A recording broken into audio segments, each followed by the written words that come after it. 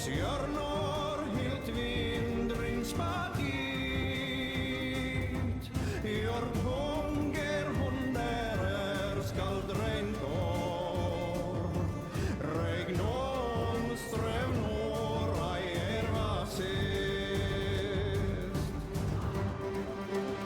Vår jord kallir vil der vær på se tonnog med krona til Vår morgen levt veis for kolonar i så fyr sammen fyr stå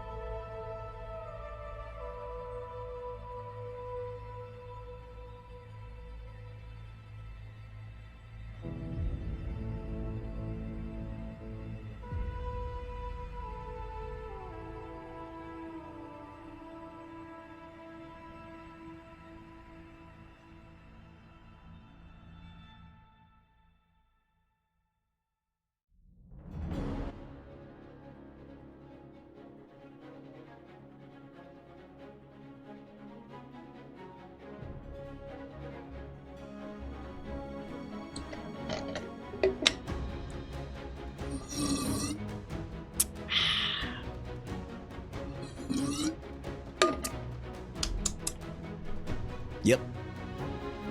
Oh, damn. Oh, damn. New year, man. That's right. A brand new one. Once more around the old fireball, as they say. Happy New Year, everybody. Welcome back to the stream. Welcome back to the VOD. It is indeed the first stream of 2025. That's right. The first stream of our 365-day stream marathon. That's right. We're starting a subathon.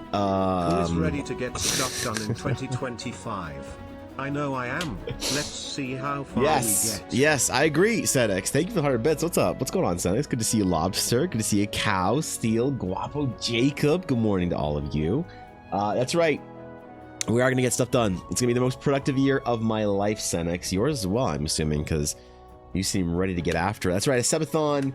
365 days online, no getting off, no logging off, only Eldara. I will stay chained to my computer until I have my first movie, I guess. I think that's like probably a good, you know, holding myself hostage until I have the very first Eldara motion picture. Maybe this is a bad idea. I don't know. It'd be a whole lot of D&D at the computer. I don't know. Is that weird? You guys just like chilling out with me while I'm playing D&D? I've thought about it, honestly, like what it'd be like to do like a long-term subathon, because I've seen other streamers do it and it seems kind of whack, you know, like you really need to have something to, you know, fall back on to just relax and do. And I don't really do it with art, you know. I don't really relax when I'm making art. I'm more like in it and thinking about it. It's very intense, so maybe it's not for me, but we'll try it. Currently, I am on a 100% streak for my stream. So this year, I haven't missed a single stream. I haven't missed a single minute of stream. So we'll see how long that lasts. But yeah, I've got a lot of projects I wanted to get done this year. A lot of Eldara stuff is going to be rapidly kind of coalescing. I have a lot of stuff in the works that I'm ready to kind of you know, fan the hammer on and just blast out there. So I'm excited for a couple things.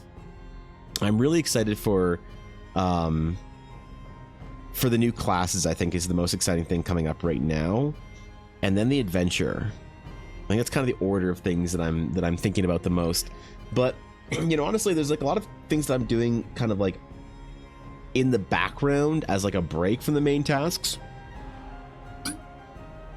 that feels kind of fun to actually spend some time on, you know. I think creatively, one of my strengths and weaknesses is my ability to maybe like do multiple things at one time at like the highest level I can do them. But I think maybe one of the weaknesses is that I need to do that sometimes, right? That I can't just like laser focus one thing down and just burn it down to the ground, burn the next thing down, burn the next thing down. I need to have like 5 things ongoing, but it's been fun. I did not do anything last night for my New Year's Day celebration or New Year's Eve celebration, unfortunately, because that's for young people.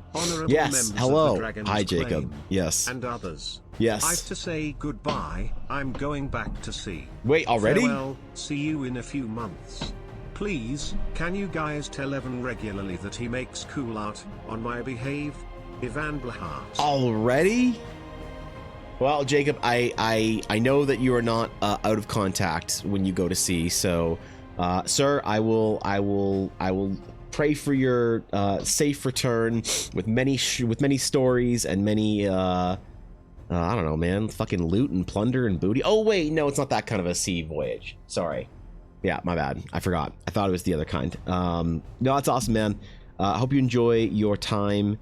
The careful hum of an engine lulling you to sleep, the sound of the waves crashing against cold steel, or whatever happens at sea. I don't know. So well, it'll be a good one. I think that's kind of a cool way to start the year off, honestly. Like sailing away somewhere. Well, safe voyage, my friend. Safe voyage. It'll be awesome.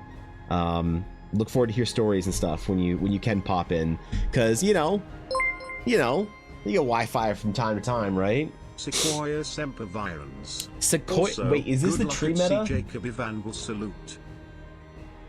What the fuck? Is this the tree meta?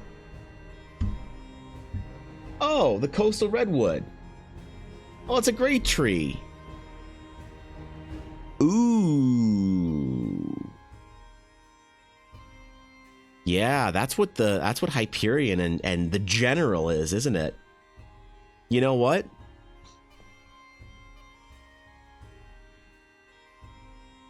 You know what? This is my favorite tree, Daria. This is my favorite tree. Yep. Is there a better tree?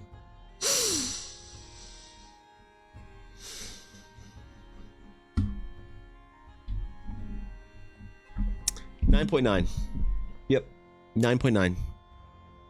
Strong start to 2025. I forgot which number we were in after the 2020 thing. Day one, also said 2024. got the outline of the meta done on World Anvil. What Okay. have you done yet? Also, Jacob, we'll do that for you.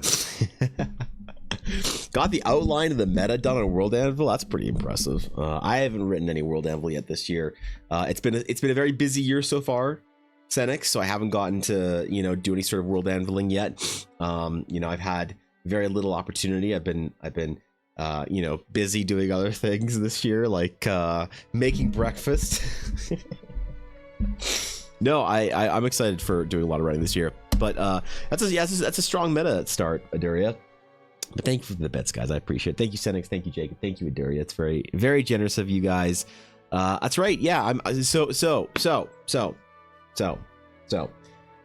the challenge this year is, can I remember how long it's going to take me to remember to start signing things with a 25 instead of a 24? Because that's really the pain in the ass, honestly. Is signing things with 25 instead of 24. And I want to keep track of my work this year better. I decided that I want to do that about midway through last year. I said, okay, 2025, I'm gonna keep like a log type thing of what I do in each month. So I'm gonna start. I'm gonna figure it out. We're gonna do some stuff. It's gonna be fun. But good morning, Mitiko. What's up, Atari? Good to see you. Busy. 4-month minimum. You think it's gonna take me till April? You think it's gonna take me till fucking April to start saying 24 or 25? Shit, I already did it. 25 at the end of my signature? I will not make a mistake this year. Not once. I will not make one mistake. One single slip up, mess up. There will not be a single issue. I promise you. I'm not gonna screw it up even once. So, I didn't just screw it up. I didn't write it down, okay? A slip of the tongue is not writing the wrong date down. Nope. Doesn't count. I'm still clear. I've done everything right this year. I haven't missed a day of workouts. I haven't missed a day of streams. I haven't even logged off of my stream once this year. So I'm kind of killing it, to be honest, This whole 2025 100%, 100 day or 365 day 100% online subathon is really going well, isn't it? That's right. Yep. I'm fucking crushing it as far as I'm concerned. I think this year I'm also going to do some other stuff on streams. I did promise I'd play through Elden Ring. I did say I'd play through Elden Ring. That's right. I'm going to do it. I saw it was on sale. I think I have another day to buy it. So I'm going to go do that probably today. I did have to rebuy Photoshop, which is a pain in the ass. I always hate the first of the year because I got to do that, man. Oh, God. Oh, Adobe, you can get fucked. Anyway, so I did say I want to do a bunch of different things on the stream this year, especially in the early part of January, February. So I think we're gonna start Elden Ring soon-ish, soon TM. And I'm not sure, but I think it's gonna be an evening stream type thing. So I'll be working during the day, and then I'll get off and then get back on at some point for Elden Ring in the evening. So I'm very sorry to the Europeans who are asleep in the evening streams, I guess.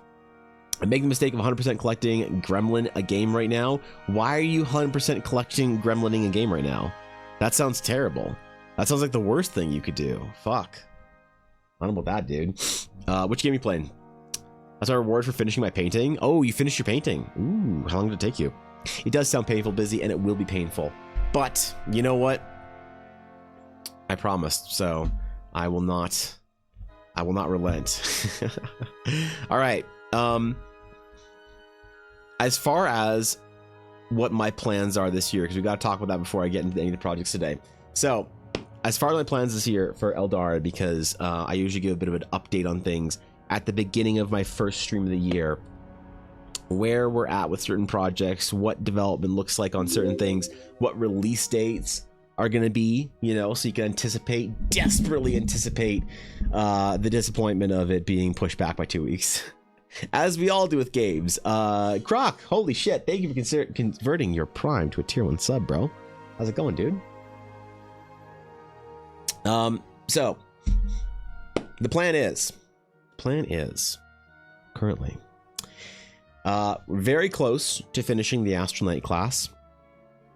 A few more weeks out, the Astral Sage class should be released, and about another few weeks out from that, the actual Horizon adventure should be playable, ready, and good to go. So I'm very excited about that. I want to have, rather than having a date for all these things to be released, I have or like individually, I have a date where I want everything to be released by. And so by April, here's my plan. Here's my goal. Here's my plan. By April, I want to have, all right, I want to have the 2 custom classes released, and all of this is going to be, I'm going to say, released in beta. But beta, my definition of beta is complete with room to wiggle. And what I mean by that is I don't want the idea, I don't want to release, I don't like the idea of releasing a full thing and saying this is the complete project, here it is. We're not changing it. This is the standalone thing. If you don't like it, get bent, cry a river, build a bridge over, and get over it. Like, I'm not going to do that, because I think that iteration is going to be important, and I'm going to need to take feedback on things. So I'm going to say that all these releases are beta, but sometimes when people say a beta release, it's an unfinished release. So the projects will be finished, just with room to change things. So I'm trying to use very careful terminology there. So if somebody plays the game and is just like, oh, this is imbalanced, I don't know about this, man, it's like, oh, well, it's still in beta. The formal, like, final release for things probably won't happen until it's ready to go into print. So it could be months, could be a year, I don't know. Regardless, the final release of everything, the release of this shit is down the road, but the beta release I want to have by April. I want to have both classes. I want to have the adventure. I want to have a subclass or two. I'm thinking the Paladin, and I have a little bit of an idea for another one, but at least the Paladin subclass for Eldara. So 3 kind of class related things, as well as every single major playable race in Eldara.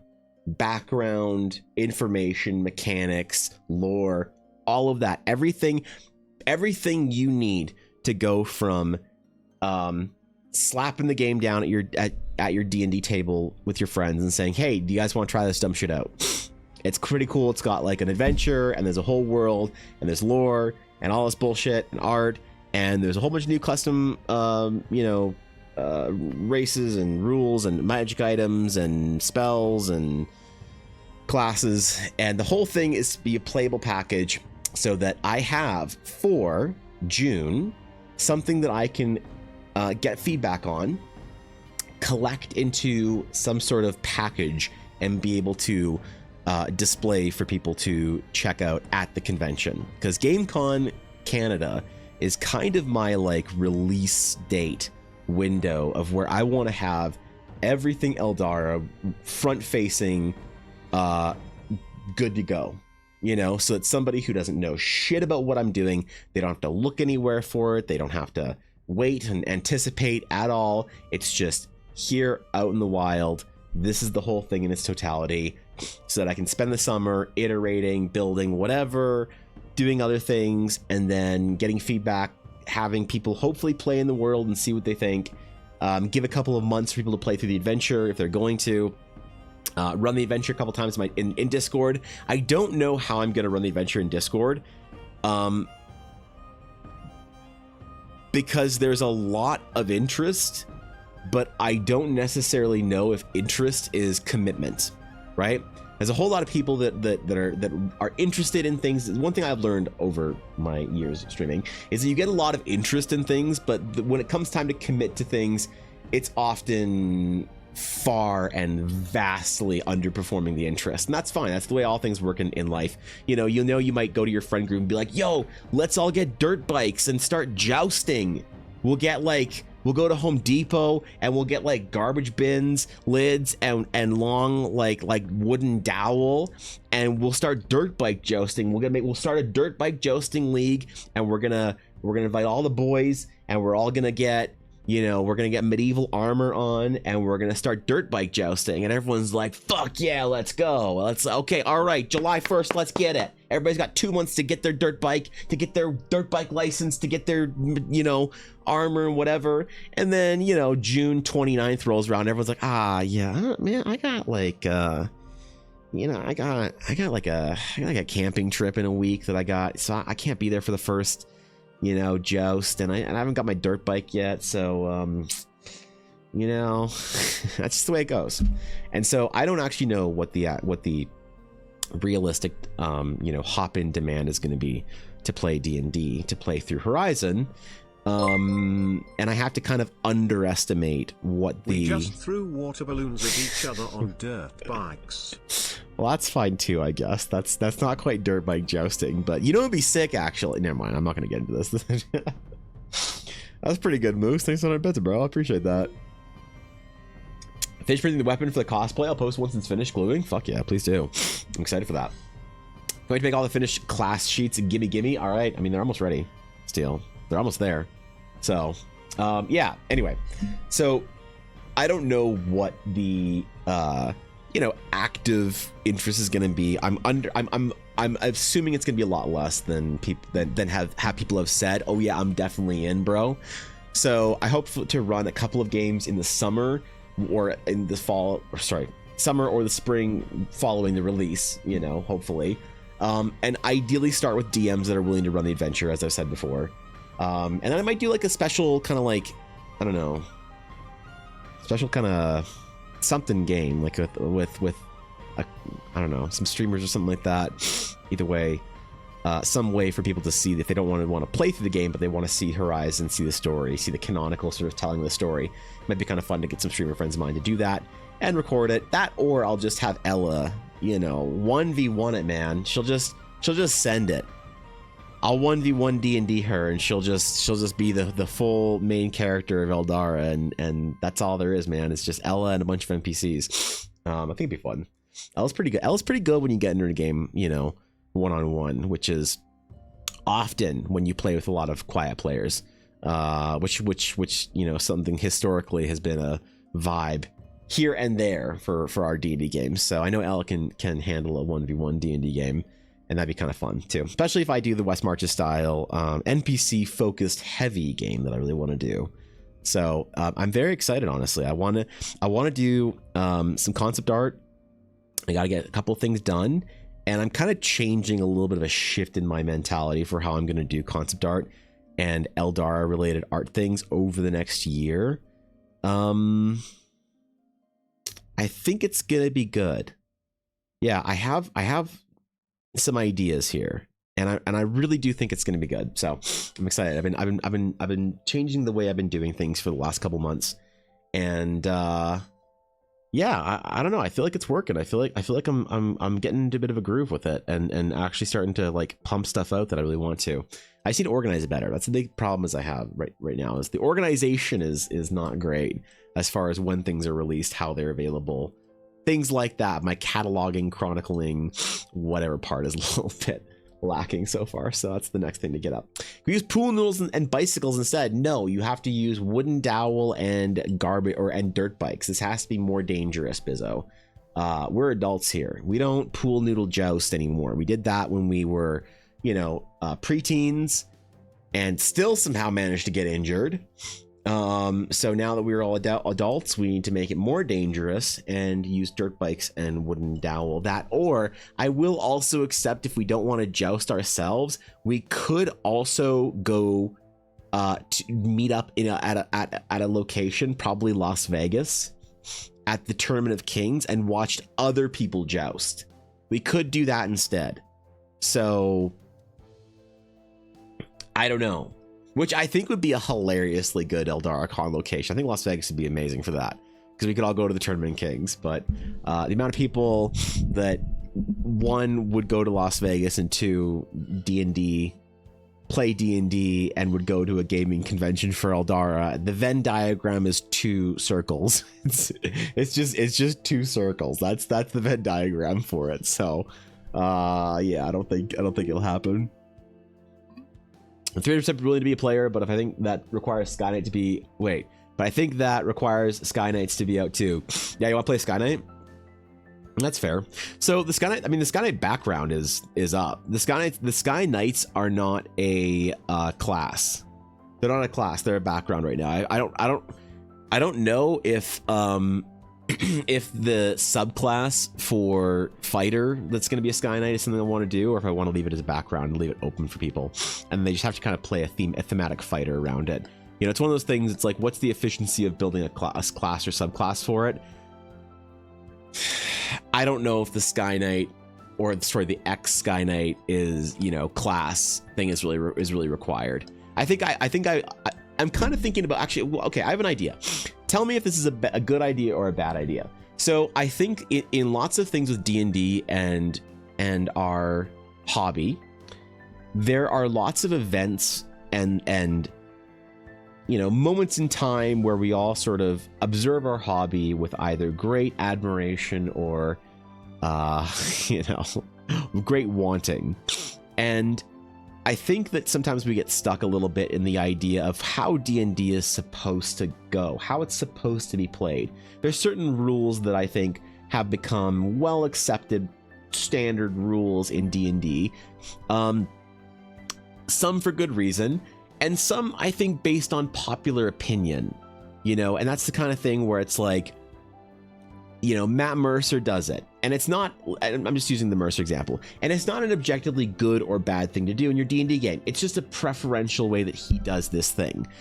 Well, you have then this cascade of recognition for doing it, okay? And then what you get after that is a popular topic to talk about why it was good that he did it, whatever it is. Session 0, I don't know, killing your players, romancing the dragon, whatever it is that's like, you know, people say, oh, that was a great thing that he did, and that's why he's the best. But then you have this again, in this cascade, you have another level of this cascade that goes to content creators, where then you get all the D&D content creators, and they all make a video about how if you want to be a good DM, you have to do this thing, right? And people kind of get in this mindset that like, oh, there is a proper way to do things and an improper way to do things in D&D. And that's something that was very new to me when I first started streaming and really became part of the larger D&D sphere online, that there was a very strange kind of like pageantry around doing things the right way in D&D. And I would even venture that there are certain things that I would want to like do for classes or backgrounds that wouldn't necessarily be a hard and fast, you know, rule set. It'd be a vibe, like almost like a template for how to make a Sky Knight, for example. So to make the Sky Knight, you know, it'd be like a suggestion of, if you want to play a lore accurate Sky Knight, here's how you do it. You take the Sky Knight background and you take at least 5 levels of fighter. If you start the game, you should start the game at least 5th level, because Sky Knights who are canonically in the order are usually knighted with the proficiency and potential that a 5th level fighter would generally have. So if you were not very far along in your Sky Knight journey, but you were still knighted, you would be a 5th level fighter, and you would favor a spear and a shield or whatever. You'd favor this type of combat style. You'd have taken this subclass, and this is how you generally conduct your skills and your stats and whatnot.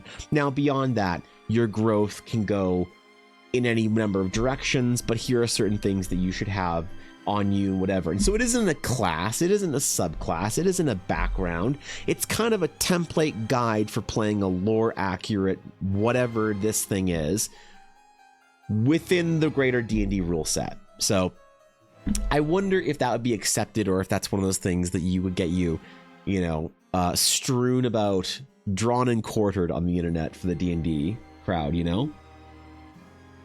What's up, big bad guy? If I pull a Noodle Joust now, I'd probably just pull a muscle and be out of order for the next 5 years. Yeah, true. Yeah. Yeah, because wooden dowels be sharpened only on the side facing you. Yeah. Yeah, there has to be some spice in here, Moose. Yep. Wonder Sano, who was formerly a Sky Knight, is the main thing.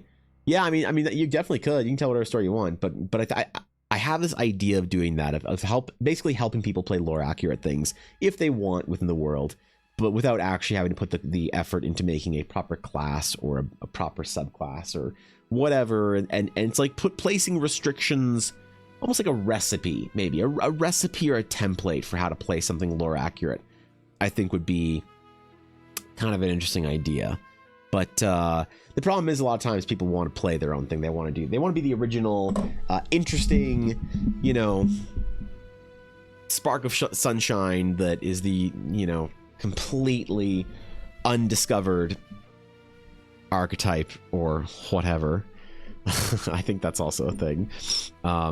So yeah, I don't know. I've been thinking about this a lot recently about like other ways to kind of like ways that if I was to be writing this game and D&D stuff with having no influence of the last 4 years of me being on the internet, streaming, sort of building Eldara front facing, what that would look like and how it would kind of come about. So that's one of those things is like kind of lore templates for how to do something and achieve a very specific vibe within Eldara. But either way, that's not necessarily on the top of the list of things that are going to be releases coming out.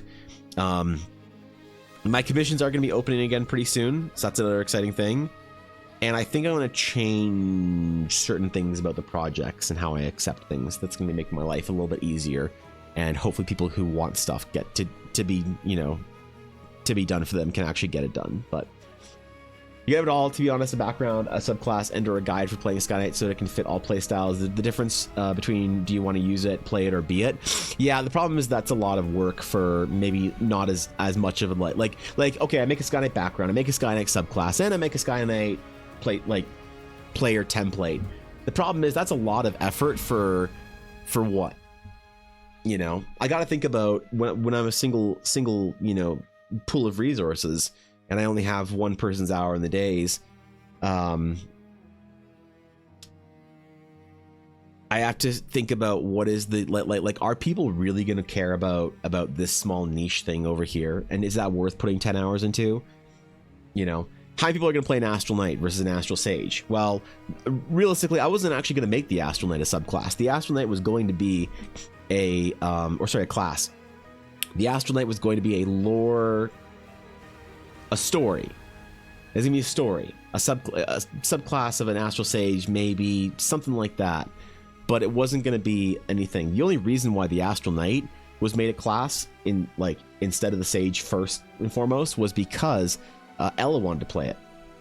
That's the only reason why, is that I put all that work into the Astral Knight. I've done all the play testing, I've done all the designing, the building, the art, the whatever. The only reason is because Ella wanted to play it, and her whims will dictate sometimes what I do to a great degree, because at the end of the day, the entire world's for her. That's the way I've always thought about it. So that's why I started building my own D&D world, was for her.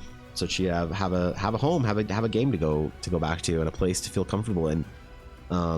So if she doesn't enjoy it, man, what's the point? What the fuck am I doing anymore, right? So I give her an opportunity every once in a while to kind of dictate what I'm doing here or there, and within reason. She doesn't ask me for anything, she isn't particularly demanding or whatever. But either way, all right. I want to quickly do a little warm-up sketch today, and I'm going to go fast. I am going to show a level of speed and competence and a capability with my morning sketches that no one thought was possible. I am going to embody the lightning McQueen of the art category.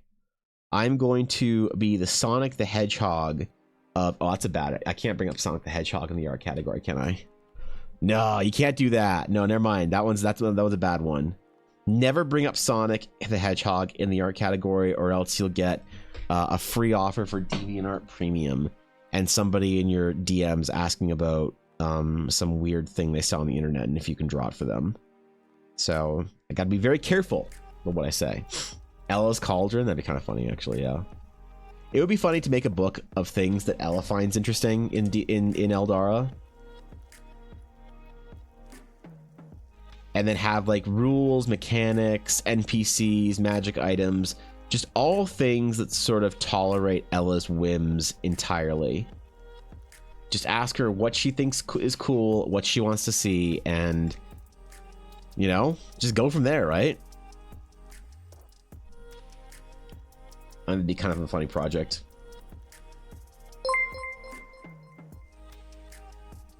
Gotta go fast. Yep. That's the point, Senix.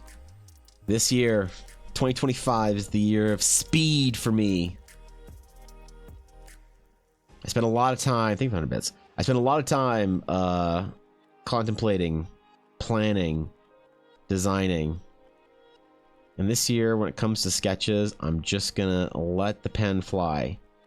I used to have this sort of thing that I would say to myself whenever I get in my head about things. And I would remind myself, it's kind of a mantra-y type thing, but I would remind myself to trust my hands. You know? When you turn your brain off, your hands remember all the practice you put into things. Your hands remember all the effort, all the learning, all the knowledge. Your hands always remember, and although it's very frustrating when they lead you astray, more often than not, I think your hands will surprise you as to how much you can let go and just kind of like let the protocol of whatever craft you do take control. You know, and there's ways to kind of like, I've heard artists say things about it that are ways to kind of like force that kind of mind state, which is kind of like a flow state, I guess, but not really. It's not the same. Like a flow state will have that quality to it, but you don't have to enter a flow state to kind of act on that quality. And I think that a lot of like artists have recognized the value of that.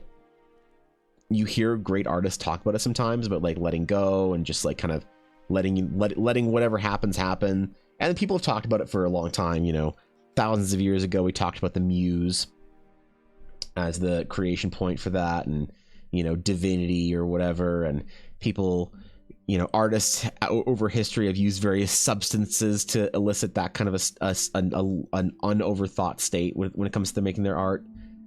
And the flow state obviously takes you there, which is great. But I think that you can kind of like get a large benefit of it just by kind of like breathing and letting your hands do what they're going to do. Letting the time that you've spent working just kind of like pay off, show off, whatever. And I've been enjoying doing that recently, just kind of letting go and seeing what happens with the sketch. And it is frustrating because when you do screw up, you feel like, oh man, I screwed up because I wasn't like grabbing onto the reins and holding on too tightly. Like, oh man, I need to grab on tighter and like reel it in. But you know, if you're well practiced, I think that it can be a very fulfilling part of your art journey to just have some practices and some time in your art when you just like completely let go and just release all thought or stress about what you're doing, and then just kind of like see what happens. Almost no vision of what it's going to look like in the end, just a clear goal, and that's it. I have to go to my people need me. All right, Lobster, be good.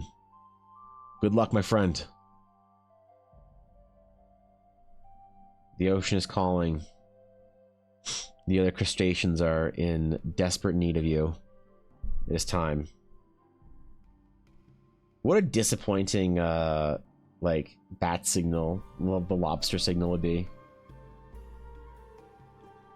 You'd be able to see it, man. It's only underwater. Kind of sad. I take a break from drawing for 6 months. My friend gave me a commission out of the blue, and I didn't really have the confidence for it, but I started drawing again. It was surprising the amount of relief I still had the ability to draw. Yeah, you never quite lose it, but it's elusive sometimes. I've actually been recently going through a period of deep dissatisfaction and struggle when it comes to drawing something new, starting new stuff. I'm not going to be as dramatic as to say I have art block. I have art block, and here is my post, my vlog. And it's the excuse that I'm going to use for why I'm not going to work for another week. Because I have art block, because I am a creative butterfly. Fuck off. Art block isn't real, just laziness. No.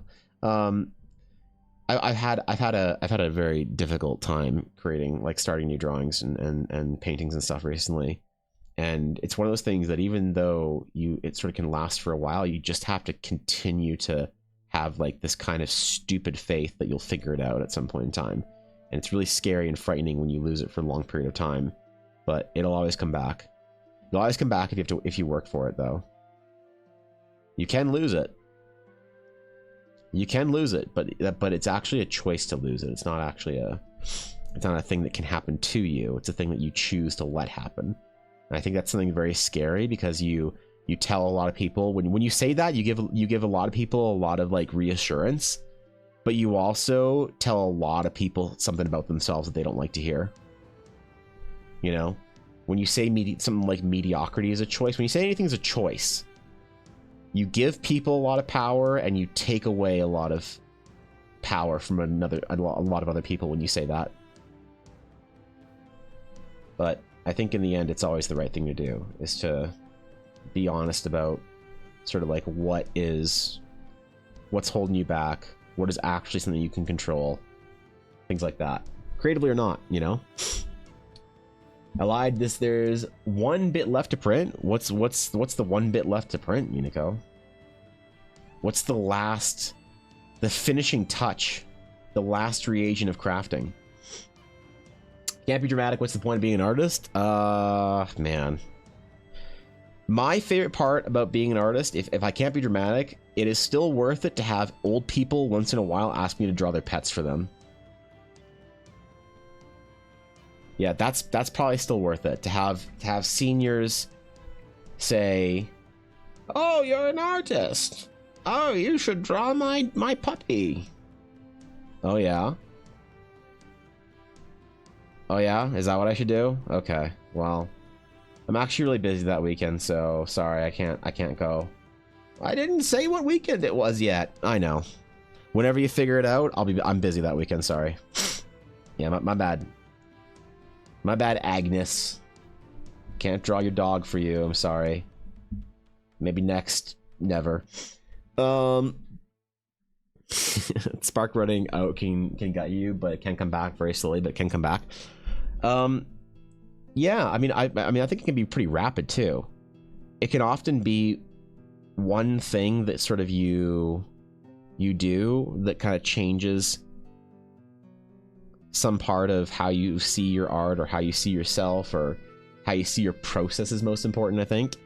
And it can revive you like it's a breath of, you know, like you've been sort of like you know, it's kind of like you've been holding your breath for a long time, and then finally you surface above the water or whatever, you know, or exit the small space in the game store with the D&D players that just walked in, and you've been holding your breath for the last 30 minutes.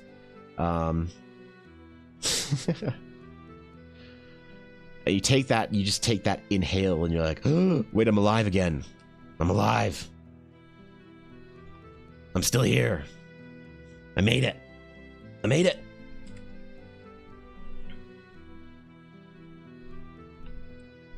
So, I don't know, man. But yeah, I've been struggling through that recently, and it sucks. It's really painful. It's really annoying. But you know, that's what you do. You struggle through it. It's exactly what you do. And you get there in the end, because that's what happens.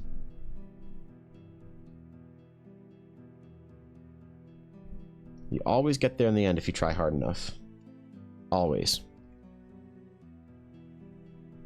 And a belief the other direction isn't actually productive, so that's why I don't really consider it that much. The support for the barrel, only about a 4-hour print. Wow, that's a long ass print. I'm so glad Ella isn't printing anything right now in her house. I'm so fucking glad to have peace and quiet through the winter months. There's nothing I hate more than being downstairs with the 3D printer going. Nothing I hate more. You hear that? Of all the things of everything that ever existed, that's the worst one right there. Yep. Every other possible outcome in life. Or you're stuck buying grandma in the store and she just bathed in a vat of floral perfume. Oh yeah. Mm-hmm. Yep, I get that one too. Yeah, that one, that's biting, as they say. Yo, Falling Freely, thank you for the follow. Welcome. Welcome. You sure, what about being confused for an AI art engineer? Man, you know what? Honestly, I had a moment of demoralization last night. Yeah, I actually had a moment of demoralization. Just a moment. I got better. I recovered. But I was looking through references for some poses for some things. And the amount of AI art that's on the internet, even in the last 6 months, it is just increased so dramatically and so rapidly. You know, I even went to my like friend's Twitch channel and I saw that she had like a bunch of AI art posted in her like bio, you know, of like characters she's role playing and stuff. And it's like, damn, bro, like it's just fucking everywhere, man. You know, even though I'm always like a staunch advocate for don't worry about AI art, you know, once in a while you can't help but just kind of have this moment of ooh. You know, ooh. Are we sure it'll be okay? Are we good? We good? Okay, you know. But no, I still remain pretty certain that I'm entirely unconcerned with AI art, even though it's going to get better and better and better and better. And it seems to be everywhere. And it's just so lifeless. I don't feel like I feel like I've kind of separated. I don't feel like I fall into either of the camps. Like I'm not as mad about it as I think people would want me to be. And I'm also more mad about it than I think that people who are like on the other side of the debate would want me to be. It's really weird to kind of feel like I'm kind of in the middle there. Wild Nomad and Misu Official, welcome both of you. Honored to have you in here. Good morning, my friends. Welcome in, Happy New Year and all that. But yeah, it's just fucking everywhere, dog. I don't know. Can't lose faith though. Can't lose faith that people still care about, you know, human creation, whatever. So has taken over so many platforms like Pinterest, so difficult to find non-AI art you're looking for inspiration or reference. Yeah, true, man. It's true. It's tough. It makes mastery stand out more though, which is actually kind of nice in some ways. I don't know. Faith giving, faith inspiring in that way, I guess. Can I ask them what are your thoughts on using AI to make reference for a character? Don't do it. Yeah, don't use AI for any part of the art process because it will dull your senses as an artist. The more you cheat on any part of the process, the worse you get. And you can hide from things if you want. Like you can be the anime artist that draws the same face and the same 3 perspectives for every character. You can be the fantasy artist that only draws, you know, dragons or whatever. You can be the Honkai Splash fan artist that only does certain color palettes and certain poses because you never learned how an anime works. You can only get so far before it becomes obvious, maybe not to other people, but to you, that you are lacking in some way. And so you never take the easy way out with art ever, because you are hamstringing yourself in the long run. What's up, Bella? Oh, one sec, guys.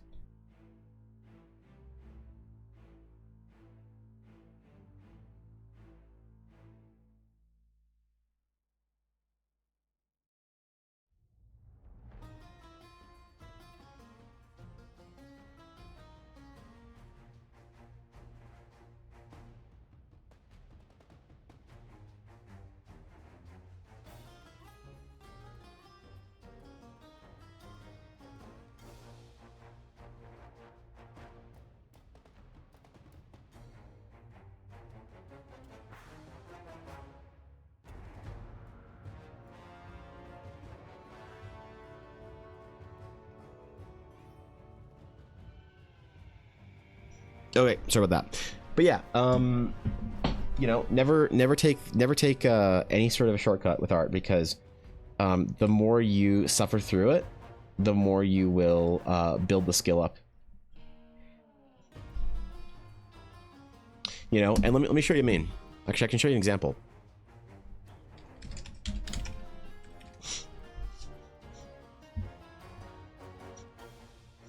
So, you want to know one of the moments that fucked me up the most as an artist?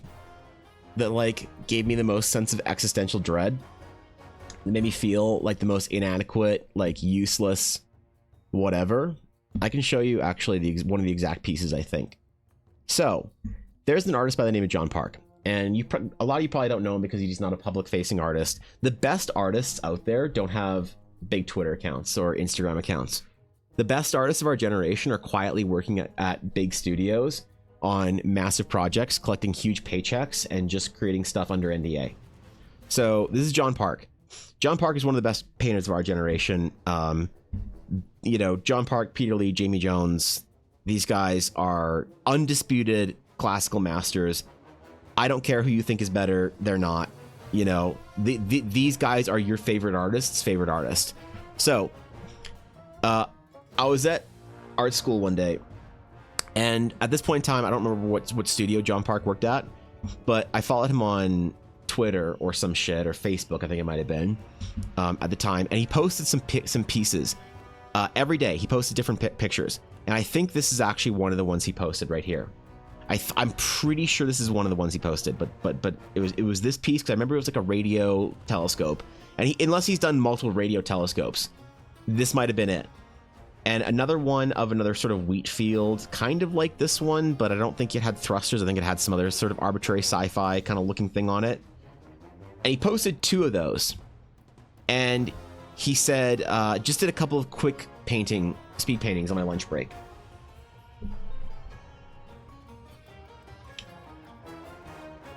Now, these paintings were so effortlessly better than anything I could possibly hope to produce. And that messed me up, because he was easily producing 2 a day on his casual lunch breaks. What was he doing for his finished work? You know, and at the time I didn't really know what project he was working on, but it's probably some dumb, I don't know, fucking sci-fi old world market scene or whatever he was doing. But that messed me up, because the gap, the delta between me and John Park became, for the first time, aware. I became aware of it, and I understood the vastness of the expanse between the 2 of us. It made me understand just how terrible of an artist I actually am. And you know, that's okay. You the first step in improving is understanding what the journey is going to look like in some ways. So that's great.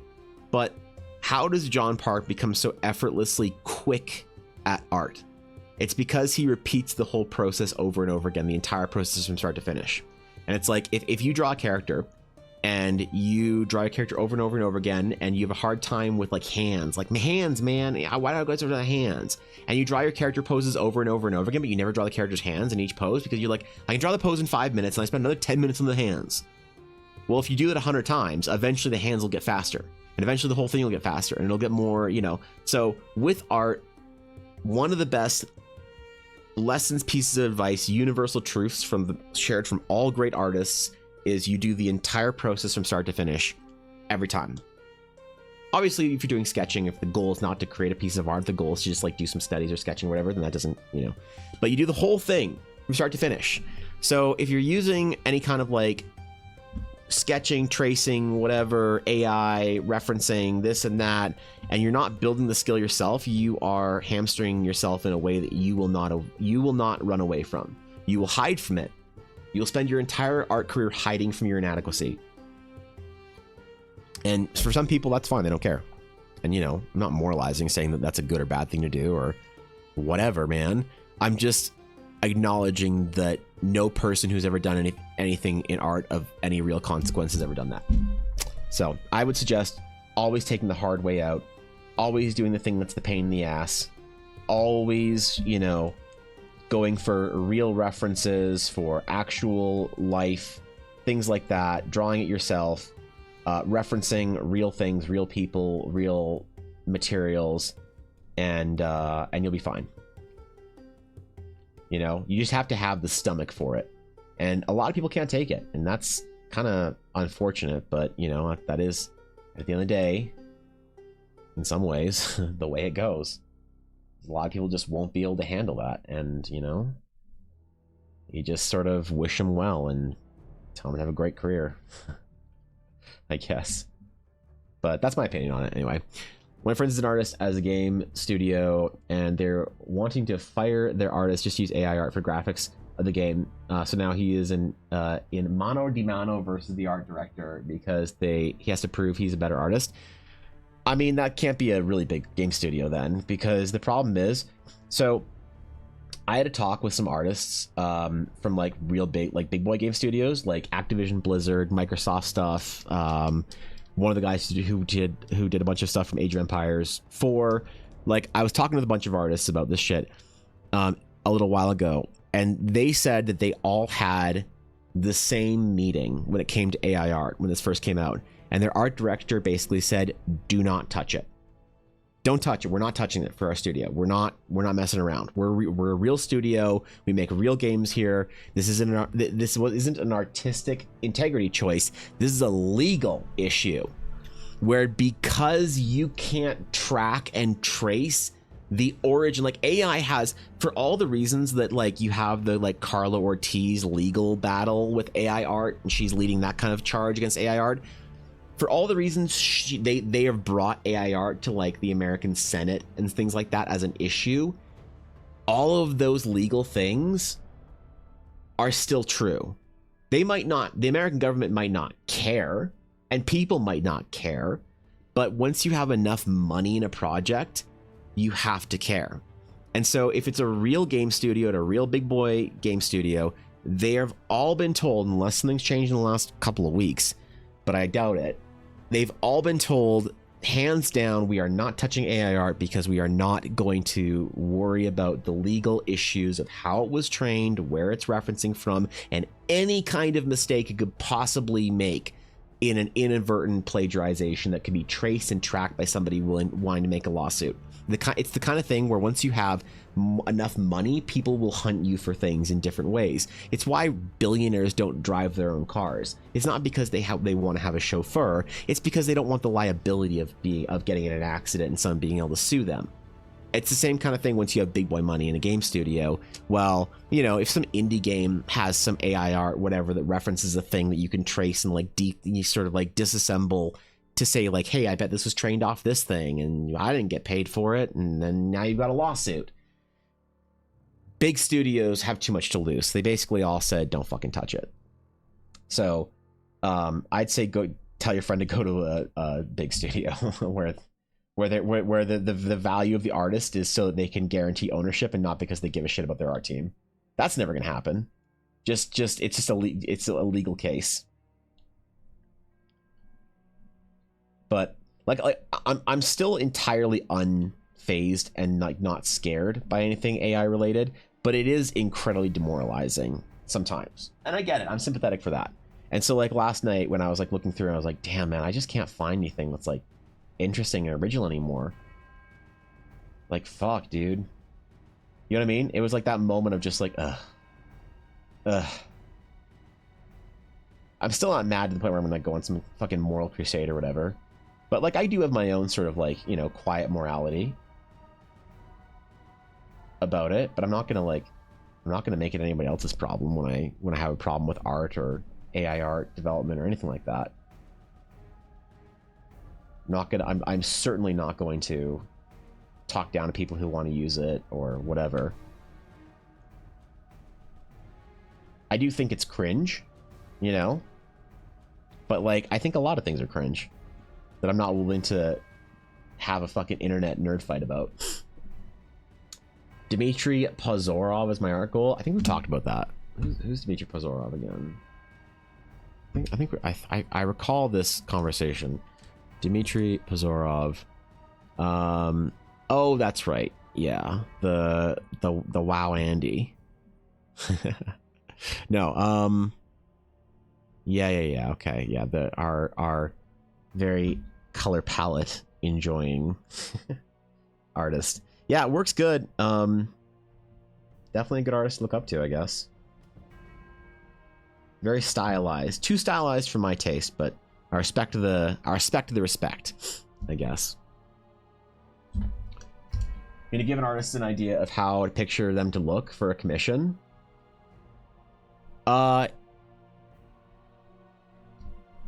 If someone gives me AI art for a reference, I won't do it because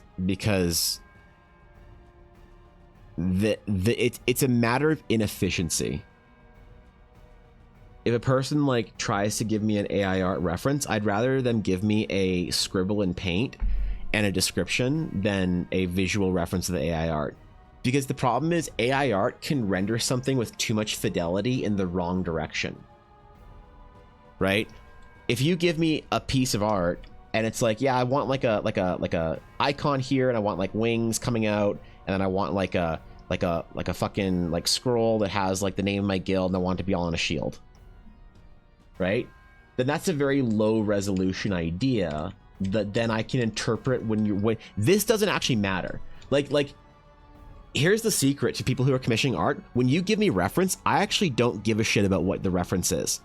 I don't care. I almost don't look at it. I mean, I look at it out of respect, but I'm much more interested in hearing you talk about it, because the art itself, the reference, things like that, it doesn't fucking matter. What matters is what you want. And the art can help you talk about it, but it's usually low resolution enough that you're not like distracted by it. But with something like AI art, generative AI, for a reference thing, it'll be high enough resolution you as the non-artist will get distracted on details. When that's the worst thing that could happen with art reference, because then you're committing to something that isn't really like a great idea, and you're committing to it because you can't, because you're not an artist, and why should you be able to? You can't distinguish between what parts of this, you know, are an idea and what parts that you like the literal interpretation of. It's like part of a good artist is taking a writer or taking whoever it is and hearing their ideas and figuring out what the fuck they actually want, you know? And so the least amount of kind of input with like high resolution input, the better. So that's the problem, is that it's not even that it's like I'm mad. I'm like, oh, how dare you bring artificially generated art to me? Like, I don't care about that. I don't give a fuck. Are you kidding? How whiny and weak could I possibly be to worry about that? That, you know, someone brought in AI art to our, like, whatever, man. The issue is that it's literally not the best like solution. It's literally too inefficient. It's too counterproductive as a tool that I don't like when my clients try and use it. That's the issue, really. So Wolf, thank you for the follow. Appreciate it. Welcome. Mostly Brad, my friend just gave me an early birthday gift. Ooh, happy early birthday, I guess. That's pretty cool. Early birthday gift. What's the earliest birthday gift I've ever gotten? I got a birthday gift for my next birthday once, the day after my birthday. That was kind of funny. I appreciated the hustle. My friend was like, hey, I was going to give you a late birthday gift, but I decided to make it an early birthday gift for next year. I was like, damn. Damn, I respect that, bro. That's, shit. I can get behind that.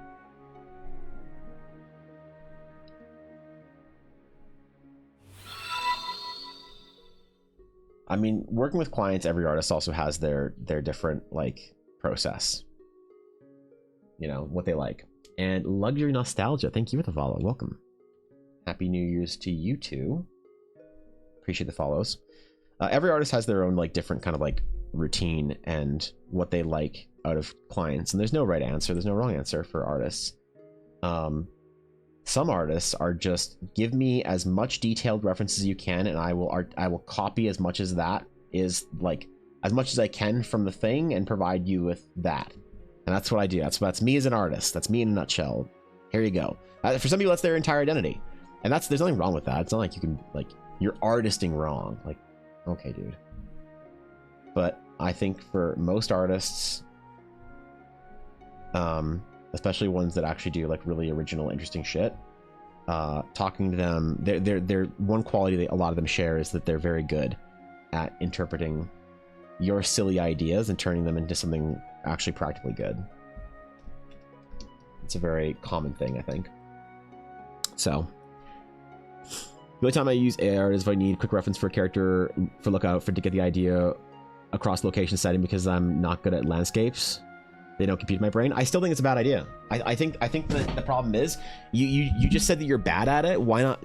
Well, if you like, at the moment I'm not good at landscapes. So if you use a tool that you lean on as a crutch, you will never get good at landscapes. And so I guess it's just a personal question. Do you want to get good at art or not? And that's not like a question where it's like, oh, yeah, are you a piece of shit or are you a real artist? Like, no, that's not a question that I think carries as much condescension as it sounds like. Because I really don't think that art needs to be something that everyone should worry the fucking, you know, like their hair about. That, oh, I need to be the best artist ever. Like, no, you don't. You can make art for fun. But the problem is when people don't align what they do with what they say they want. Right? Some people are like, yeah, I'll just do this and I'll use reference, I'll trace this, I'll copy that, I'll do all this kind of bullshit. And it's like, I don't care if I'm not getting better, I'm just having fun. It's like,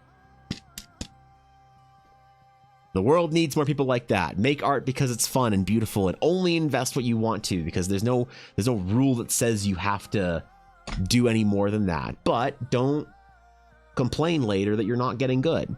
And a lot of artists will do that. They'll lament. They'll be, oh my God, I'm not improving. I'm at a plateau. I can't get better at this thing. Okay, well, what do your crutches look like? And you see somebody has 1 billion crutches set up for themselves.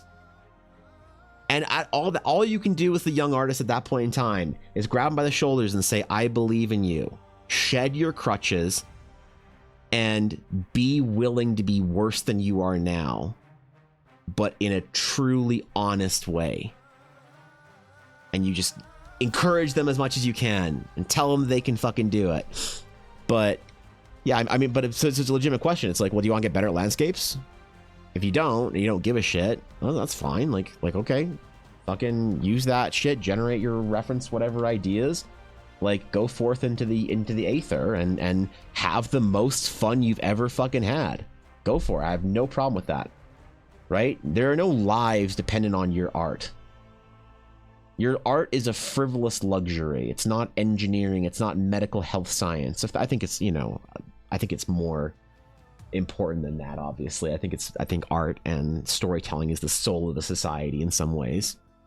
But realistically, whether you or I are good at art is inconsequential. So it doesn't matter if you don't care about improving, right? But some artists then find themselves with this tickling itch of wanting more, but then it's like, well, here's the price of it. So, you know, I guess just like be honest with yourself and know thyself. If you care about improving, then don't use crutches, and if you don't care about improving, then embrace that, have fun, and go nuts. You know, I've recently started mini painting, as I talked about, and I have a friend who mini paints, and he was like, man, you're gonna be so frustrated with this shit. And I'm like, why? He's like, because you're gonna want to be good at it. And I was like, what? He's like, yeah, man, all the tutorials online are basically how to do tricks and hacks and things like that, and not how to actually like make art. He's like, so just don't watch any fucking tutorials. I want to see what you do as a mini painter without knowing how, like, the tricks, the washes, the dry brushing, the whatever that everyone does to get the same effect out of their stuff. And I thought that was an interesting observation. And I was like, why don't you do that? He's like, because I don't give a fuck. I just want my minis to look good. I don't care about being good. I want them to look good. Like, damn. That's some awareness right there. That's some real mature awareness. I respect the shit out of it. Respect the ever-living shit out of it. I'm good, Wolfie. How are you, my friend? I want to get into digital art, but it's way difficult. What's difficult about digital art? Tell me. Tell me your experience and your struggles, my friend. What about getting into digital art is an issue? Why is it so difficult? Because maybe we can, you know, figure some shit out if it's something you want to do. Because I personally think that getting digital art is actually pretty easy. But, you know, there are certain things, obviously. Right? Like I once said the same thing to somebody who couldn't hold a pen. And so he's like, well, I can only use a mouse. And I was like, well, you can buy a tablet. He's like, no, I literally can only use a mouse. Like I can't hold a pen. I was like, oh, okay. Well, then that is difficult, I guess. I'm sorry. My bad, you know? Yeah, okay. All right, chill. So everything. Oh, tomorrow. Oh, shit. That's going to be fun. Hope you're doing something fun for that, Minako. Oh, it's our brother's birthday soon, too. I gotta send him a message. Can't get good fast enough to give a ref for landscape in 5 minutes when I need a ref. I'm still working on it, and I will eventually replace them when I'm confident enough to portray it how I see my mind's eye. All right. All right. If you say so. If you say so. I understand. Sometimes if you got to pay the bills, you got to just do what works for something. And that is another component of it, you know. But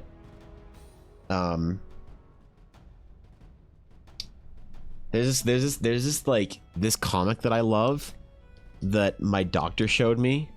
That's basically like it's like a cave dude, and he's like pushing a square wheel, and there's like another cave dude standing beside him holding his like caveman spear or whatever, and he's got like a wheel, and he's like, hey man, like I got a way of doing it faster. And the square wheel guy is like, don't talk to me right now, I'm too busy. Made me think about that. So I don't know, sometimes a short-term embracing of a challenge might lead, obviously it's not all the time, might lead to you know, getting to where you want to go faster, even such. So love your hatching, cross hatching. Thank you, I appreciate that. I appreciate that. I like the effect it gets for these kind of concept sketches. So the whole idea for this kind of sketch is to make it look like it's almost in world, like it's a drawing that you might find in some compendium about whatever thing it is, the fortress in question.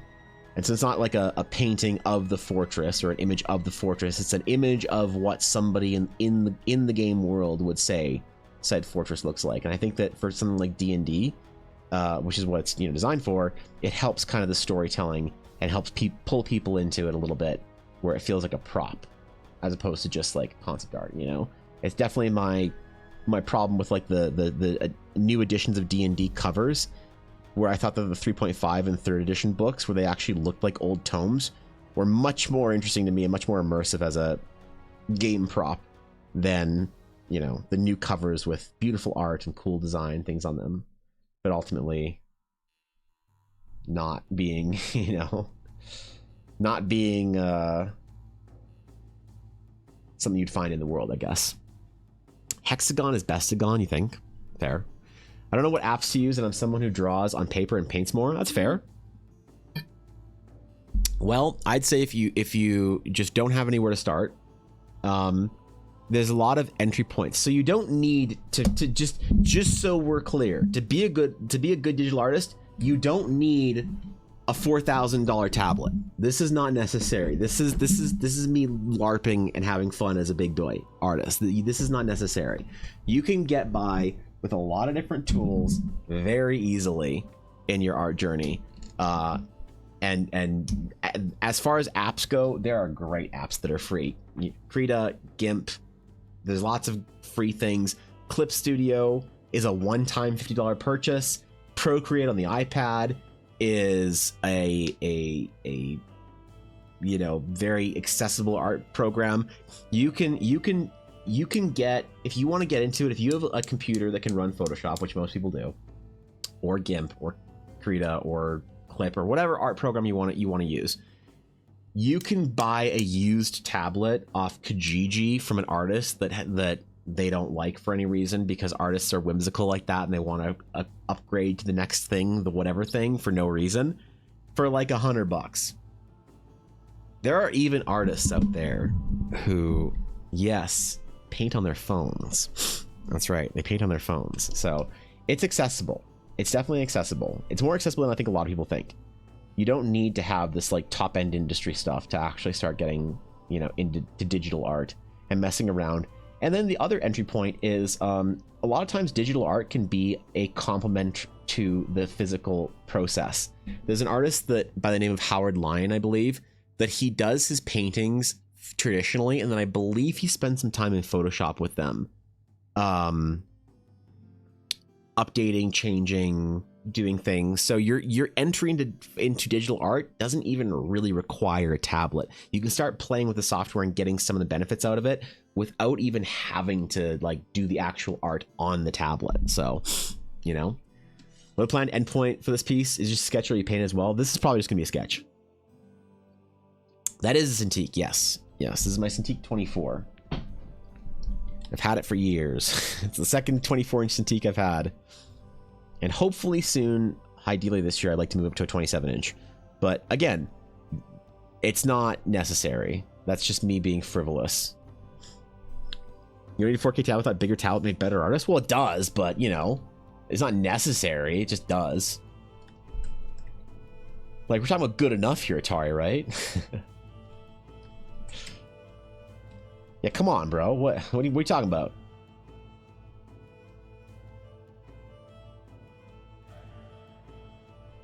Bigger tablet, better person, as they say. Wait, they is me. Shit, I say that. What's up, Cow? Not seen you since last year? You are the first person, and Cow, the only person allowed to make that joke. Mods, if anyone else makes that joke, ban them. I'm kidding. Relax.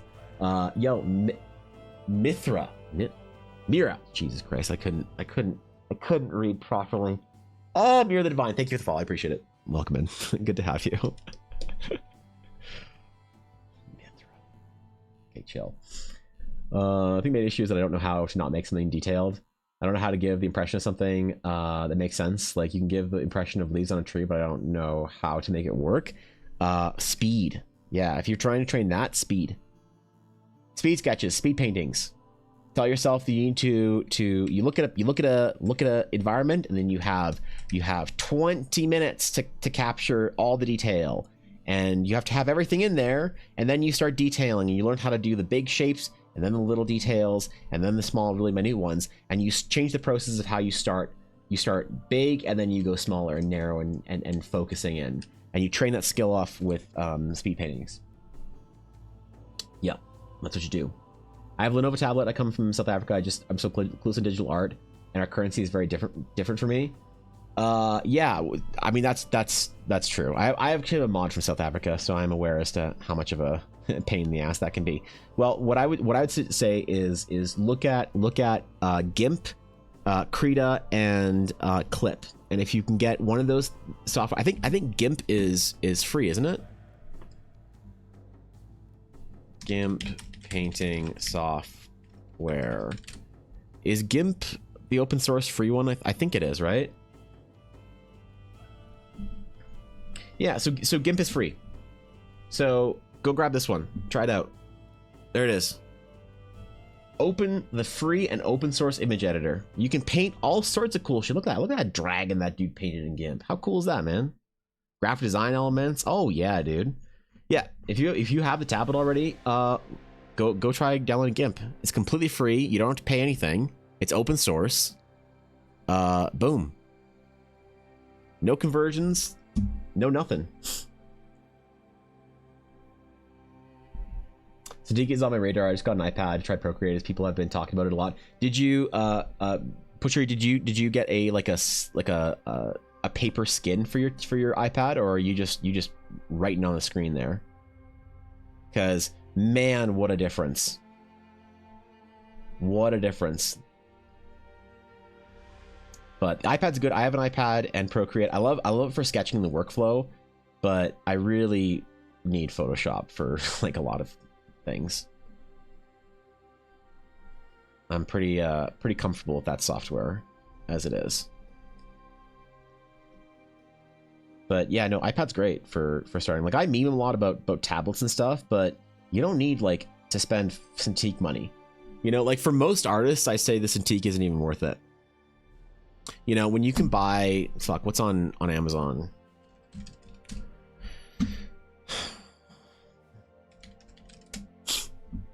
How much is an XP Pen tablet? That's so funny.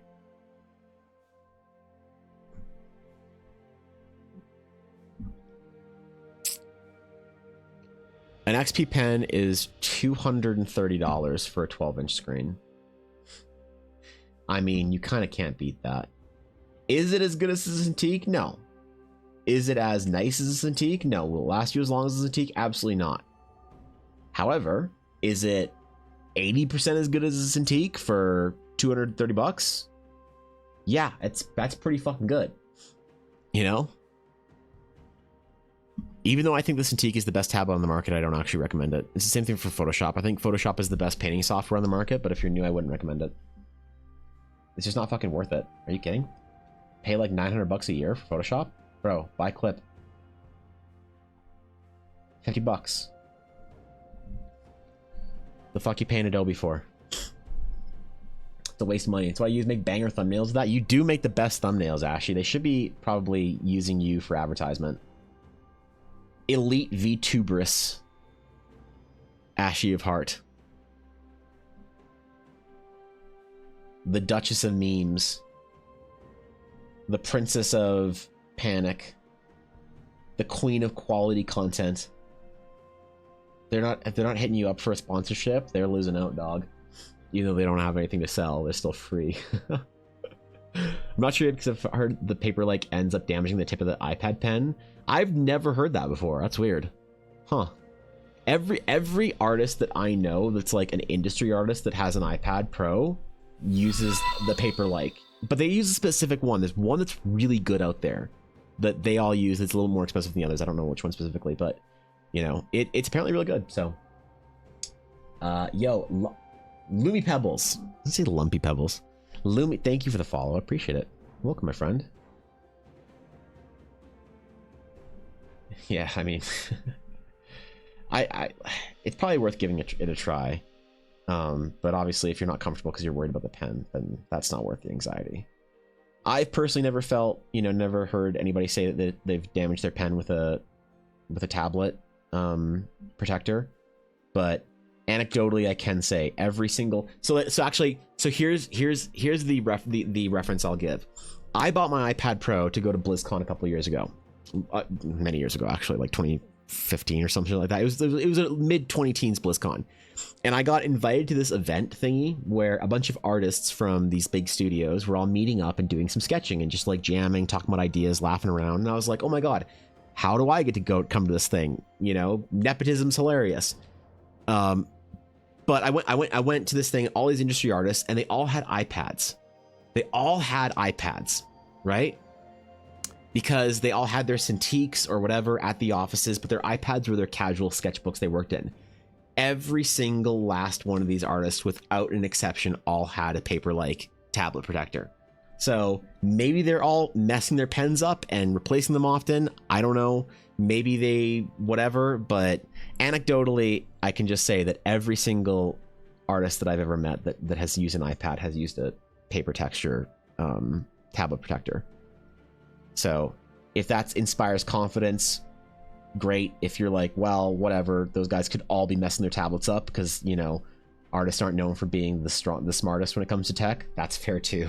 I'm not going to say that either, conclusion would be wrong. Paper looks amazing. Can't recommend enough. Yeah, Guapo gets it.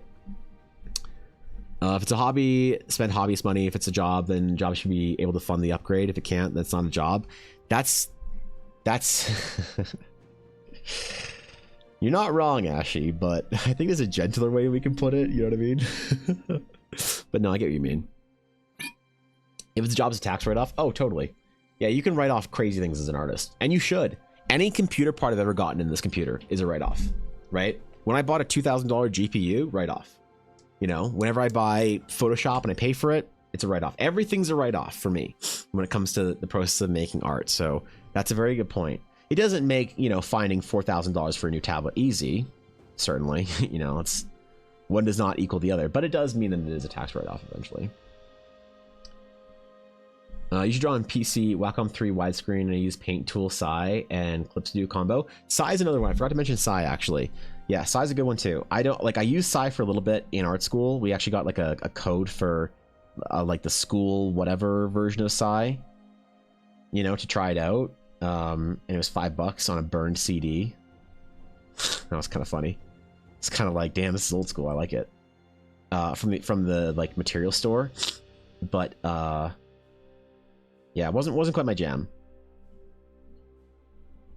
But it's fun. There's a lot of really great tools out there. You don't need to I will always meme on Photoshop being the best and Wacom being the best, because there's a lot of artists that are very defensive about it. They don't like Photoshop because it's expensive and not for an actual like objective reason. But you know, so I like feeding the meme a little bit. But legitimately, it doesn't matter. If you're a good artist, it doesn't matter what tool you use. If you're a bad artist, a good tool isn't going to hide it. Nothing wrong with being a bad artist either. It's part of the process. But some people are like desperately trying to pretend like they're better than they are by trying to hide it with, like, I don't know, either style or layers or whatever. Photoshop effects. You know. You think trying to do art as a career is smart? Yeah, I mean, I'm having a good time with it. I think, Wolf, I think the problem is if you have to ask if doing art as a career is smart, I don't think that it's a good idea. If you're nervous and you need a little bit of like encouragement, I'd say go for it. You'll probably be fine, but it's very difficult. So how self-directed can you be? How self-critical are you? How self-aware are you? And the problem is if you aren't, you wouldn't know that you weren't, which is kind of like one of those things that I don't really know how to talk to somebody unless I like get to know them. If pursuing art is a good idea for them, I'd say in general, it's worth a try. If there's something in you that wants to do it, it's at least worth a try. Maybe is it worth you going all in like I did or like other artists do? I don't know. Maybe not. Like, don't quit your job and then just like decide you're going to be a full-time artist with no clients and no followers. Like, okay, chill. But you know, I think it's worth it, even in a modern climate of AI and bullshit and content and brain rot and whatever. I still think it's a worthwhile pursuit. I think that art and writing and culture is the paramount thing that makes everything that we go through as cultures worth it. You know, you look back 500 years ago into like the Renaissance and shit, into the Baroque, into the medieval, and it's like terrible time periods, terrible times in a lot of ways objectively. But the art, man, the stories, like it's the heart of the civilization, and I think it's necessary. I think it's a buff. It makes us better. It empowers us. I think stories empowers us. I think art and beauty, you know, it's like, what is it, a Dostoevsky quote or whatever, that beauty will save the world or some shit, or like beauty is the something, love will save the world. I don't know, but you get what I mean. Without being too overly dramatic about it, I think it's absolutely worth it to pursue art as a career. Somebody has to. If you do it well enough, it's very lucrative, but it is terribly dangerous, extremely stressful, and it forces you to wrestle with parts of yourself that I see many artists unable to wrestle with, you know, and that I have had deep struggles wrestling with, you know. If I could have like figured those things out earlier, I wouldn't be where I am now. I'd be probably somewhere a lot further along if it didn't take me so long to figure that shit out in my 20s. I failed at art already. I already tried and failed once and gave up on it for years.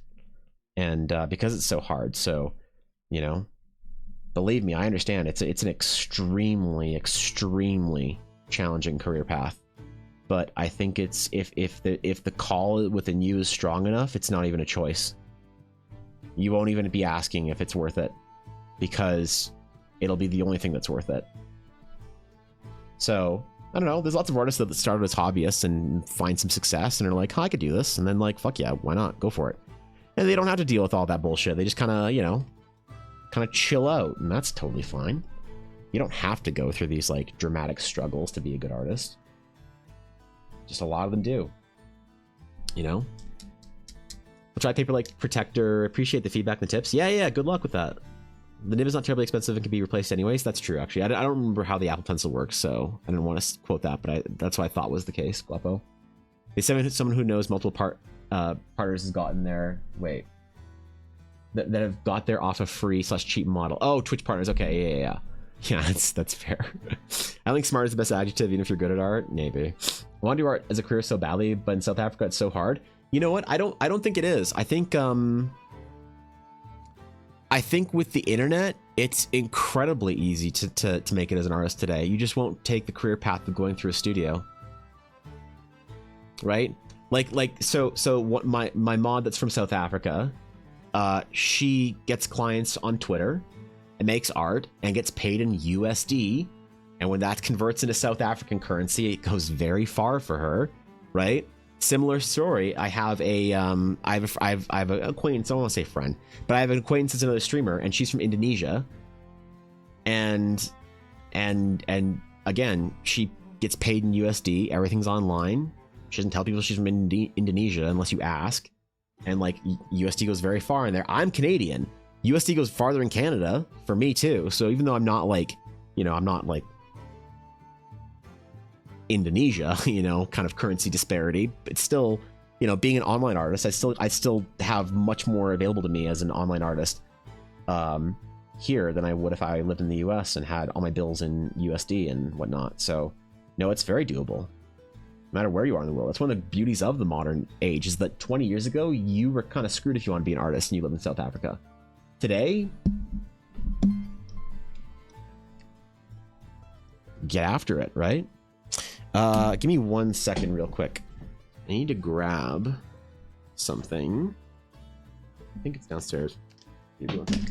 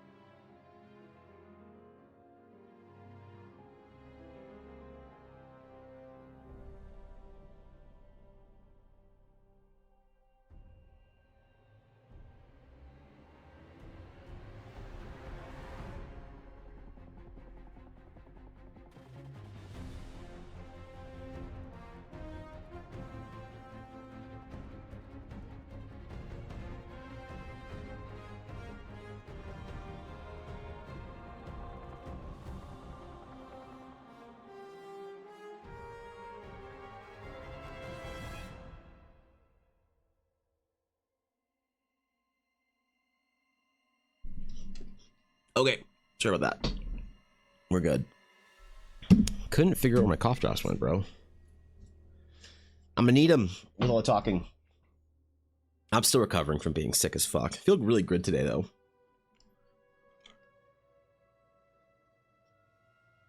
Low Save the World sounds like a song a bunch of pop stars did together for charity in the early 2000s. How do you know it wasn't, Guapo? How do we know that I'm not just quoting some Mariah Carey bullshit, bro?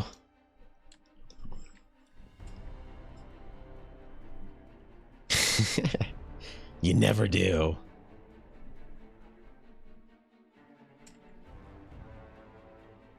But yeah, I don't just finishing off on that. I don't think it matters where you're from.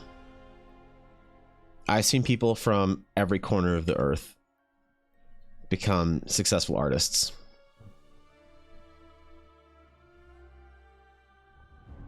Obviously, everyone's story is different, but where you live or who you are, I've never seen it really determine what somebody can do. It changes your challenges, obviously. Gives you more sometimes, but doesn't determine anything about your future. Happy New Year, everyone. That's right. It's the first of the year. We all have artistic goals, right? We're all gonna sketch every day. 3 hours of anatomy painting, 2 hours of portraiture. Right? Right?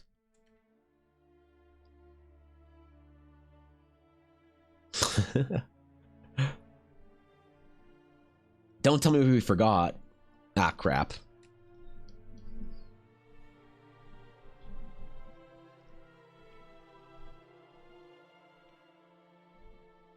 No, I tried to do like a 365 portrait challenge last year, and I fell off at around 105 days, 106, somewhere in there. And I thought about doing another 365 challenge publicly. I have one that I'm kind of doing on my own this year again, because I think they're fun. I think challenges are fun, but I'm not going to make a big deal of it until it's finished. Aspen, thank you for the follow. Welcome. Happy New Year, Aspen. Honored to have you. Think back about an hour. Was this supposed to be your warm-up sketch? It is. This is my warm-up sketch. Oh, yeah. Bro. We're going for it today, Atari. I don't know if this is going to be banned, but I'm finishing school, so I'm deciding what to do. It's not going to get you banned.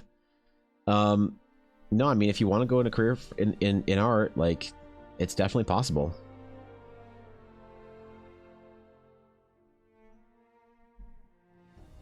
You are definitely,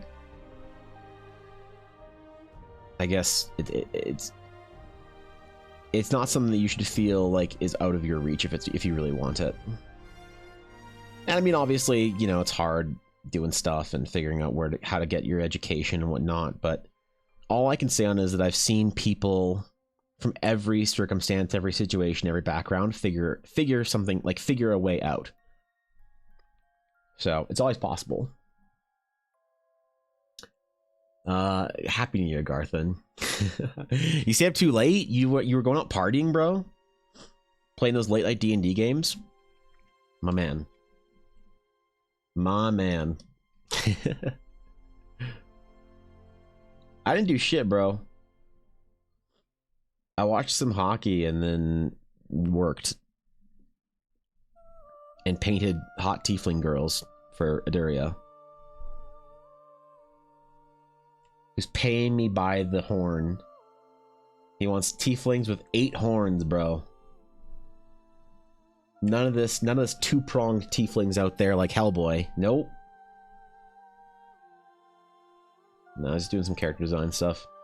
There's something I find kind of relaxing about like year-end working on projects and just kind of like quietly assuming the slumber of winter while working.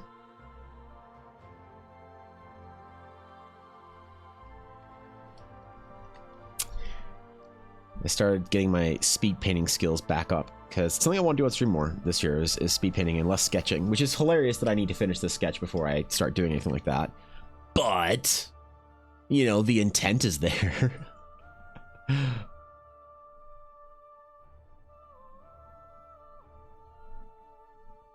Doing a bunch of characters and stuff. Oh yeah, man. I'm so excited for projects this year. Unbelievably. I'm gonna be drawing all sorts of nonsense. Opening commissions up again. Oh yeah, man. It's gonna be dope. Thank you for that, everyone. It's been scaring me, but hearing this makes me feel better. Well, yeah. I mean, it's definitely a tough path, but I really believe in you. You know. I think with knowing that everything is possible, it's like kind of a burden in some ways as an artist. But at the very least, it should assuage the anxieties of if it is possible. which I think is kind of more like harder on the soul. Excuse me, harder on the soul than thinking that you bear the burden of like living up to that potential. But everybody's different, you know. No one person's artistic journey is going to be the same as the others. When my artistic journey went off the rails and kind of like sidetracked and I really kind of fell off the path for years in my 20s, it was so unbelievably painful that I thought I'd never get back on, because I thought the problem was because I wasn't taking the path that I saw everyone who was successful take. I was like, oh, so it's over. Got it. Okay, neat. Not meant for me. Just okay, cool. I will go be a graphic designer and shut up and play World of Warcraft. Nice. You know, I thought that for years, dude. For years and years and years in my late 20s. I thought that art was over for me. And it wasn't even a question that I was going to do art. It's not like art was a whim for me. My parents knew I was going to be an artist when I was like 4. They're like, ah, shit. Ah, fuck. Well, at least one of our kids is smart. At least his older brother's going to be an engineer. All right, man. All right, Evan, you want to go to art school? All right, fine, whatever.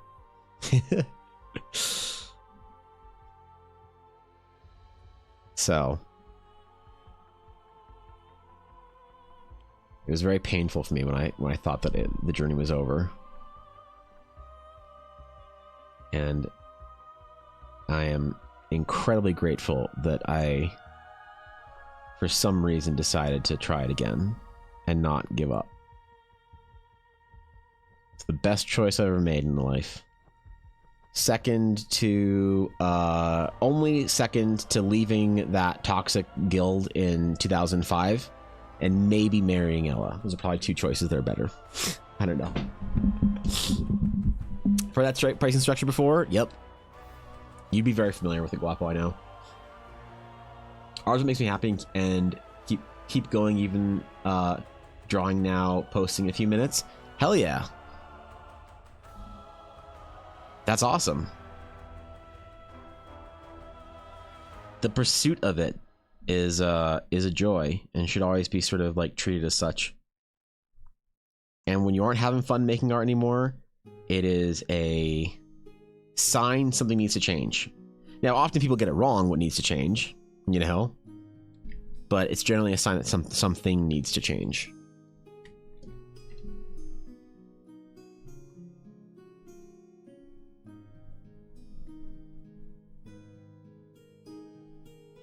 Again, I don't agree with what a lot of artists think that changes, but, you know.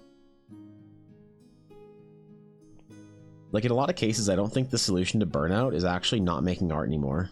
Or, like, stopping for any large period of time. In a lot of ways, I think the solution to burnout, for a lot of artists, is to just change the work you're working on and change the kind of projects you're accepting and change the type of clients you're working for. Because you can work incredibly hard as a person. Like, humans are incredible creatures, man. We can work so hard. We're so capable of greatness. It's not even funny. We're like the thing with the most potential in all of the universe. But our brains are very good at telling us to sit the fuck down and put on another TikTok and eat Cheetos when we don't feel like what we're doing matters. And so it's very important to always be tapped into, I think, your mind as an artist and understand what to do when you get certain feedbacks. I'm not having fun anymore. Does not mean stop doing studies. Does not mean stop making art for years. Doesn't mean take a whatever. It means figure out why you're not having fun. And sometimes the path forward through that is a little bit more, you know, stress. I'm not having fun because I'm not good. I can't draw characters. Okay, well, it's going to suck, but can you do a character drawing course for 16 hours? Lo and behold, I started having fun again. Crazy. That's how it works.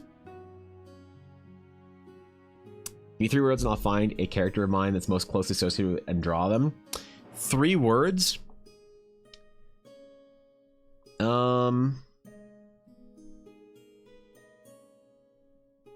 To draw a character from, or to find, like, pick a character from, I don't know. Let's go with like mystical.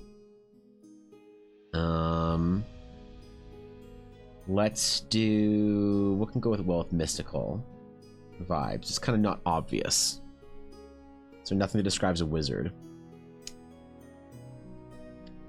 Let's do mystical, noble, and ancient.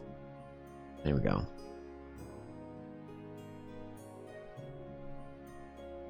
Good luck, Steel. Bet. All right. You know what it means? I love doing and trying any art styles, and I don't want to have one art style. I love being unique. Yeah, I mean, your art style is a decision you'll make subconsciously over a long period of time that often is a reflection of how you want to be seen and how you want to communicate. And you should try a lot. Try a lot and get good at a lot of things and understand the value and benefits of various art styles and the drawbacks, you know? Like if your only goal is to be successful on the internet, Lucy, jeez, thank you for the follow. I appreciate that. My brain just doesn't work today. I can't read names for some reason. Thank you for the follow. I appreciate it. But your art style will be a benefit and a drawback no matter what you choose.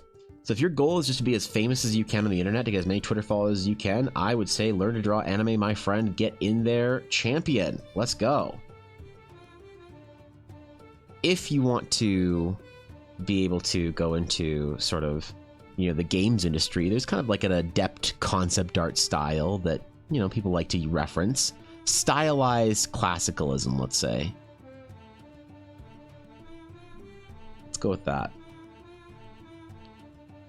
If you want to start making, you know, narrative, I would say learn animation, like American animation or comic book style. That opens the doors to you for storyboard and speed and emotion. Oh yeah. But every style is going to have a drawback, no matter what you pick. And you also have to decide if you want to try and get really good at one thing, or if you want to be like decent at a couple things.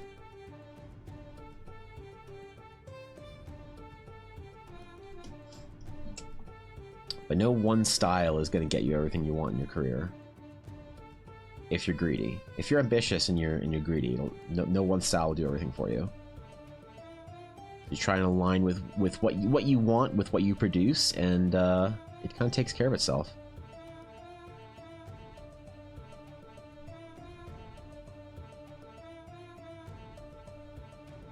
At least that's what I've seen. So, how'd you describe your style? I would say somewhere between comic book and stylized realism, or stylized classicalism. I would like my style to become more classical, guapo, but it's extremely difficult.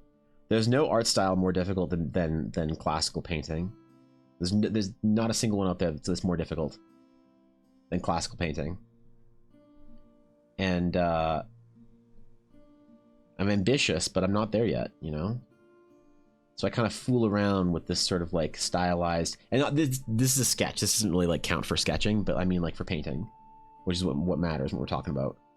I kind of fall somewhere in that like comic booky kind of like concept art, stylized classicalism. But as I grow, I want to become more and more classical with my art so that it has more legs on it. Because if you want your art to last for a long time, the more classical you go, the better. The more stylized you go, the more trendy you are, and the more you will look out of trend as time goes on. Right? And I tell this sometimes to people who like really love the anime art style, that think it's like the supreme art style for the rest of time. And it's fine if you love it. There's nothing wrong with doing anime. Like it's fucking awesome. I love anime. But I don't produce anime artwork because it doesn't have legs on it. It doesn't last as long as people would like it to.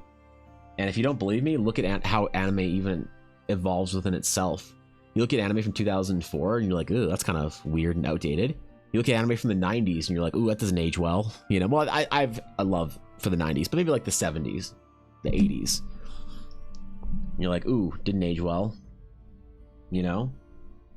Wow, it's such a weird style, man. Why do we ever like that? You know? It's like fashion. The more trendy you are, the more you'll go out of style. But the more classical you are, the longer you will stay in style. You look at like crazy kind of outfits from the 60s and 70s and 80s, and you're like, wow, that was weird.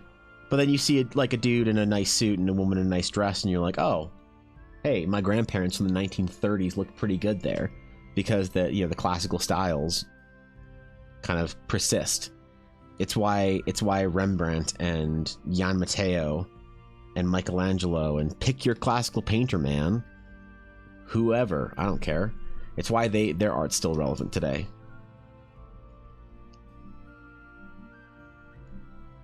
Even though it has its stylizations, the more classical it is, more realistic, air quotes, but it's not realism, it's different. The more it, the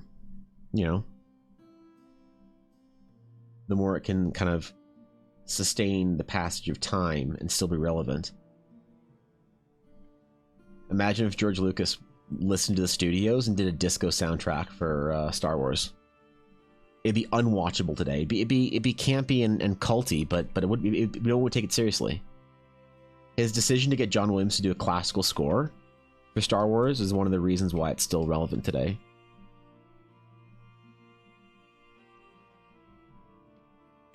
What was popular in early 2000? I don't know. Imagine if Peter Jackson chose whatever was popular in the early 2000s in music to do with the Lord of the Rings.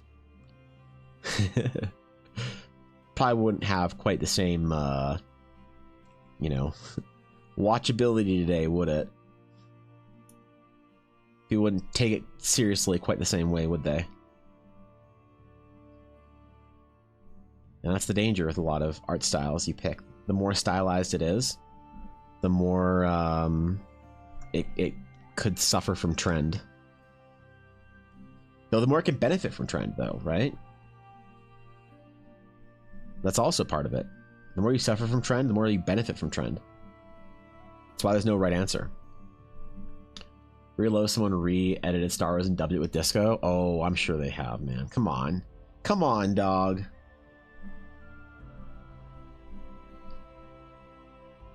You can find it. I believe it.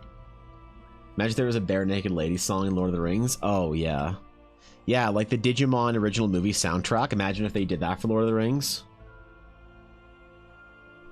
Dude. Yeah, for real. But of course, because if you do an art style that's not trendy, it's gonna be harder for people to like be interested in what your art is.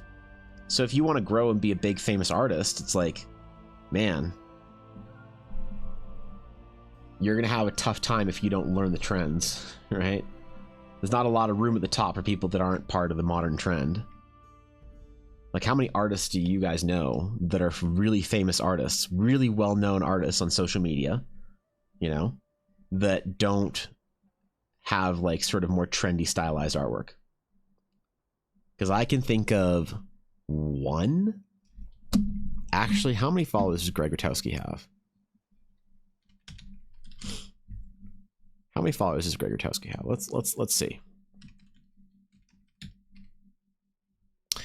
Greg Rutowski has, okay, there's my point, 32,000 followers. One of the greatest painters of our generation doesn't paint within the trend, paints classically. Very good at social media, very good at what he does, but ultimately does not benefit from the trend. It's tough, man. That's why there's no right answer. Slaying orcs to hey now you're an all-star. Oh yeah, it's like what Shrek should have been, right? Legless Backstreet Boys. Yup. Does Craig Mullins count? Craig Mullins, I mean, yeah, Craig Mullins counts. What's his following like? Is he over 100K? Nope. Craig Mullins, 39,000. What if I go to my following? Hold on, real quick. I'm curious. What if I go to my following and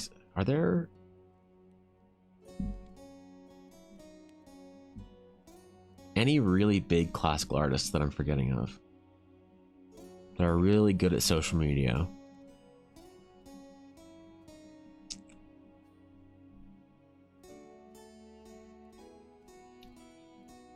Well, none that I can see off the top of my head, but there you go, man. You know?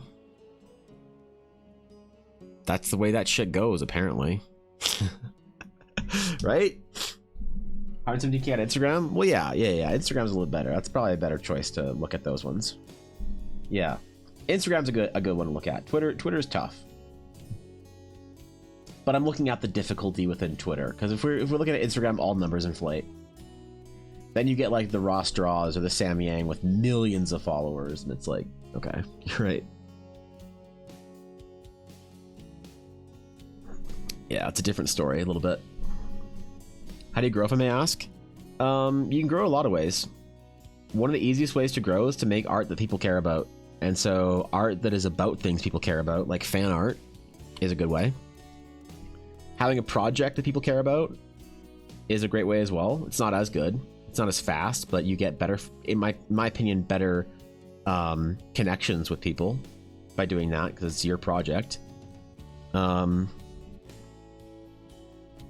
Being responsible for a big project, so like going and being like a Magic the Gathering artist that everybody loves, that works too.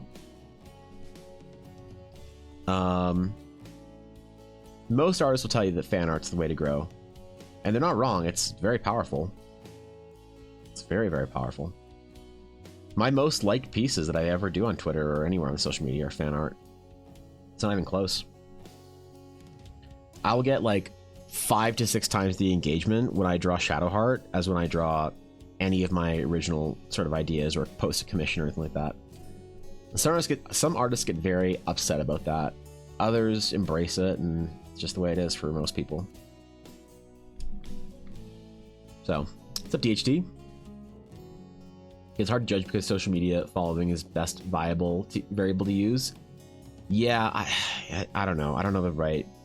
Like, I'd almost say that it's kind of like you can look at it for like useful social media followings versus like non-useful ones. It's kind of like Guapo, how you'd rather have 10,000 subscribers on YouTube than 100,000 followers on TikTok. Because when you like ask YouTube subs to do something or to like give you feedback or something, most of them do, whereas on TikTok they're not very engaged. You get a lot more like dedication or willingness to engage with what you do or talk to you or whatever with certain platforms over others. So if the artist using media with huge reach, that's true as well, but people have to know that and associate it. Like the amount of people who've seen Craig Mullins' work but don't know who Craig Mullins is probably pretty big, right? Yo, Camphy, thank you for the follow. I appreciate it. Welcome. I do have a project I want to do to help homeless people this year. I mean, that's cool. Yeah. I mean, talk about your project then. Do your project and talk about it, and people will see it, hopefully. Cheetos for brain food? Ooh, Cheetos. It's pretty good. For brain food, though? I don't know about that. Fair enough. We'll see how many months go by before I have my first Cheeto. I'll start taking bets. When's the first D&D game? I don't know. Yeah, I don't know. We'll see if it actually happens, if I can get the crew together to play some Dungeons and or Dragons. We shall see.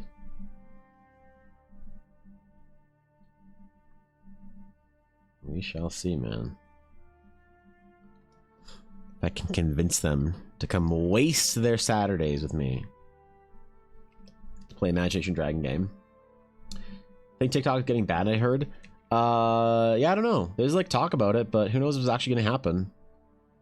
Be very, very strange if it did. I wonder how much that impact, because like I think most of my followers are from the US. Obviously, I could still post if it gets banned, but who knows? That's why you never invest in one platform only. I say as I'm not multi-streaming to YouTube and Twitch at the same time. So, There's that. But 1 bid on Cheetos this month? Damn, bro. You didn't even have a Cheeto this month? All right. All right. I find your lack of faith disturbing. And also probably correct. Hey, healthy, but it's hitting the spot? That's fair. That's fair. Sometimes it gets it, right? Sometimes you know what you need, right? Yeah. All right. We keep going. We keep going. No delay. No overthinking. Just hand moving. That's. Am I recording? I am recording. Okay. Oh my god. I'd be so mad if I wasn't again. I did the entire sketch yesterday of the night without it actually recording. What a pain in the ass. Oh well. Ah well, man.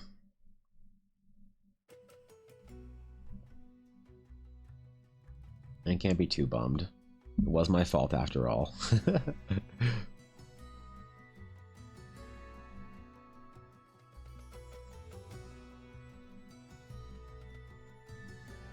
Not every warm sketch needs to be recorded, I guess.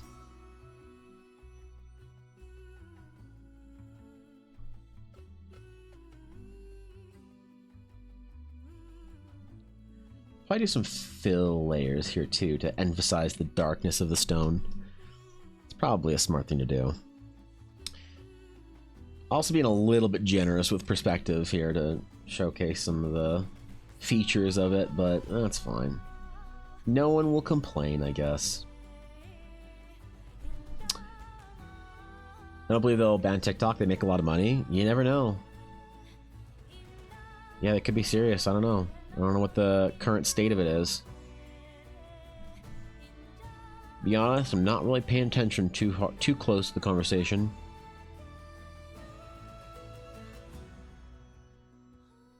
So I don't know how serious it is. I know in Canada, we don't like TikTok for some reason. But it's not banned here, so. So for the drawing, I can't think of a character I already have that matches. Making something new? Hell yeah.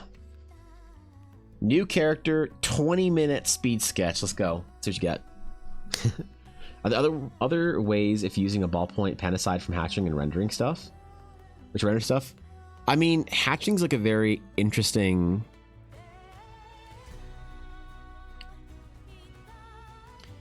Hatching, I think, is a...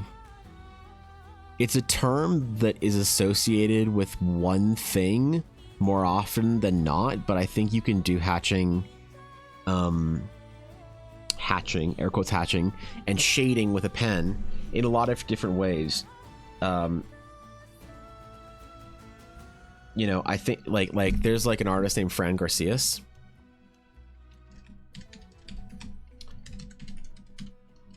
And he's from Spain. I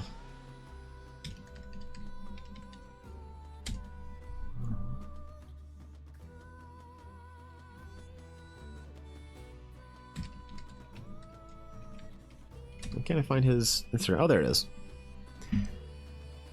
And he uses a pen. Like this is all ballpoint pen. Right? So he's like shading but not really hatching, because he's just like being very light and kind of like painting with the pen. You know, he's treating it like a pencil, right? Like this is all ballpoint pen, and you can see he's like scribbling. And so there's a vast amount of ways to actually like draw. I mean, again, a ballpoint pen right here that isn't hatching, but a lot of people like in here. There's also a use of marker. So if you like the feel of the ballpoint pen, but you don't like the sort of the formality of cross hatching, you also don't like even the texture of scribbling for shade like this. You don't even like this. What you can do is grab yourself like a 30% 30% gray Copic marker, right? That's like what this is. And grab some markers. Like again, here's Copic marker. I don't know if this is Copic. That's probably not a Copic pen, but you get what I mean, right? very light. Like there's tons of ways you can do it without actually having to, if you want to use like an actual ballpoint pen. Like again, this is not a pen user. This is a ballpoint pen user. I'm trying to be specific for you, but yeah, there's tons of stuff you can do. Oh yeah. Oh yeah. You don't have to learn the sort of traditional like line here, line here. You know, what I do if I'm doing like, especially like organic material, is I will do like the kind of scribble hatching. If we're gonna draw like a tree trunk or whatever, it's like not really hatching. It's more like kind of scribbling. And I'm doing it digitally, but you can kind of understand the kind of mark making technique is very similar,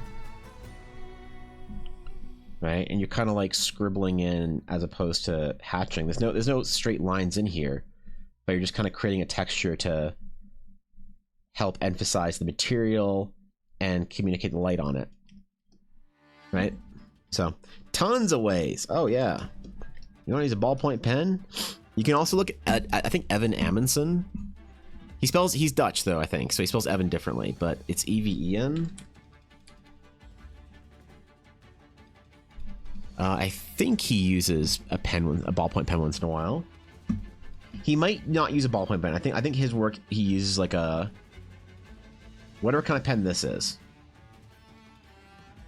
So you can also look Evan Amundsen. He's Evan Mel Amundsen on Instagram. But oh yeah, you just gotta look around. There's tons of artists that do cool shit. Tons. What's up, Azura? Happy New Year to you. And thank you for the follow, Blue Cheese. I appreciate that. Welcome in. What's his name? Oh, the first one is, you can look up. Here, I'll Instagram Dibujantes. I think it translates to like nighttime doodler or whatever. But that's the first one. There you go. And the other one's just Evan Amundsen on Instagram. And yeah, you can learn a lot by looking at their process videos, seeing what they do. Scribbling kind of works better for organic things. It can, yeah, it can. You can do it for inorganic things. You just have to like have really good like edge control with your light and shadow. But you can do it. You'll see if you scroll down on his Instagram long enough, you'll see like architecture done with the same sort of like scribbling technique. Like using crayon and Crayola marker for traditional coloring. It's fun, texturing, has a great color. The marker won't stick to the wax, but it'll fill in the space when smudged. Oh, I didn't know that. Huh. Well, there you go. You can use anything, apparently. I'm learning shit, bro. Rover, thank you for the follow. Welcome.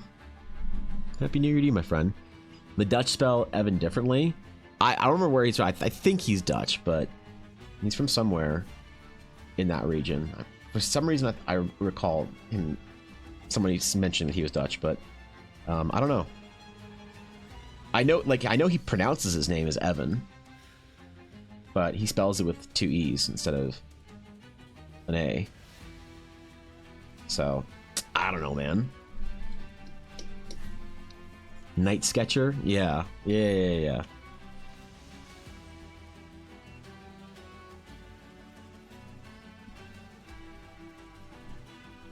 Obviously, Guapo, my Spanish is slightly rusty, so. Slightly. You have to forgive me.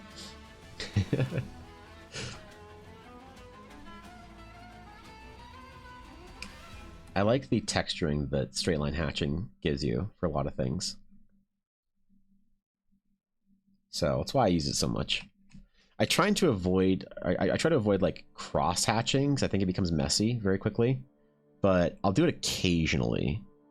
I kind of do a mixture between like straight hatching and scribbling. And that kind of works for me.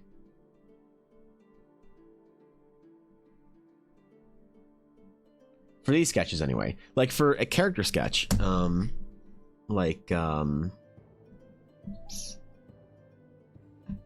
me just get something up real quick. I don't want to just open it on stream in case there's a reference there. Oh no, never mind, this is fine. Yeah, I mean for like a character sketch like this, like tons of straight line sketching in there, right? But then I'll use a little bit of cross hatching, you'll see here and there. You know, there is some crossing over here, but most of it does sort of revolve in the field of the most comfortable line for me to make, which is that, you know, 45-degree angle-ish kind of hatching. But then, like, for the hair, like here, I change it completely, and for no reason either. It's just what feels comfortable in the moment, and I think overthinking it is kind of an issue. Or here, like, you see all sorts of different, you know, straight along the belts and stuff, and an angle down here. It's all about creating a texture. So, yeah. Don't overthink it. Just try some shit and then have fun with it. Trust your hands. Practice it enough that you can trust your hands. And you'll get there. So it's so funny, people look up names for every single name is just John, but put through the etymological ringer. Yep, so is Evan. Evan is the Welsh form of John, I believe. Also derived from the Greek Evangelos, or whatever, I don't know. But Evan is just Welsh John. Which is kind of funny.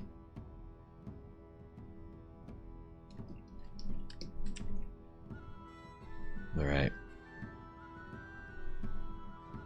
And I don't know. I like the look of it, especially when you kind of zoom out and it all just sort of like forms texture and doesn't really like have a, you know, you're not looking at the hatching specifically, which is like really satisfying when you look at the process videos. Like, I'll give you an example on TikTok or whatever. Mute the tab just in case. There we go. So when you look at like a environmental piece with there's a lot of hatching in, here, when you're zoomed out, it just kind of like forms texture, you know? And it really shows that like formation of texture when you see it as a speed painting or process video like this sped up. I don't know, I love this. I think it's like really cool to watch. Yeah, it's a fun effect, even if I am going a little bit deep on it today. Letter style is straightforward. Thank you, I appreciate that. That's very nice of you to say. It means a great deal to hear once in a while, so thank you.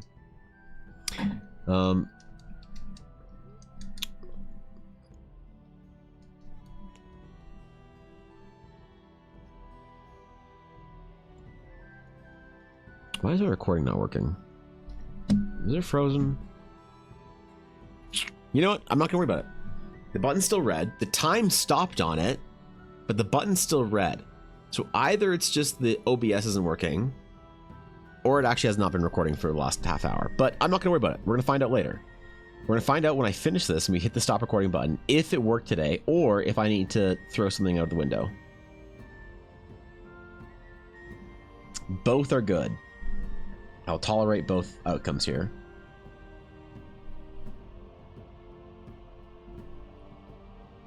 I'll be mad, but like, you know, whatever. It's a Wednesday, of course I'll be mad.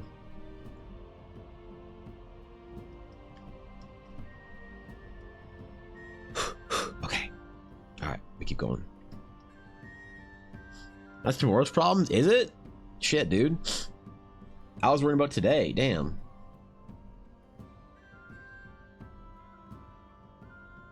Only someone gave me that advice earlier. Never worry about something today that you can worry about tomorrow.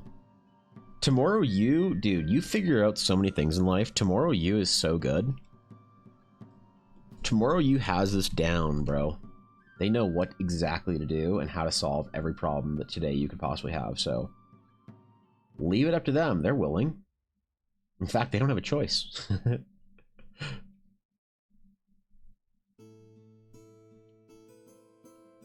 Yeah, they have to. They gotta deal with your BS.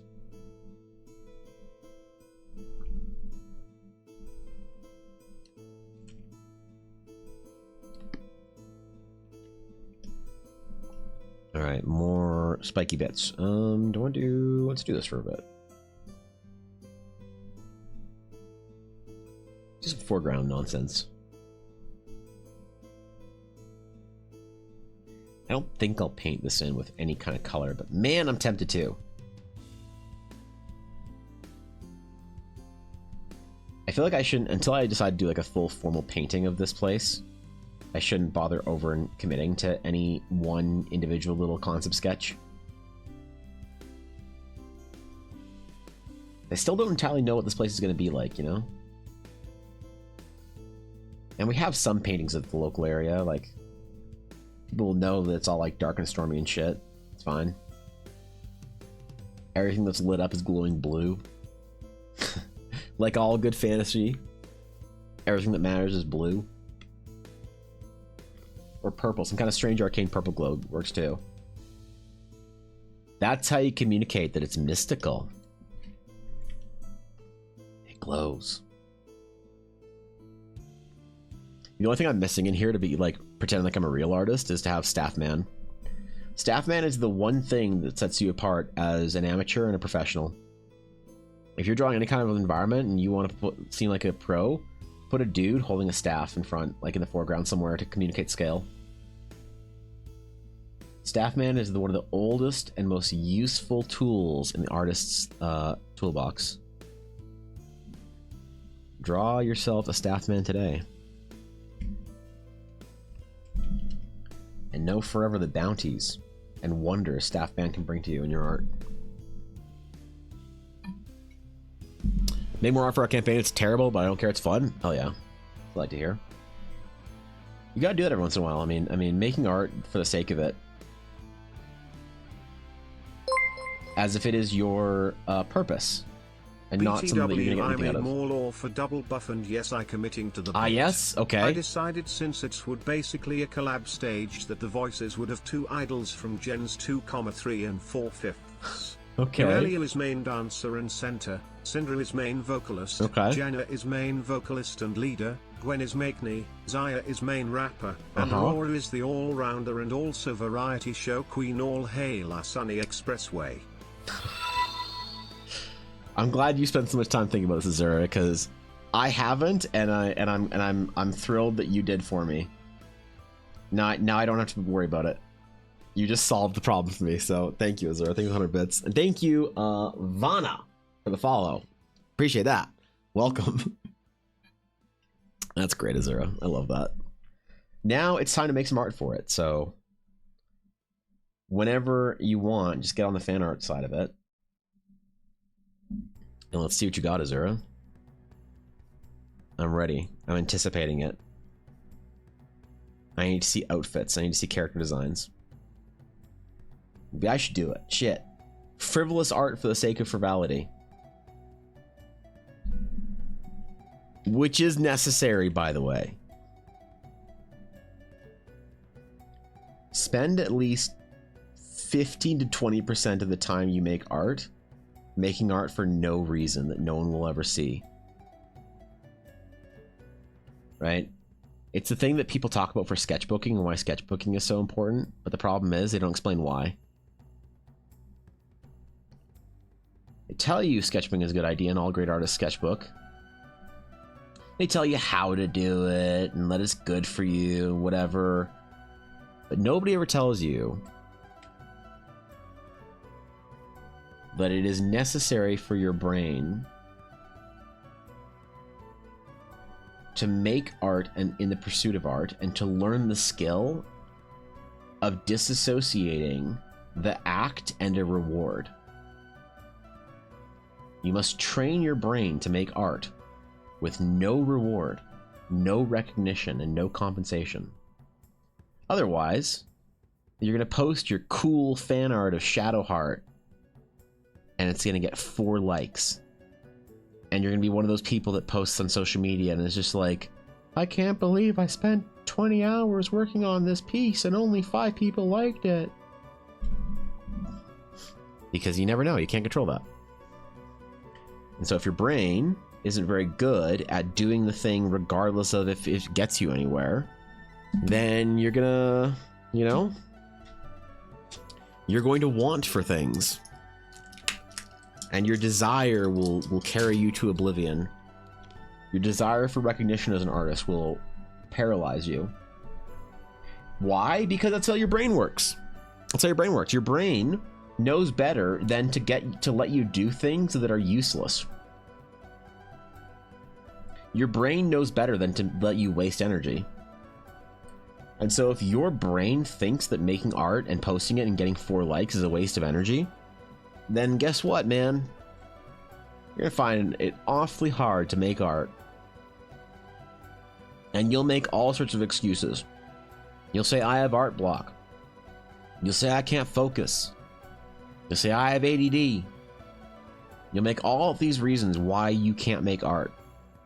And really, the reason is because your brain doesn't fucking think you should, because you've associated a reward structure to making art. You've built a narrative in your mind that you must have a reason for the art. And that's the way life goes. Sometimes there's not a whole lot of reason for what you do. Not a whole lot of people supporting your stuff. Not a whole lot of people buying your shit, commissioning your nonsense, whatever it is. And yet, the one factor that determines whether you will succeed as an artist or not, the only factor that determines, is your consistency. And you must protect and preserve that. Like your career depends on it, because it does. You have 4 likes? People wicked? Yeah, right? Start a fanfic for Thorkin's World Anvil this morning. We'll have ones of likes. Hell yeah. What a mature and aware thing to do, Atari. Writing for the sake of it. It's beautiful. Reason for art, because I wanna? Well, there you go.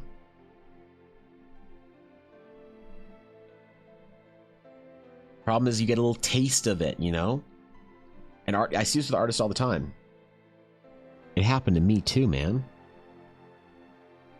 You make art for art's sake, you love it, and then one day you get something out of it.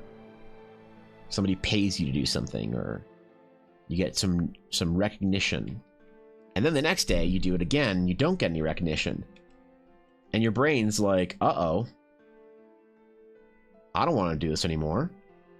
And you're like, but what do you mean, brain? Didn't we just do this for the last 20 years of our life because we had fun? Your brain's like, wow, things changed. Things changed the second you cared deeply that somebody liked it on social media. And you're like, oh no. Oh no, I fell into the trap.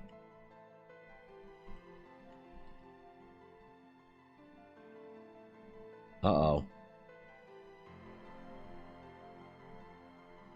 What do I do? I gotta go watch 10 Adam Duff videos and feel better about myself. Great idea, though, by the way. Whenever you're not feeling good about yourself art-wise, go watch an Adam Duff video. He'll get you all patched up. Imagine Gwen doing the Yuri raps. So fun in my head. So delusional. I'm so glad an artistic person and not a math nerd. I'd lose it talking about the numbers. You would. It'd be great. You'd have a Nobel Prize by now. It's like in martial arts, in the gym, there are sparring partners trying to show how skilled they are, in the end hurting themselves and getting discouraged to continue. Unlike the guy just having fun and experimenting and developing instead of focusing on hurting your partner, actually applies to martial arts as well. Totally, yeah. Yep. Yep. And you see people like that, they don't get very far. I spent a long time as a kid in martial arts. In judo, jujitsu,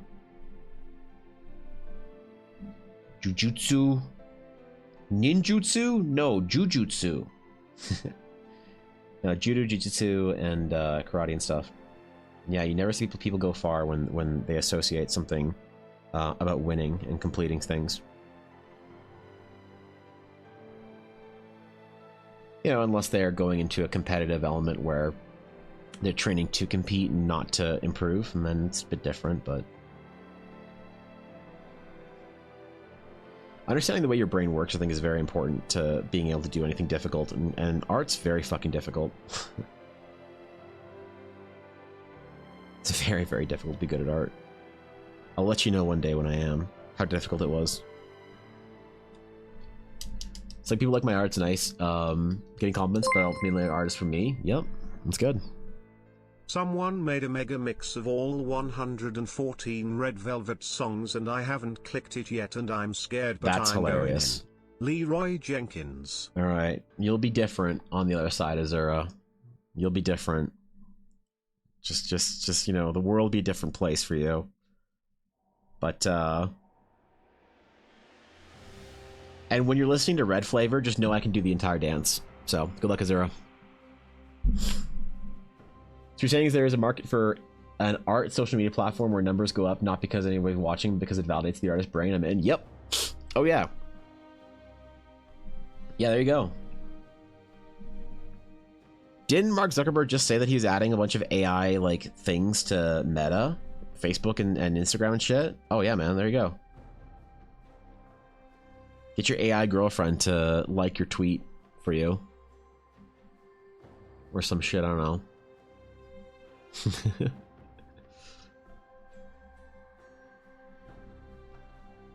Problem is you can't fool your brain. I wish you could. You can't fool your brain to taking something seriously when it doesn't, or not when it's trying to. I wish you could. You've kind of brainwashed yourself into believing the positivity.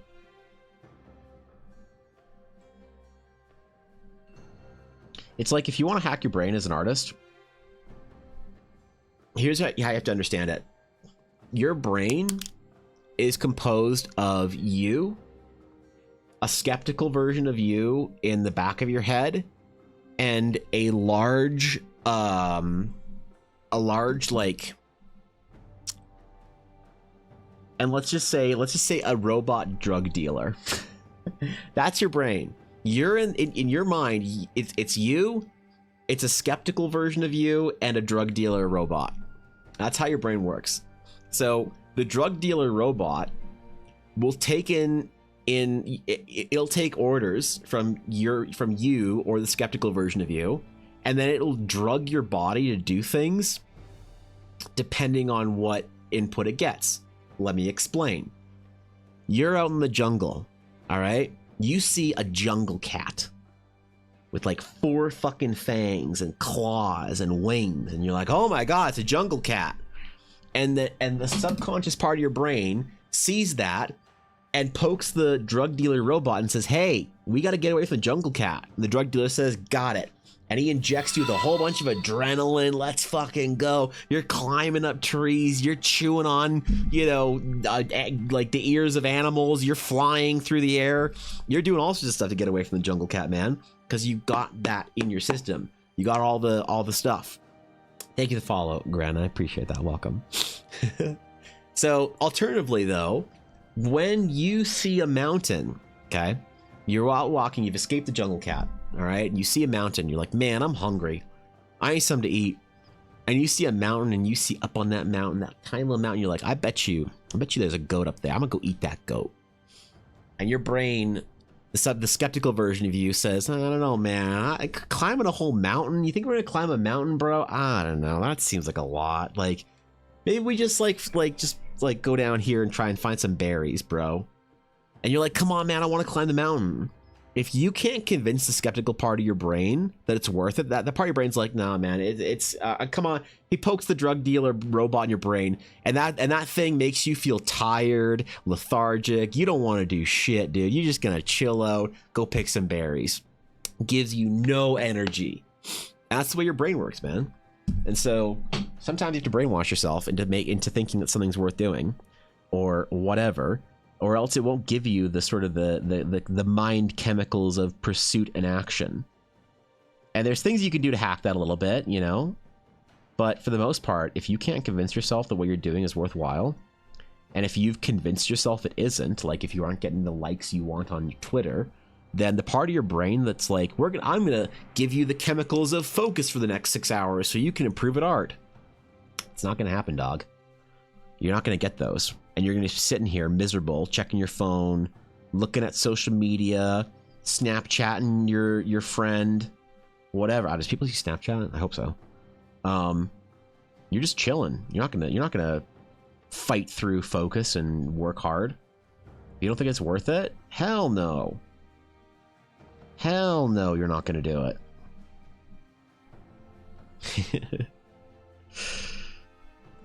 So you got to be very careful when you connect the rewards of social media and whatever else to the action of doing art. That's the debate that investors into thinking meta produces when people are disinterested. Yeah, true. Also to let artists feel like they're... That's part of it, right? Right? Glad I just clipped something in my game and now this conversation is in it. There you go. There you go. Gotta be a fox and a hedgehog at the same time? Yeah, something like that. There's some ancient wisdom in there. I don't know what it is. I'm too dumb to know that, but... I mean, understanding your brain, I think, is a very important part of being an artist. Understanding how you work, what makes you tick, and how you respond to things is very important. It's very, very, very important. Otherwise, you can't necessarily progress and withstand the stress and strain of being bad at something. Because we hate being bad at shit, man. As humans, we are so not happy being bad at shit if we don't think it's going to mean something. We're incredibly resilient if we think that what we're doing means something. But if we think that it doesn't really mean anything, if we don't have faith in the process, we don't have faith that what we're doing is going to matter. Dude, do you know how appealing it is to just play League of Legends instead of working, instead of developing your skills? Like, has anyone ever felt like, why can't I love doing art, learning business, whatever thing you do for a living or whatever thing you know is good for you? You think, why can't I do this the same way I love playing, you know, World of Warcraft or League of Legends or Elden Ring or whatever it is? It's like, why? Man, if only I could enjoy this thing that I want to be good at in life the way that I enjoy a video game or whatever, you know, activity is. 11 tracks each around 2 minutes long for a 22-minute runtime, and they are making the lyrics make sense, and oh boy, it's making me have a peekaboo into what it truly means to be a cosmic psycho. I hope I won't accidentally become them. You one might. of these nights I just find happiness. L_. Kappa Vandal salute Okay, Vandal gold crumb. Okay. Thank you, sir. I appreciate that. Good luck. You might lose your mind, but it'll be worth it, right? I look forward to the finished product. So the purpose can fight God, something like that, yeah. Yeah, thank you 100 bits, Azure. I appreciate that. So I gave up a violin. Love the sound it makes when you're good. Couldn't sit through many hours of sounding bad until it's good. Yeah, I mean, so that's like an issue when you wish that you could, like, man, if I just enjoyed going to the gym and learning languages and doing well in school the way I enjoy, like, this, like, nonsense bullshit that I do or whatever, I felt that so much in my life. And I think that part of it is if you want to fix that, you need to find a reason for why you're doing what you're doing and why it's important. And part of that's kind of like romanticizing it. If you need to convince yourself that what you're doing is going to change the world, like, maybe it won't, but, like, I don't know. What's the harm in thinking it will? Your body will give you a whole lot more resources to go to incredible lengths to do it. Oh no. I'm not saying be delusional, but I'm saying, like, be ambitious or whatever. Figure out what your mind needs to hear, what the subconscious part of your mind needs to hear to give you the resources, the resources inside your body to pursue the things you want to pursue, you know? K4 Carl, thank you for the follow. I appreciate it. And thank you. Oh shit, thank you for the 5 bits, Blue Cheese. I appreciate that. That's very nice of you. Thank you. Damn, bro. You need to do that. That's incredibly generous. Thank you. So yeah, I mean, you can kind of hack your brain like that, I think, the more you learn about it. And there's different ways depending on how you, like, process information to think about it in a way that, and understand the sort of process that will work for you, right? So you can think about it on, like, a psychology level, like how and why your brain works the way it does. You can understand it from a neuroscience level. I really like learning about that, how the brain physically works, how the mechanisms of molecules and neurons and shit work, and how your brain thinks about shit, basically. Or you can learn about it from like a spiritual level, like lessons from the yogic practice or Buddhism or whatever, you know, spiritual thing you want. A lot of these like kind of spiritual teachings have some sort of like reference to this process in it. Dharma is a big idea. But whatever it is, it's worth looking into and figuring out how to convince yourself that what you're doing is really important in a way that you will or matter. Not important, but matters. I think that's a difference. Sometimes it's not important what you're doing, but it matters that you're doing it. And that's a distinction. And definitely that can't be a like on social media. None of that can be you getting likes on social media or whatever, you know? Because that's so, you can't control any of that.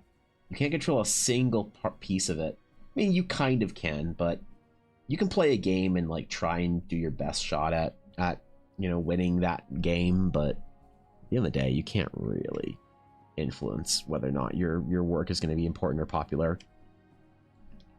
Not unless you're compromising what your work is in some way, right? Like I've said this before. If somebody put a gun to my head and said, "Evan, you have to have 10,000 followers on Twitter like this time next year, or you're dead," I'd say, "Sure, bet, let's go." And I think I could do it. There'd be a lot of League of Legends fan art, a lot of Critical Role fan art. There'd be a lot of like popular stuff, a lot of spicy things. You know, followers are just followers at the end of the day. But, and if that's what's important, like you want to play and you like that game, fucking go for it, dude. It's not shallow or whatever. You're just doing a different thing. But if that's the reward for you, is the outcome, then that you know, pray it never dries up, or else you're not gonna have the stamina to push through hard times as a creative. You're not gonna have the stomach for it.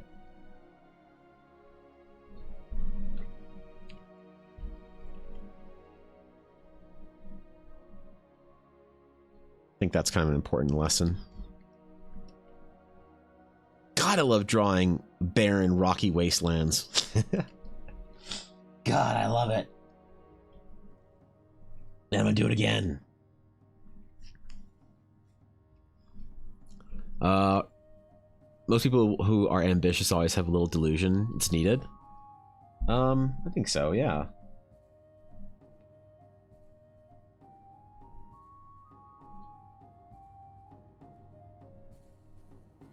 But even then, ambition is also kind of sometimes a negative. You also can't make art because of ambition either, in some ways. Otherwise, you can't necessarily control what you want, because the things that threaten that ambition will, you know, personal experience I can draw from here.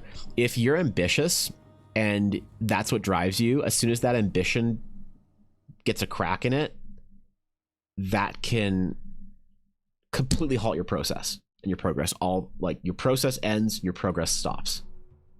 100%. So even drawing for ambition's sake is really dangerous. And I try and disconnect my ambition from the like the act of art as much as I can, because it was so debilitating, you know, when it got threatened, when it got interrupted.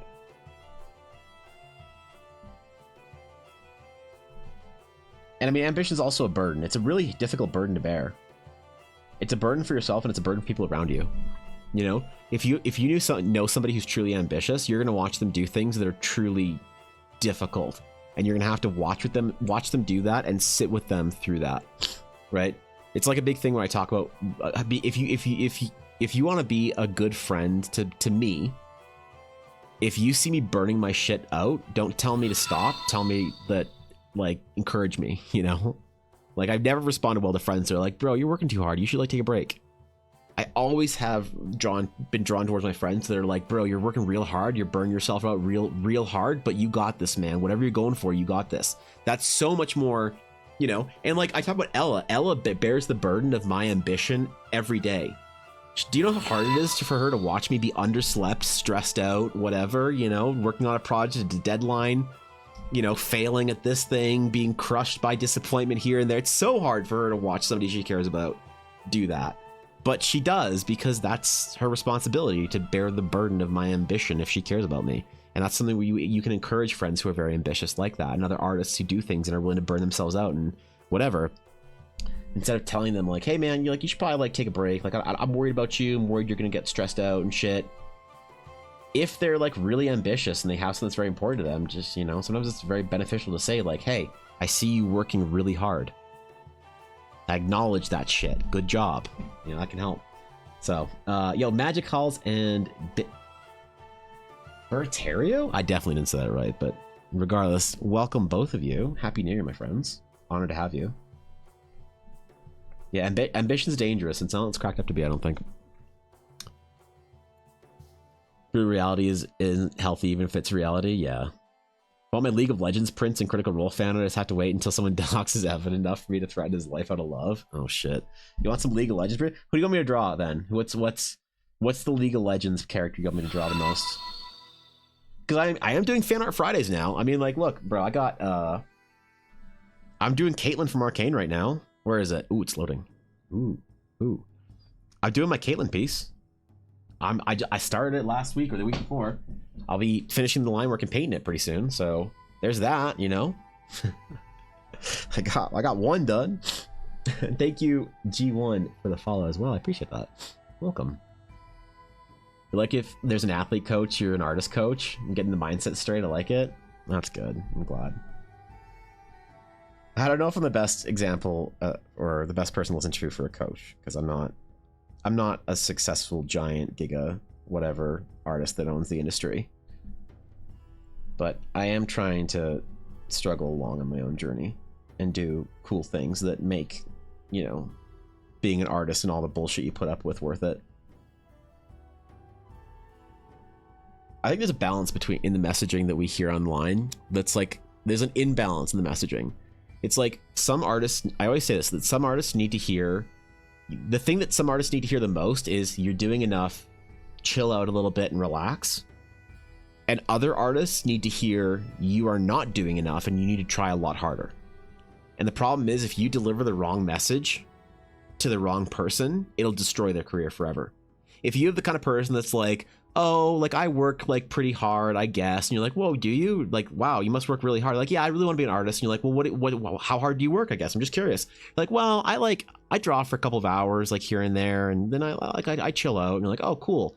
What do you do? Well, I play a lot of video games and stuff. You're like, okay, so how much time do you spend every evening drawing? Like an hour or so. Yeah, I spend an hour every evening drawing. You're like, oh wow, and you really want to be an artist? And like, yeah, I really do.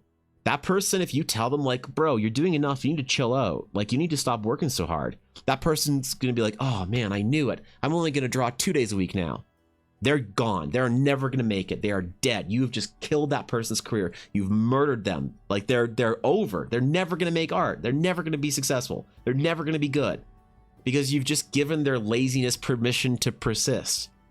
But on the other end, if you have somebody that's really high strung, really tightly wound, working really hard, they're like, I want to be an artist, I gotta be an artist, I need to be, I gotta work hard, I gotta work better, I gotta work strong, I gotta be more hours, and they're underslept, they're popping energy drinks, they're just like working every day to the point of, making their wrist hurt. They're working like, that's all they do, like 8 hours a day, just chugging along, and they're not like, the process is overwhelming them. They're not thriving that, because let me tell you, you can work that hard and thrive in it.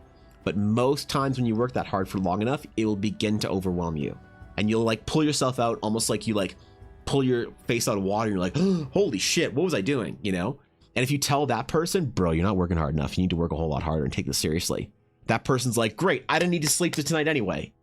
And then you just destroyed them. They're going to burn out so hard that they are going to crash into a crater, crumple down into a like little tiny, kind of nugget that once was an artist, and they're just going to sit there steaming and cooling off for the rest of their life, like, so that's the problem, is that if you don't know how to receive, because often we don't know what this message we need to hear in the moment, right? And so sometimes you need to watch an Adam Duff video, and you need Adam Duff to be like, hey man, like chill out, like relax, you're doing enough. And you're like, oh, thanks Adam Duff, I appreciate that, I needed that today. And then sometimes you need someone to say like, hey, I know that you want to take this seriously, and what you're doing isn't fucking taking this seriously, and you gotta change this shit, and you got this, you know? So I think it's important to like try and say both things whenever I'm talking about art. And I might lean more onto the kind of the stricter side of it, because I think that message is a little bit underplayed in the modern day, but you know, I certainly fell victim to that. For years, I'd run away from my art. For years in my late 20s, I ran away from my art because I was so terrified of it, and it felt so awful to push through it. Oh yeah, man. I know what it's like, believe me. It's brutal. Yep. I think everyone could hear less in general. So much content out there on what to do is just thrown at people. Yeah, I mean, there is definitely a diminishing return, I think. Get a second one, but in the you're lazy kind of way, so that's kind of messaging actually killed my art for me a bit. I see, okay, yeah. Yeah, that's fair. Boho Prince, thank you for the follow. Welcome. College definitely burned me out artistically for a good bit. And you know what? That happened to me too. So when I was in college, in art school, I was like fighting for my life. I mean, literally.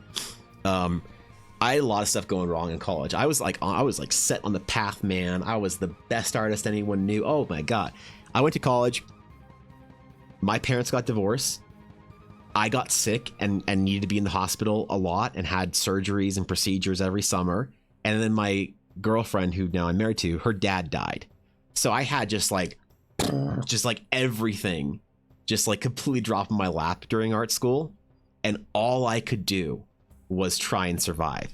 And man, the burnout I felt after I like got to the end of art school, finished my degree, I sat there for 2 years and didn't make art.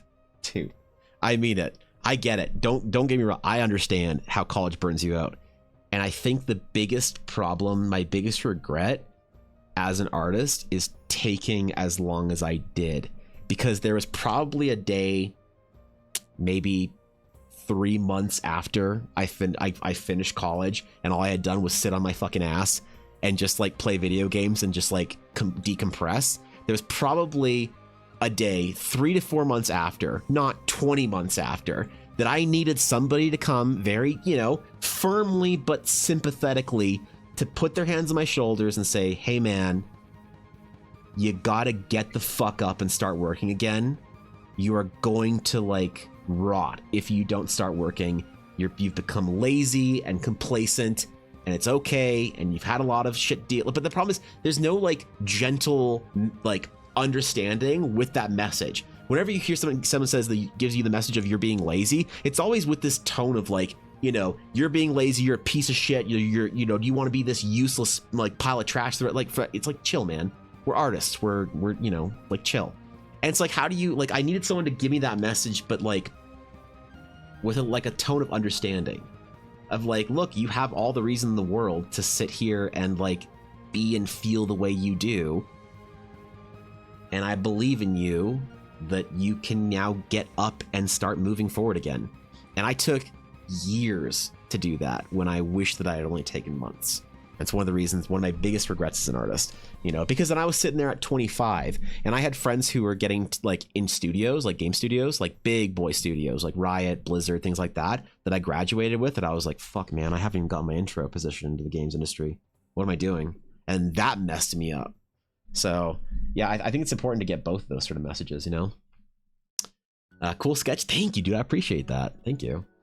You definitely need to draw more. Absolutely. It's and you got to figure out what you can do to make yourself like okay with drawing more. Like if it's a painful process drawing for whatever reason, or if it's not the most fun thing, you know, for you to do, but you like know you love it, but you don't know why you aren't doing it. I think it's a worthwhile investigation to take very seriously. And sometimes it can be internal and sometimes it can be external, you know? And thank you, Sellback, for the follow. I appreciate that. If you look at my art notebooks, extinction event happened because everybody around me basically forced my brain to think about art as being for everybody else by constantly reinforcing that my art wasn't good enough and refusing to actually allow me to enjoy it, while also making it all about them and never explaining. So treat me like, I feel that. Thanks 100 bits, Azur. I appreciate that. Yeah, it can definitely mess you up for a long time. And I think shit. I think it's the kind of thing that you have to be able to identify faster in the process, otherwise it'll mess you up for longer. And thank you, Dirty and Apex, for the follows. I appreciate that, both of you. Welcome in. Welcome.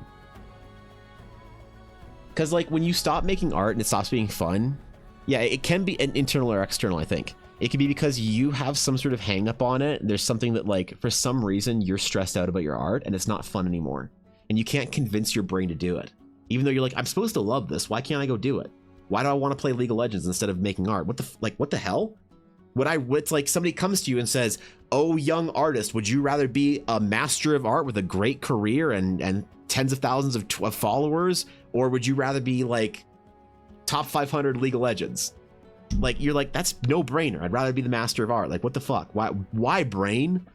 You know, and it's frustrating, but there's like something in there that you have to investigate and figure out, why is this not fun? And it could be a hang up, and that's totally something that we all hit. Or it could be something like your brain is fried, your attention span is roasted. You can't like, it's kind of like you can't tolerate eating an apple when all your brain eats is candy, you know? So you got to like do the full thing where you're like, okay, what is going on with me right now? Can I not pay attention and focus because my brain has been like YouTube shorts and TikToked and video gamed out, and I'm just dopamine depleted? Or am I serotonergically depleted and I don't feel like it's worth doing? It's very interesting because everybody's very different, but it's definitely worth it, man. It's definitely worth spending time figuring out. 100%. And if you don't, like, you risk stopping, I guess. And for a lot of people, they can't imagine. Like, I certainly couldn't imagine stopping art for as long as I did. It's like I drew every day. I wanted to be an artist before I even like remembered anything. Like, I never had the decision to be an artist. I just always, from the time that I could think and remember a memory, wanted to be an artist. Could you imagine how painful it was to stop after our art school? Holy dude. Absolutely brutal. Like, you wouldn't believe, man.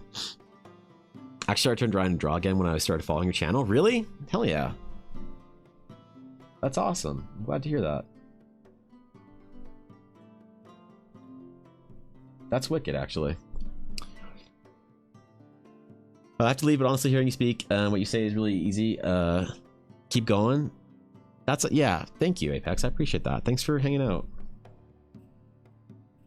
Thanks for chilling with me today. Happy New Year, my friend. I believe in you. I do.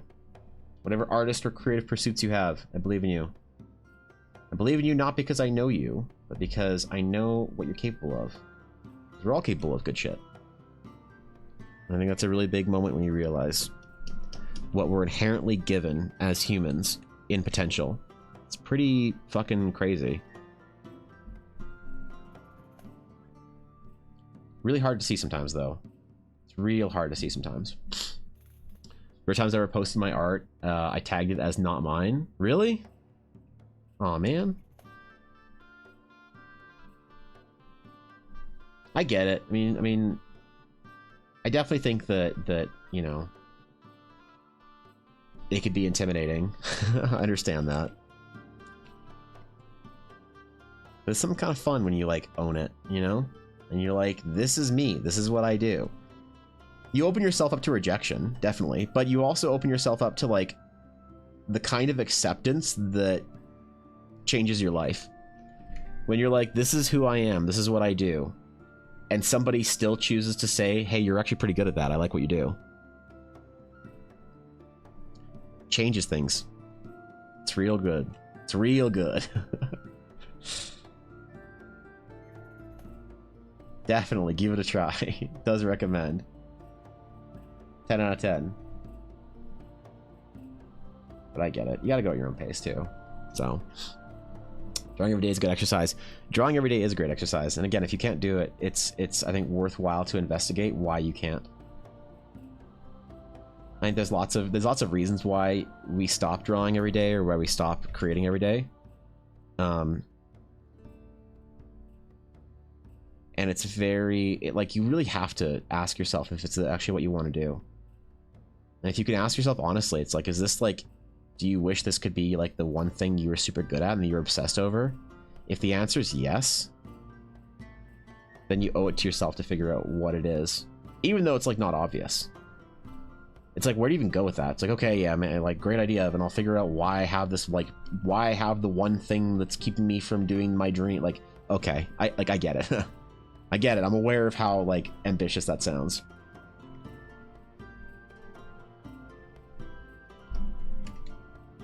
But it's possible.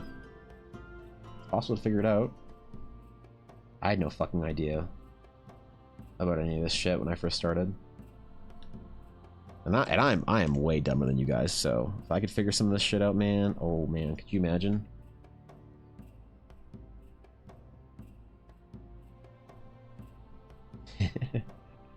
Watch another Adam Duff video. Feel better about myself. That's all I'll do. I need it. Sometimes you just need it, you know?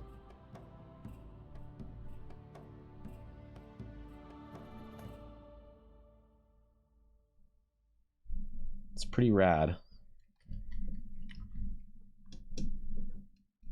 Warm-up sketch. Debated.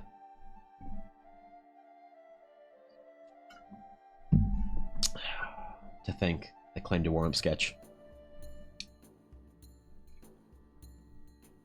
I do keep having the like urge to paint this in after.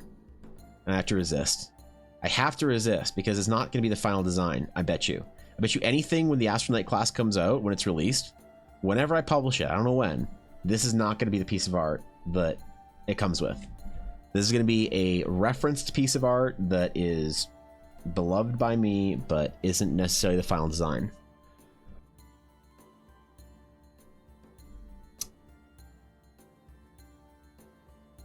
Does this Prime Temple have a name? It will, yeah. It will. I'm not sure what it is yet. The reason I haven't named it yet, Guapo, is because I want there to be some sort of like translated language for the Ancient Eldari that I haven't like committed to yet, and I need to figure out a naming convention, kind of the way I did with the Elvish lands in Ashasari, where I figured out some like core vocabulary for them that kind of made sense when you applied it in different places across the Elvish lands. I kind of want to do that with ancient like Astral Sage and Night Temples and figure out how to kind of like do that.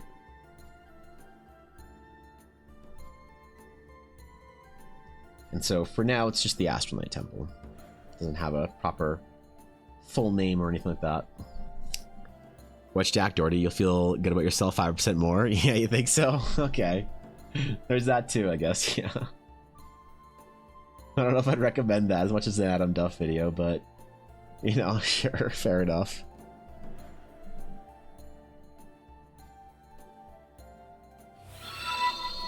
Yeah, that works as well, I guess. Ow, my brains. Ooh, I like that. Thank you for the follow. Welcome in. Happy New Year's.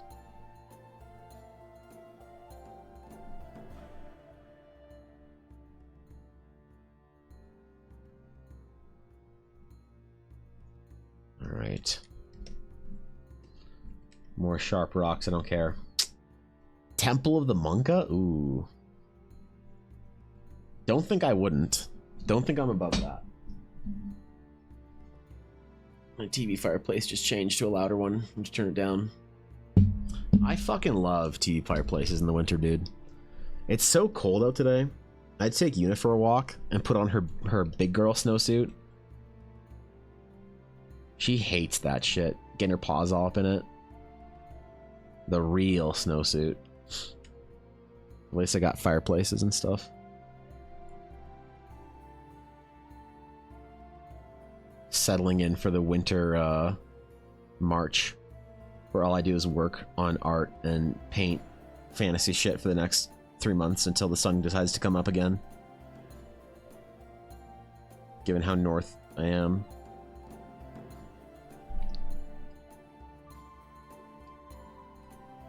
Sometimes I wish that I was somewhere further south, but I don't know, man. We got nice summers here.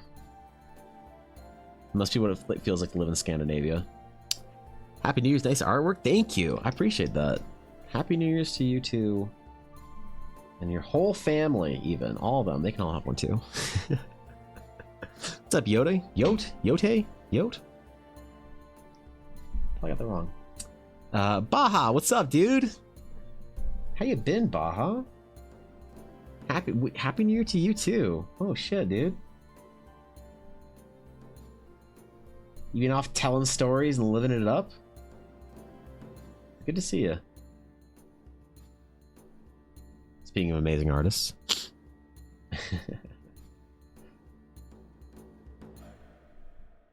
All right. Need to make some kind of like dramatic sweeping walkway here between. Oh, I didn't even draw like the tower. Derp. I'll get there in the end. I'll get there. We'll just take a minute. You're amazing. Oh, you. I appreciate that. Yo, thank you, Akira, for the follow. Appreciate that. Welcome in.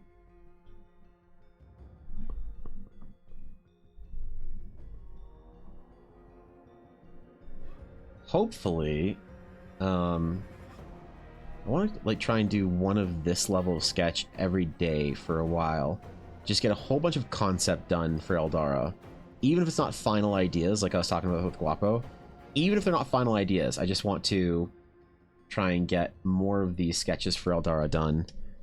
Because I think they're useful, you know? Even if you're not going to, like, commit to a sketch.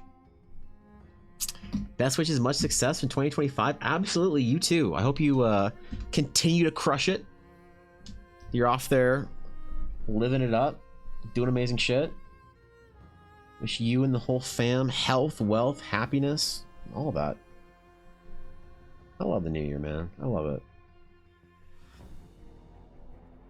It's why I'm so reflective today on the artist's process. So I've talked about it so much, is because I've put so much deep thought into it, into the method in which I want to try and improve at things this year. So I think the reset's kind of nice too, you know. I like giving myself year-long challenges. I won't talk about what my year-long challenge is this year until I'm in like April and I can like show off, you know, a couple months of it. But hopefully it'll be pretty cool. So I want to do a community art challenge in like April or May, around there. I kind of want to theme it off of what I have in mind for myself. But obviously I want to try it out myself for a couple months and make sure that I can kind of tolerate the challenge.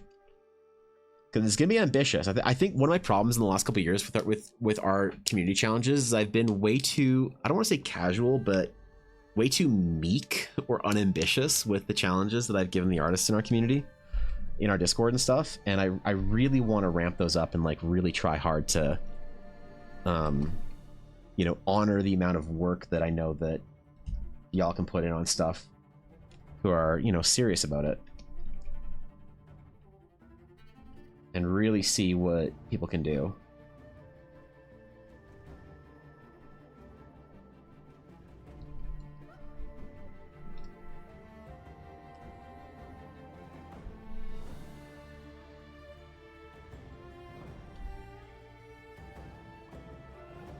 And I think it's just nice to like, you know, challenge yourself with difficult shit.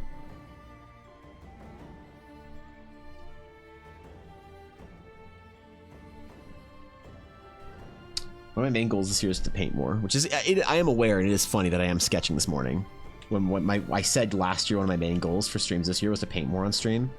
But I do need to finish the sketch, and I want to do like a couple of these sketches here and there. Part of my goal is to stream longer though this year, because I like worked really hard to make the time during the day. So if I spend a couple of hours doing a sketch, that's fine. I want to still have time to start a painting after, you know. Just kind of relax, do the whole process. Archway doesn't really fit the vibe here, but I'll make it work. Whatever. Screw it. Happy New Year to you too, Akira. What tablet are you using, if you don't mind me asking? I'm using a Cintiq. I'm using a Cintiq Pro 24. There it is. There's the... Wait, can I turn it? I don't think I... Ooh. I don't know I can turn this far. Yeah. I'm using a Citig Pro 24, so one of these big chunky boys. But something like that.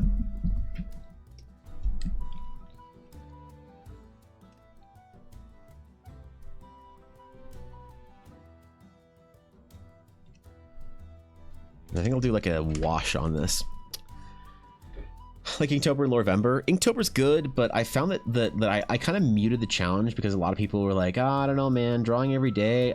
Geez, I got like physics practice to go to and League of Legends tryouts that weekend, so a lot of artists didn't want to do the month-long daily art challenge. So I think I'm going to restructure challenges this year a little bit.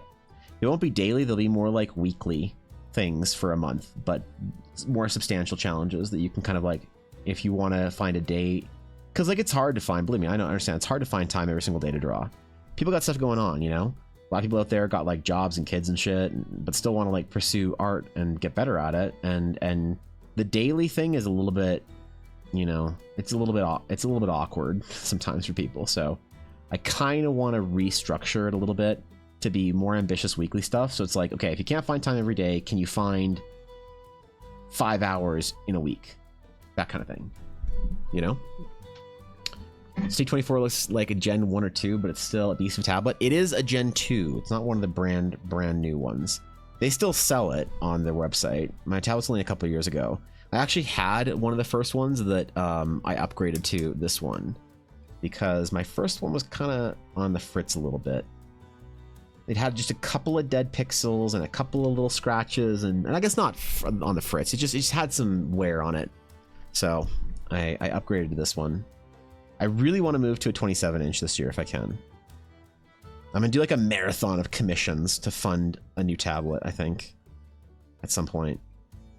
I'll just completely open commissions up for like a little while, take every project anyone wants to give me, and just sit in my hovel, my art hovel, and art for, I don't know, like a month, and see if I can bang out enough for a tablet on top of everything else. That'll be when I do like a marathon stream. I'll be like live for like 40 days and 40 nights just making art for people the entire time. And at the end of it, tired and exhausted, I'll waddle over to the computer store and return with a bigger tablet. Because you know what they say, bigger tablet, better artist. That's right. The only thing that sets me apart from Dave Greco is that he's a bigger tablet than me. Yep. The only thing. Maybe the Sheen Spirit protect the tablet this year. Yeah, hopefully. I was real scared last year when it kind of like, when I thought it was on its way out. Yeah, physics practice. You heard me. Yep. Valorant gave me a sub. What? Wait, what? Valorant?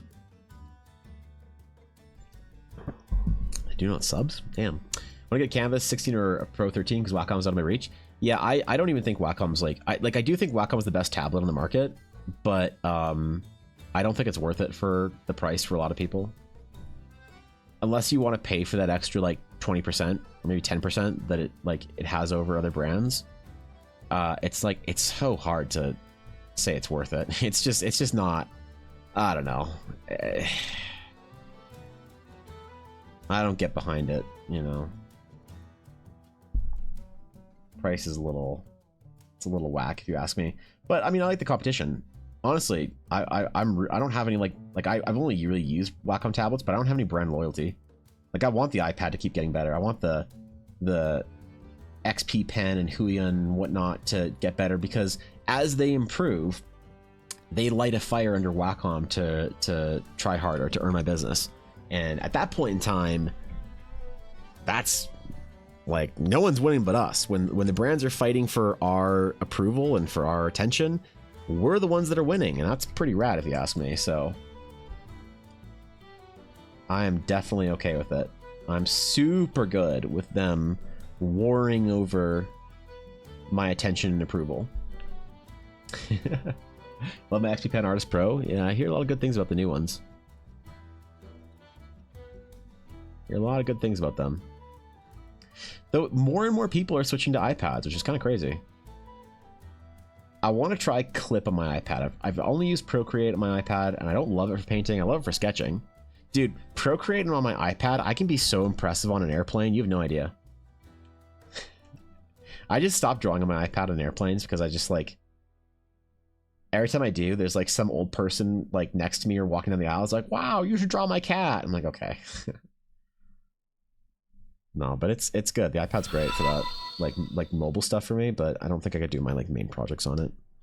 I don't know. Thomas, thank you for the follow. I appreciate it. Welcome. Nothing worse than brand complacency. That's what happened to Sony. Yeah, a lot of brands can, you know, they get it in their head that they don't need to try anymore, and then some young upstart from the indie scene comes and smashes them down to, you know, inadequacy or whatever. The small Wacom tablet, yeah, it's pretty good, isn't it?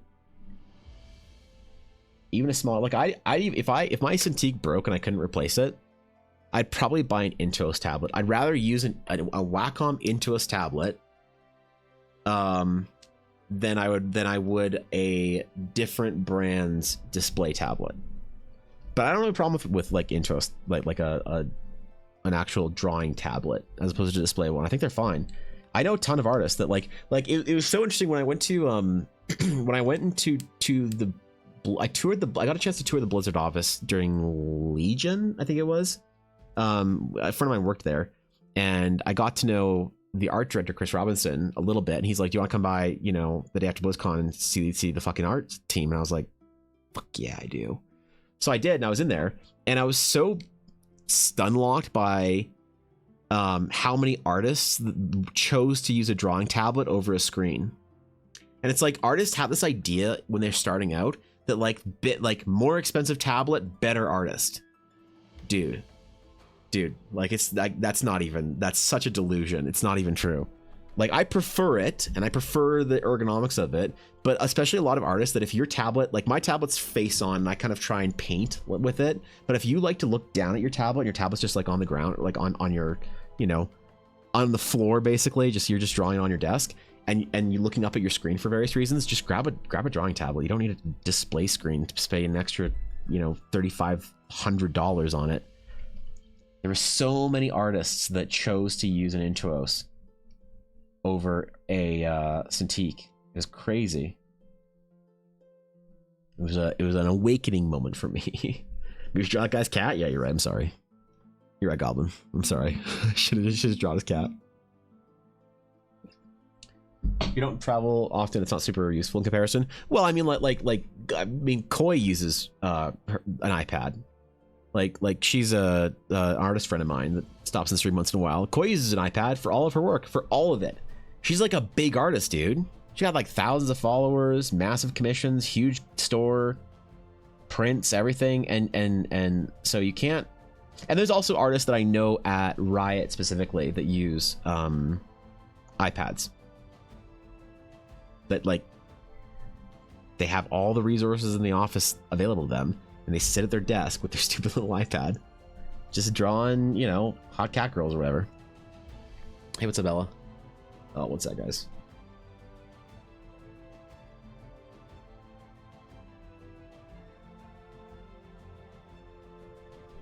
All right, sorry about that. XP Magic has a magic drawing pad, which is an all-in-one drawing thing. So you use like an iPad, but mobile art tablet. That's cool. Yeah, Cintiq has like a mobile studio that I wanted to try, but man, those are expensive, right? Drawing Wacom pad right now, I like it, but back is going through a lot of pain. Yeah, that can... Ergonomics are important, you know? They're very important. It also stretches. You got to learn all the artist stretches and stuff, right? You got to learn all the hand, like the rolling up the fingers and the arm and then stretching it out. You got to learn all the artist stretches, the back stretches. Oh yeah, it's important. It's crazy. People do anything to not put the time in for expertise, including spending thousands on a screen.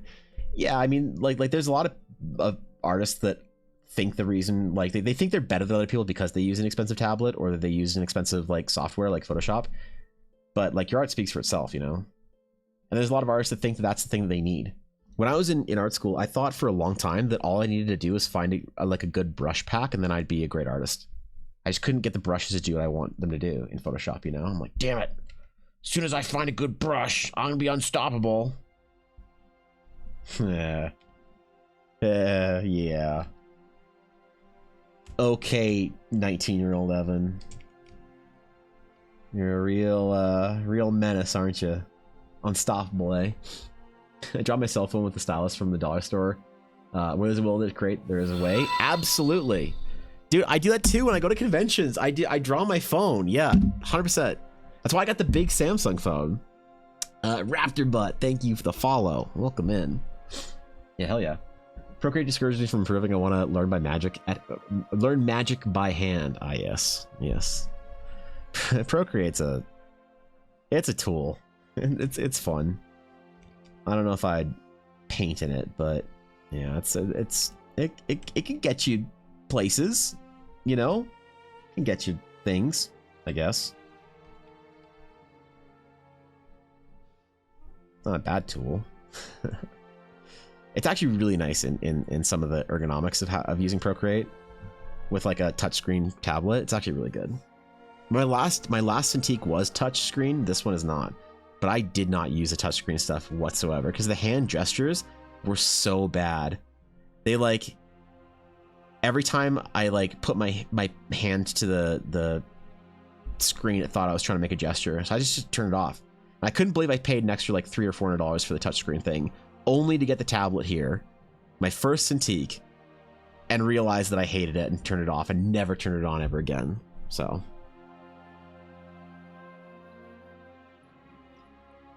Yeah, I used to do that with brush packs, but now all I use is hard round brush. Oh, I mean, that's a big challenge. Like, that was a huge thing for me when this artist that I, like, was talking to, really, really good, I was, like, complaining about, like, setting up brushes or something like that. He's like, oh, man, dude, use the hard round brush for, like, a year, and you'll be so good. I was like, what? He's like, yeah, I did that.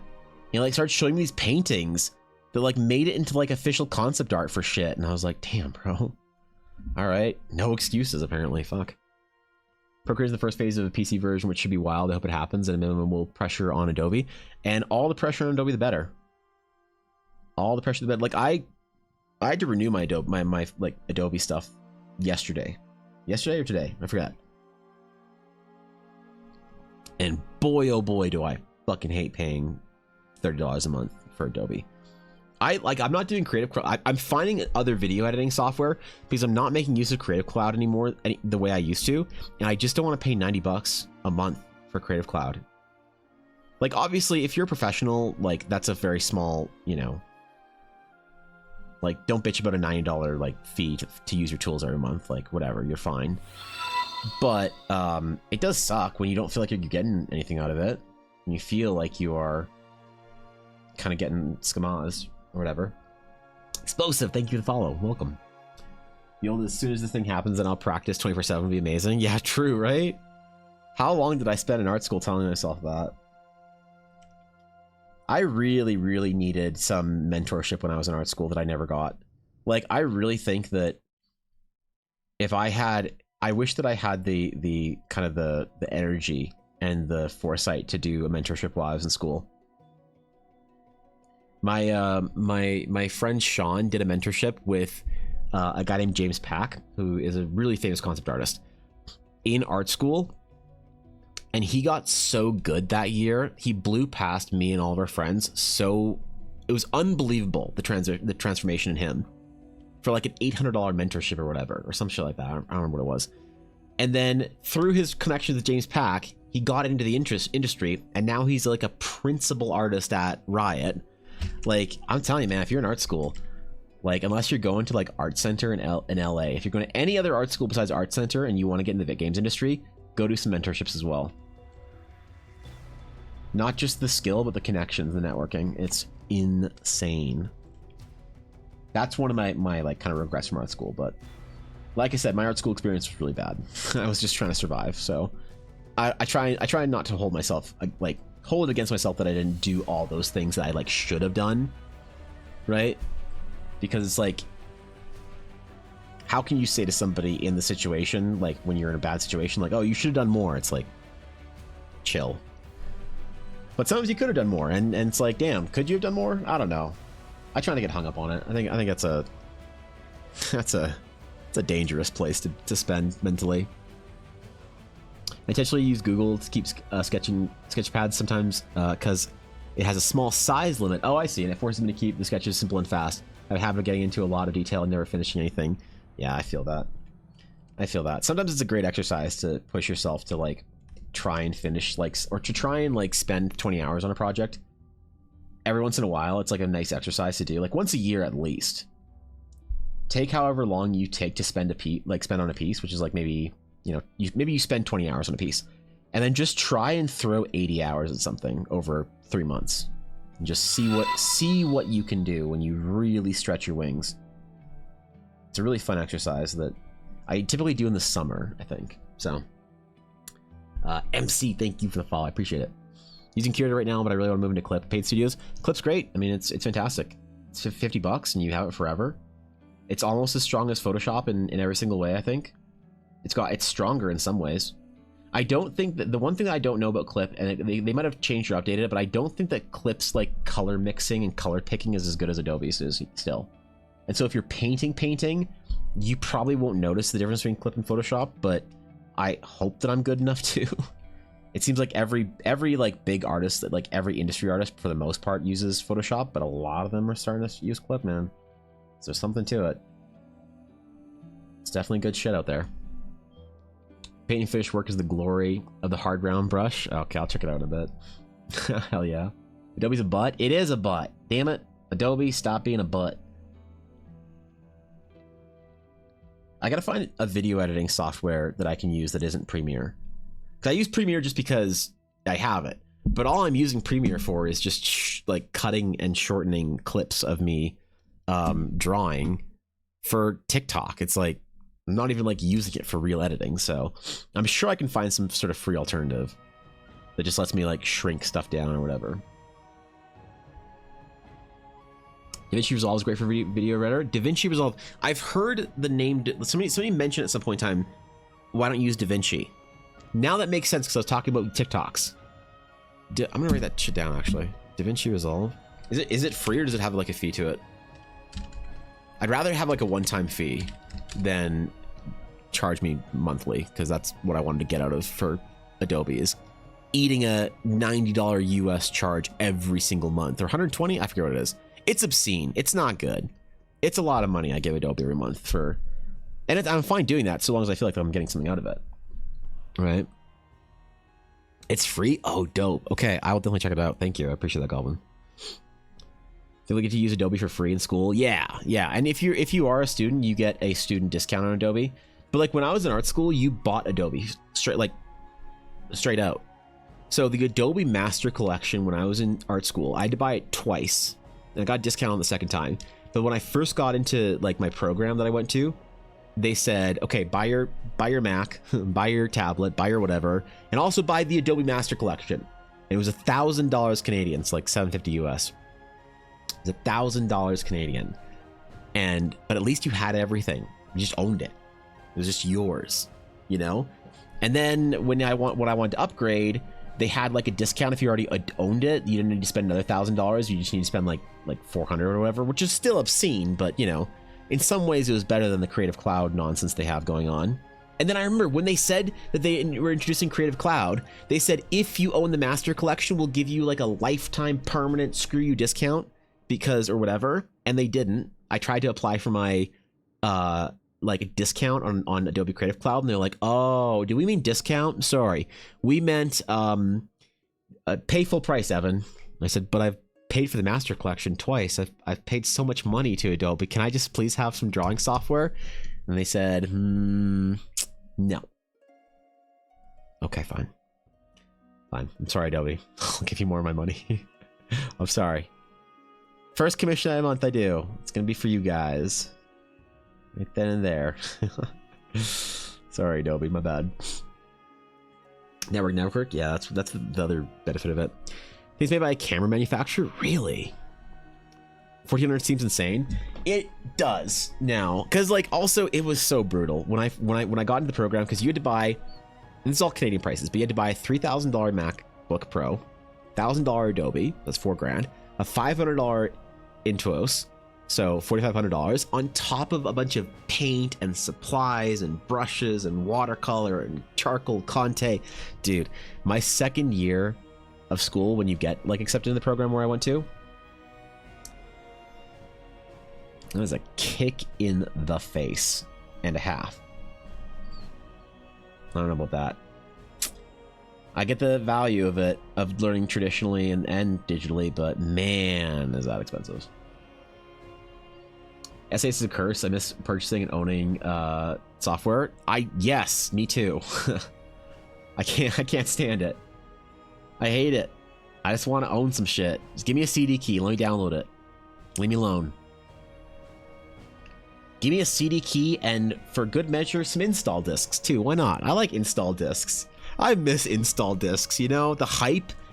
You know, when you're sitting there installing World of Warcraft and tells you to put in disc 7, and you're just sitting there reading the manual. What a nice time that is. Give me an install disc and a manual. I'm happy, bro. I'm very easy to please. It is nice to preload a game though when it comes out, I will say. It was nice to preload Path of Exile last month. Give you a discount, but then we get less money. It's just like, I was blown away that they just said no. They're just like, oh, you'll get a discount if you own this thing. I'm like, here's my code. And they're like, oh, well, no. Sorry. Yeah, I'm sorry, bro. Your code doesn't work. No, Jacob, my computer doesn't have a disk tray, but I wish it did. I wish it needed it, you know? I wish it had the need for a disk tray. Not a lot of people are moving to Clip Paint Studio because it's one-time buy, and honestly, it helps a lot when you do commissions. The money goes some fees, but you end up getting better pay, and your artwork money doesn't go to a multi-billion-dollar company. Yeah, I mean, the thing is that, like, I use Photoshop for the reasons that it is comfortable for me, and I think it's a better program than Clip. But Clip's been getting better every single day. I think it's at the point where I might try using Clip for a month. I have it. I own it. I might do like a challenge like in February or some shit where I just like force myself to use Clip every single day and see if I feel like I'm after a month, if I feel like I am able to use it, not to pay for Adobe anymore. Because man, and also since I'm not doing graphic design work anymore, Creative Cloud was great when I first started streaming and I wasn't getting like entirely my income as an artist, and I was still doing graphic design, which is what I was doing beforehand. It was nice to have the Adobe Creative Cloud because I was using everything from Dreamweaver, Typekit, you know, InDesign, Illustrator, and I was using all the art programs there. So great. But then when I stopped taking clients altogether for graphic design stuff, I told all my corporate clients like, hey, thanks for the thanks for the memories. See you hopefully never. The fee became a whole lot less fun to pay, I guess. Yeah. Printed manual, it's outrageous. Why can't you download it? Come on. Come on. You like holding a manual in your hand and reading about all the cool things you're going to do in the game. And seeing the little phone number to Nintendo that you're supposed to call when you don't know what you're doing. Or installing the 10th, 5th, and a 4th floppy. Yeah, I forgot about that. It's a little before my time, but I remember it. Missing the car, reading the back of a box in a new game? Oh, yeah, dude. Yep. What a great experience. Your mom takes you to GameStop or whatever at midnight to get the World of Warcraft expansion, and you're sitting there reading it in the car on the way home, and she let you skip school the next day. What a great time. Yeah, I don't know, man. The first time I installed Warcraft, 2 hours to install it, it uninstalled in 6 seconds. I felt bereft. Yeah. Yeah. Oh, yeah. And what if like one of your discs was scratched and you didn't know it until like disc 6 or whatever? I think it was 4 discs for each one, and another 2 for Burning Crusade or whatever. I don't remember how it was, but thankfully I never lost my install discs. Thankfully they always stayed clean and good, and I never broke them, never, you know, destroyed them.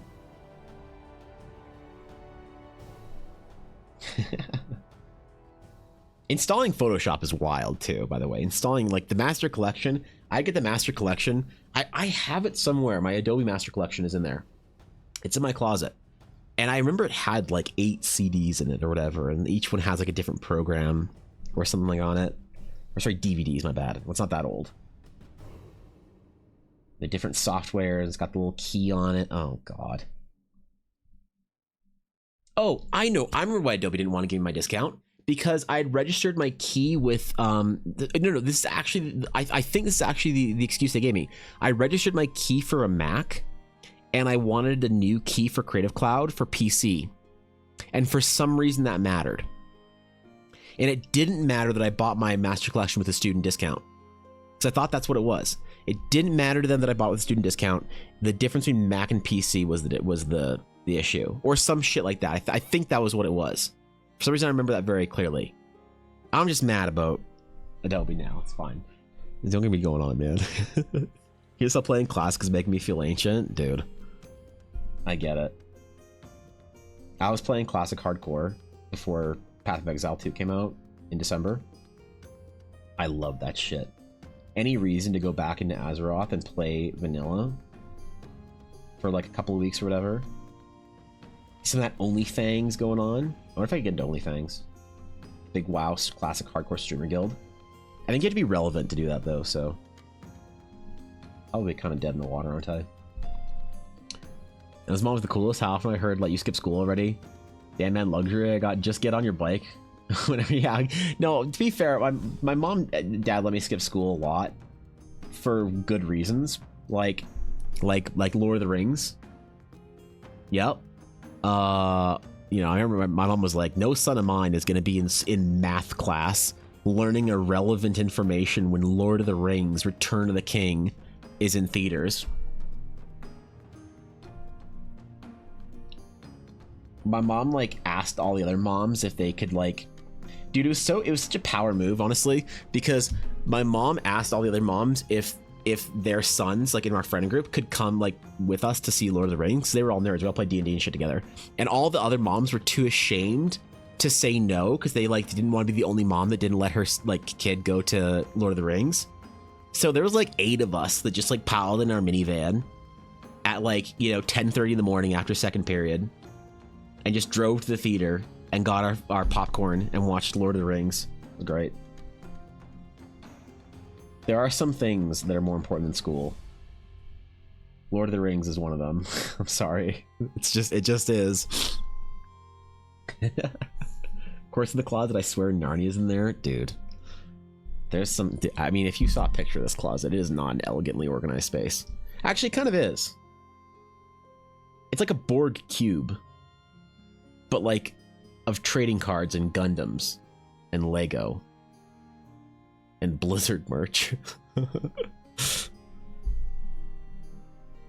that'd be like a subathon like record if I ever do like a subathon or some shit, like a big like streaming event or whatever. It'll be like day 30. I'll take you guys on a tour of my closet. There's art, there's ancient history in there, there's Roman coins, there's sketchbooks. Oh man. Oh man, yeah. Organized chaos. I'm usually pretty organized. I really value organization in my space. Closet, I'm kind of okay letting it go a little feral, Early New Year by getting my level 14 Shami killed. Oh no. Oh, that's tough. That's tough. Well, we go again. We always go again. One more round. That's what we say, right? Why is the movie theaters even open during school hours? It's just closed here till late afternoon. Really? Oh no, man. Like here, movie theaters open like pretty early. Like I think first showings are like 10, and they're usually cheaper too. So yeah, man. Oh yeah, going for like early, like midweek, early morning movies when you're skipping school. Oh, dude. Like, as soon as I got a car in high school,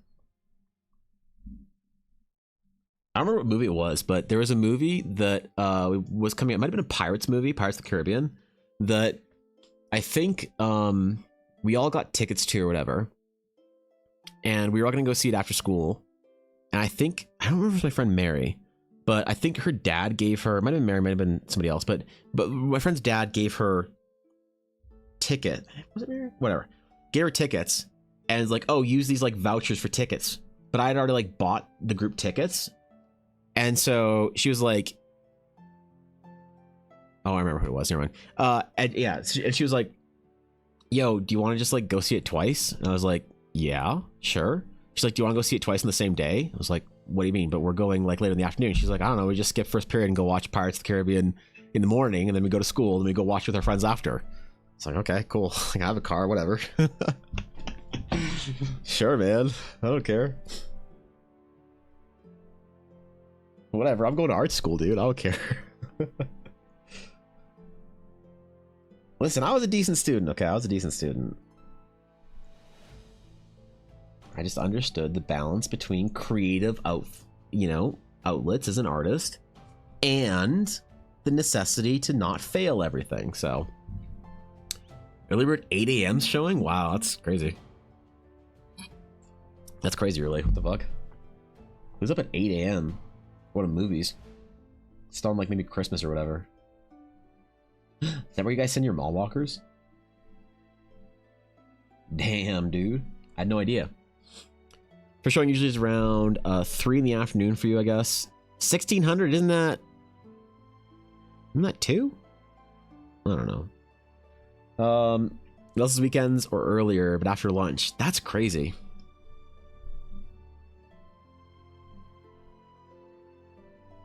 That's why are you guys mad at movies that are 4? Yes, 4.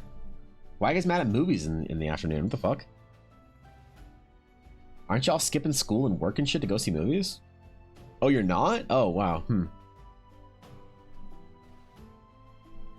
Yeah, wait, shit, maybe I need to reevaluate. Am I the one doing it wrong? Am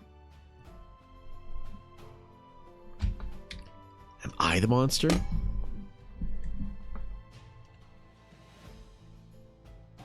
I'm willing to be wrong here.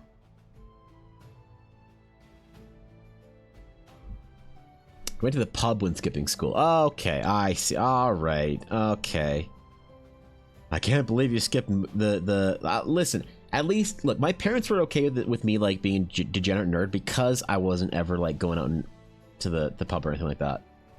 You know?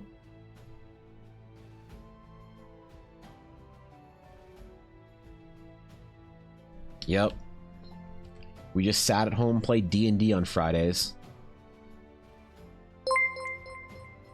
Got pizza money. Oh yeah, Bringing dude. in the new year with sickness. Happy New Year, oh, everyone. Oh man, sorry to hear that, Mel. Me too. I feel better today though, but I was sick as fuck after Christmas. Oh my god. That's rough. I'm sorry to hear that. Thank you for the bits though. Happy New Year to you, Mel. Hope you have a wondrous year. Amazing stories. I hope you meet your challenges worthily. That's a word. I hope you succeed where you thought you wouldn't. I wish you and your family health, wealth, and happiness. And snackies.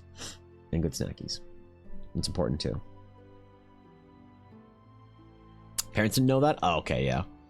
Your friends go to the movies late night because the place is colder, nicer. That's fair. Late night movies are a vibe. That's reasonable. Remember midnight showings were actually at midnight? Like, I know that midnight showings are now at like 10 p.m. or whatever. When I left school, I tended to going to a smoothie / milkshake store. Oh, really? Really good at getting something cold when I left class. That's cool. That's cool. That's nice to have spots like that. People do use Clip Studio Paint? They do, right? Right? Lots of people use Clip. Do I still have it installed, actually? Hold on. Clip. Ooh, wait. Clip Studio. I do have Clip Studio Paint installed still. I think I have a free upgrade. I'm not sure. But I might try next month doing a month of just using Clip and seeing how it goes. And answering the question once and for all, do I have to give Adobe another $900 this year for just Photoshop? Or can I keep my money? Please. That'd be great. That would be chill. And if I think that Clip is finally at the point where it's a better, you know, software, then I will switch. I don't have any loyalty to Photoshop. I don't like spending the kind of money I do every year on Adobe products that I've done for the last fucking decade or whatever. Lady Bowen, thank you for the follow. I appreciate that. Month of using Pain? Yeah, yeah, okay, maybe. Where they nerfed the midnight showing? Yeah, they did. Midnight showings are like 10 p.m. now. It's crazy. It's like midnight East Coast or whatever. They let us go do midnight showings. It's true, Sam. So use CSP until I have to upgrade their newer version. I'll find something else because I'm not paying a sub. Their newer version is a sub? I thought it was a one-time purchase again. Uh-oh. Can I not get away from the sub? Am I going to be paying Adobe or CSP? One of the worst things about CSP is the interface for paying for stuff and like installing it. Like Clip reminds me of that they are a Japanese company through and through in the most affectionate way.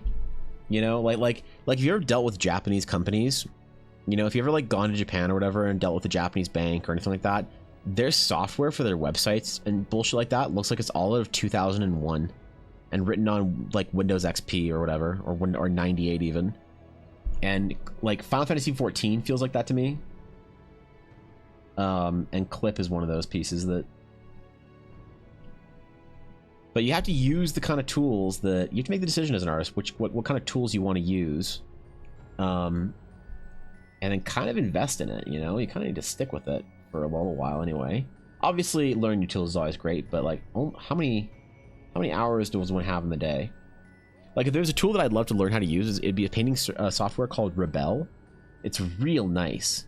Does real good traditional looking stuff, but it's expensive and kind of hard to learn, so I haven't really put the time into it.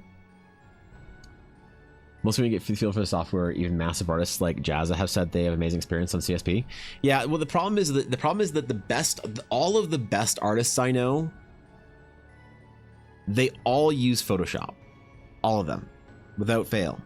A lot of them are like, oh yeah, like Clip's cool, but when you go to like Blizzard Entertainment or like Larian Studios or whatever, and you walk around and you see the software open, it's like 98% Photoshop. So there's still like an acceptance there. And a lot of people are like, Clip's kind of like trendy or neat or whatever. M1, thank you for the follow, I appreciate that. It's kind of cool, but like you ask all these artists, you're like, oh, like what do you want to do? What do you like using? They're like, well, Procreate's cool for like, you know, doodling, and like Clip's kind of cool, interesting, but I'm gonna do my work in Photoshop. And so like the entire industry uses Photoshop. And it has to be for a reason, and I do think it's for a reason, because I do think it's a stronger software. But like I said, Clip is making a lot of strides, and I'm rooting for them. I want them to become a serious contender. I want them to kind of like make Adobe a little nervous. I know they have like recording software there too. Like you know what I'm doing right now to record my process? Like I have like 8 windows up and like 3 hard drives and like 7 fucking monitors just to get my stupid stuff recorded in the process video. But I know Clip has it built in, which is great. So that'd be nice too. Hakuni, thank you for the follow. What's up? Thank you. I appreciate that. I'm glad you like the art. That means a lot to hear. Thank you, dude. What an honor.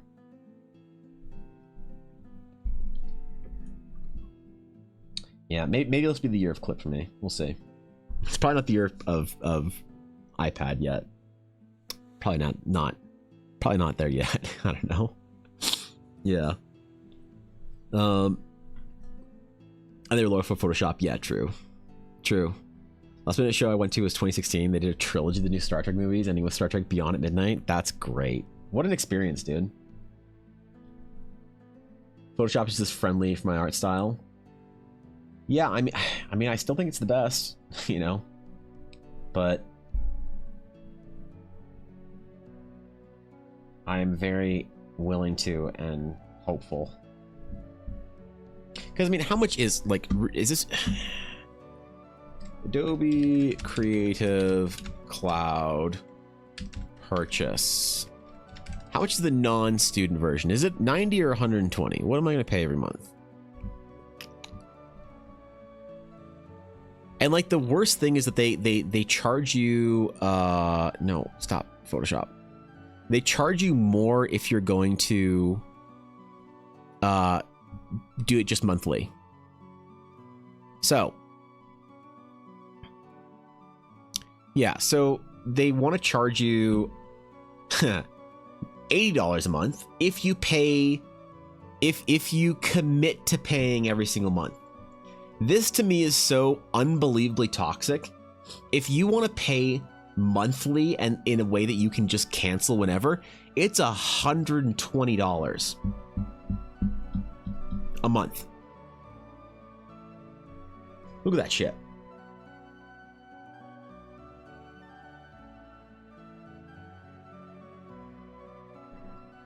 It's $120 a month.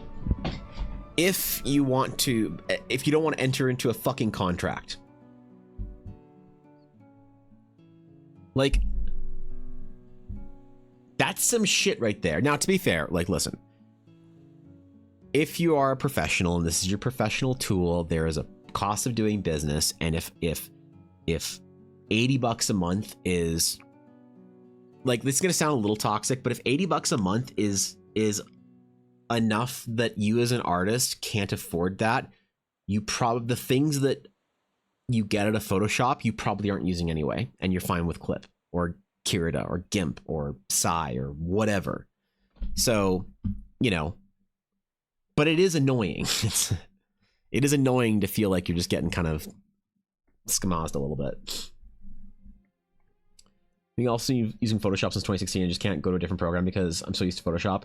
Yeah, that is, like, learning new software does suck, but, you know, if I'm going to save $1,000 a year, I might suck it up and just learn it. If you work in the industry, I assume work pays for it. So work does pay for it, yeah, but almost every single artist that I've ever met has, like, personal licenses, because you're not allowed to take your work license on home. Unless you're working from home, in which case, great, you know, good for you. But I know there's rules around that. You can't put your work license on your home computer, and I know they track it somehow. Not your work does, but Adobe somehow. I forget, but I remember somebody complaining about this at some point in time, and I was listening to them lament it or whatever. Just paying for Photoshop is $25, which isn't bad. Yeah, just Photoshop. Well, no, Photoshop's still more, I think, isn't it? Oh, maybe 25 US, but yeah, just Photoshop's more. But the whole cloud, man. I'm mad. My industry software is extremely expensive, but obviously I don't pay for it as an employee. Right, yeah.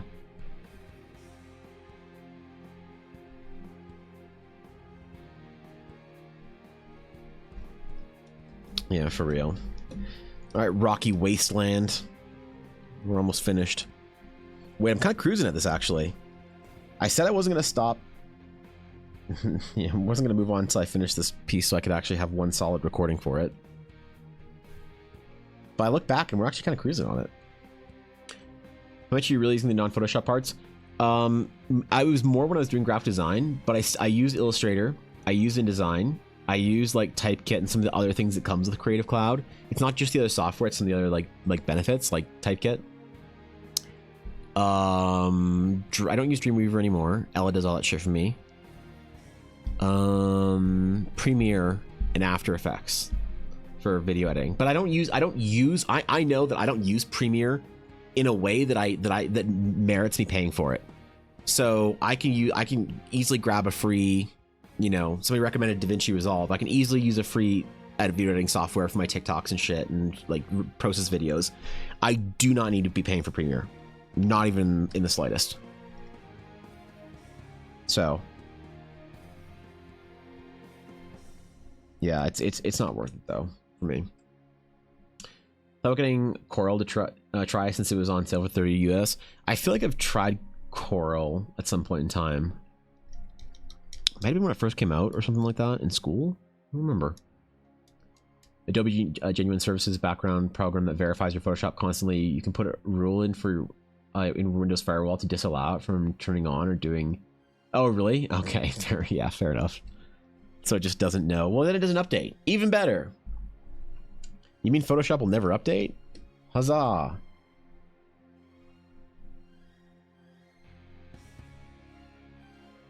Reasonably, I'll probably keep both, but I don't like it. I'm gonna complain about it some more. You know. That's what I'll do. I might still use it, but I'll complain about it a little bit. You know? You gotta give yourself one here and there. A lot of friends use Clip Paint studios. Some of my underground artists tend to use cracked versions of software of Adobe programs. Yeah, I mean, look, I'm not gonna moralize somebody using a pirated version or whatever. It's like, whatever, man. Like, you do you. I ain't worried about it. I know that's a very common thing for Photoshop, is to use an older version of the software that you download or whatever. The Bay has been generous for many artists. Is a floating ring above it? I think it is. But do I like the floating ring? I think I dig the floating ring. I used 17 till 23. Yeah, I used 19 until 23 as well. They forced me to upgrade. And when they did force me to upgrade, everything broke and it's never been the same since then. Right? Like, can I still... dude, the smooth sweep thing that used to have active. Basically, if you like kind of like it treated it sort of like scrolling on a page. If you just sort of like wisped your pen on it across the screen, it would like scroll longer. But now it's just like a complete direct. The little things I've given up to update Photoshop, man. I'm so mad about it. I think stuff like Adobe is way too expensive for personal use if you're not making money off of it. Yeah, 100%. It is. It's not, which is just so weird that they don't have just like a raw painting version of it, you know, without a lot of the other filters and bullshit in it for like hobbyists, because they want to be the industry standard. You want to be the industry standard for hobbyists as well, or else, sorry, man, your tool's gonna die. I used 2017 until I started watching your stream and saw you using a symmetry tool. Oh, okay, yeah, and that's where you upgrade to. Okay, fair enough. Are there any canonical reasons for what gets floaty rocks around it and what doesn't? Yes. Yes, Atari, there are. There are actually. The fact that this temple has a gate around floating over top of it is actually lore important. So, whether the rocks are vibing or not, yeah, okay, all right. Give me 1 second. I need to grab something.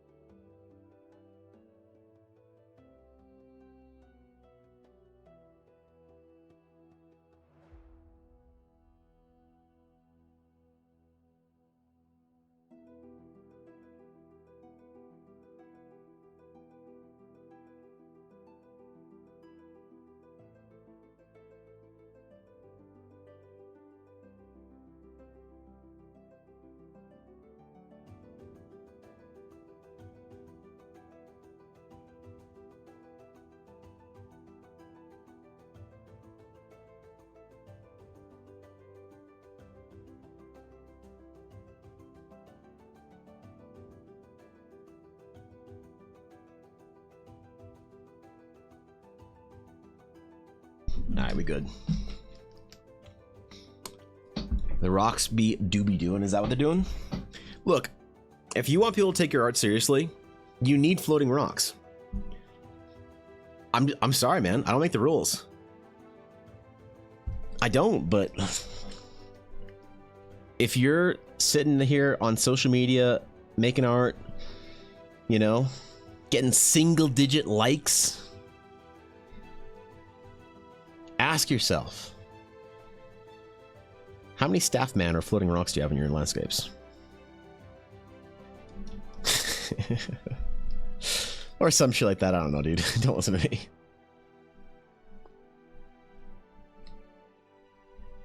Never think I know what I'm talking about. Except when I'm, you know, right. Oh, wait.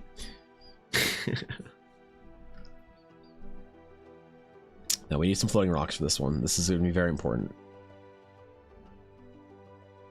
I hope the recording looks really good. I kind of want to like try and record my process for like almost everything this year if I can. If it's possible, if it's feasible, I would like to. And then I want to like just always have it as a reference. Because it does actually help you to record and review your process. It's like, you know, when you're trying to improve and you like don't see the problems with your work when you're like in the moment, it's really beneficial to take a step back and like not look at it for a little while. And you guys hear me say this all the time. When I finish something before I post it or whatever, I'll sign it because it's like, you know, it's done. I sign it because it's, you know, the end of the year or whatever. I need to sign my art. But I'll sign it, but I won't post it because I'll say I want to not look at this for a few days, and I'll walk away from it, and sometimes like 10-20 minutes of not looking at something can help, but sometimes it requires like a day. And taking that step back is like actually really important. Getting new perspective on it or whatever is good. You can't quite see what you're doing wrong in the midst of it, in the moment. Flipping the canvas isn't good enough to figure out that your character's proportions are wrong.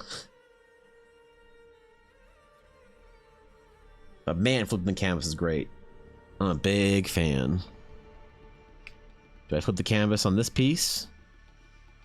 Not even once today. I'm rolling dangerous. I don't have a macro anymore. I need to build it back into a Stream Deck macro. Normally when it comes to art digitally, honestly, I know there's a free software and stuff that work okay, but the UIs tend to be complicated and confusing when I get started using it. Yeah, there's like a billion things in Photoshop that you never touch as an artist. That's for photo editing or animation or whatever. But it does help to like spend time and really learn your tool, because there's a lot of things that there's a lot of things. I mean, it depends on the kind of digital art you want to make. There's a lot of tricks and hacks and things that you can do with art and digital art that, you know, can help you pick your colors or help, you know, gradient maps and whatever, and adjustment layers and all kinds of stuff like that. At the end of the day, though, if you really want to be the best like raw artist you can be, like just like artist ability, avoid using every one of those tools. Paint on as few layers as possible and practice your skills as if you're working traditionally. And that's just all there is to it. You can't avoid it. You can't get around it. You can't get around fundamentals. Digital tools are great and time savers, but using those digital tools before you understand what time you're saving yourself is detrimental, I think, to the long-term growth of an artist. It's tempting, though, man. It's tempting. I mean, you can just like color a character in with the gradient map. Ooh. Ooh, what? You don't have to pick colors or learn color theory? You just use a gradient map? Ooh. Not that gradient maps are bad. I'm just picking on gradient maps because it's such a powerful tool. I'm not saying that if you use gradient maps, you don't know what you're doing. Obviously. Obviously, I'm not saying that, but to be clear about that, right? Amazing Curator took a couple of months to understand it. Really?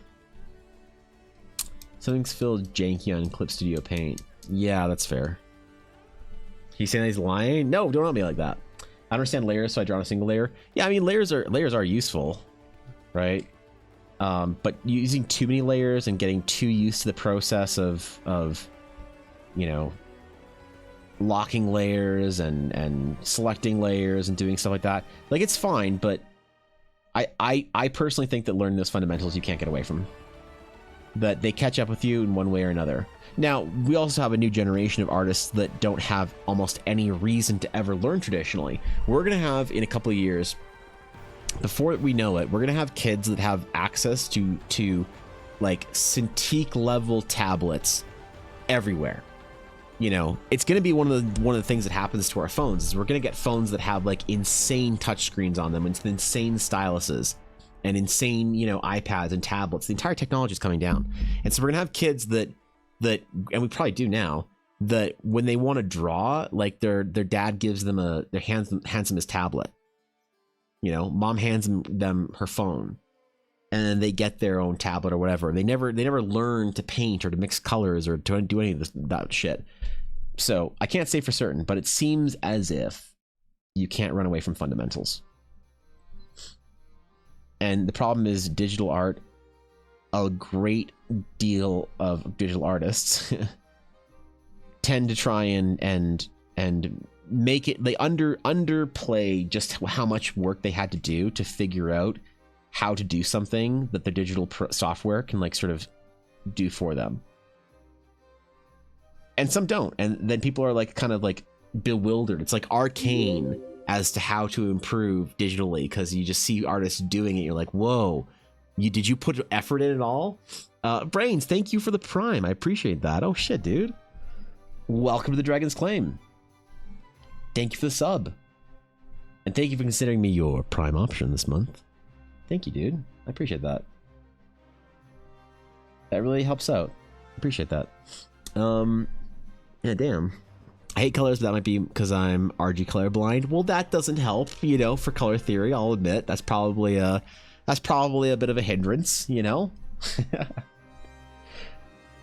There's this artist that I know that's colorblind, or know of. They're colorblind. I forget their name, but a VTuber friend of mine showed them to me. They do all their stuff in black and white, but then they have these like accent colors. And I don't know how colorblindness works in a lot of like mechanics of it. I know it's different for a lot of people, but as far as I know, they're like full. Like I don't know how rare it is to be full like colorblind, like grayscale colorblind as it is. But as far as I know, I think that they like can't process color like at all or something. I forget. Anyway, they get their artist friends to give them a color that they use as an accent color, and they just splash it in the piece based on the value, and they'll get some really cool stuff. So, I guess, who needs color theory, right? Who needs to spend a lot of time agonizing over getting your credits for color theory? God help me. I don't want to do color theory again. What a terrible, terrible time that was. What an awful experience. Please never again. I'm gonna move this, I think. I think we need to move this. Come to me, O ring. Ah! Not that. Okay.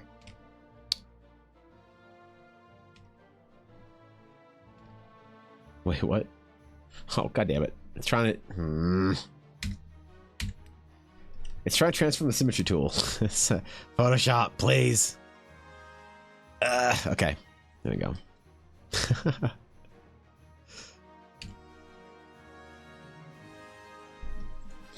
I'm telling you, man. I'm sitting here talking about how Photoshop's the best painting software out there, and it's just debating me. Just trolling me.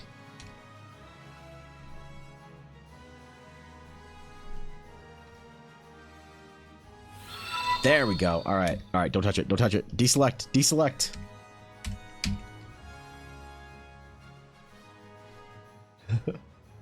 Wait. Wait. Why is it deselecting? Okay. All right. Okay. Okay. Okay. Okay.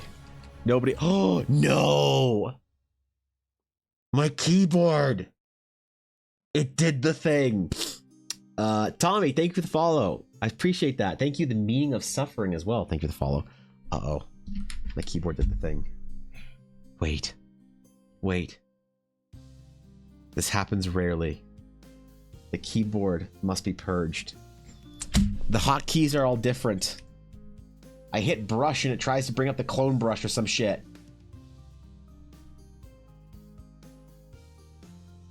Hold on. Let me deselect. Okay. All right. All right. The solution to this, we figured out a while ago, is very important. Where's my other keyboard? Turn the keyboard off and we turn it back on. That's what we do. That's what we do. We turn it off and turn it back on. I swear to God it works. It's still my keyboard. Just take mine. Maybe I will. Yeah, maybe I have to. Let me just cool it off for a second. I know I think it's a hotkey or something that I'm pushing by accident. I don't know what it is, but it changes the key bindings weirdly. Can I request a song? I mean, if it's on my playlist, sure, but I have to play like a like stream safe music, so I only play like League of Legends and a couple of other. I don't think it's one of the F keys, Ella. Here, let's see if it works now. Nope. Oh, wait. Mixer brush. Hold on. Is that the brush? That's the brush? Color replacement? Nope, it's not that one. It's not that one.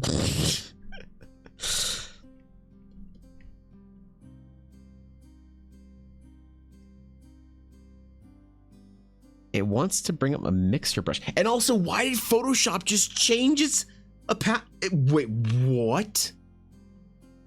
My Photoshop just changed its like light, like look at that. It just changed its like light darkness whatever, like dark mode version. Dude, there's some gremlins in here right now. Holy. I'm gonna have to go without keyboard commands. What's up? Yeah. I don't know if yours will work, Ella. I think I need to plug it in properly. Like with the USB, right? But I don't have the USB is not connected to my PC anymore. You know, the cable isn't connected to my PC anymore because I wanted fast charging. I could, yeah. It's fine. I'll not use hotkeys for a bit. I'll do what I usually do to fix this. I unplug. Is that the keyboard? That's the keyboard. I unplug it and then I go back to it in a couple minutes. It's fine. We're just not using hotkeys for a bit. So no mistakes, okay? Not allowed to make any mistakes. That's fine.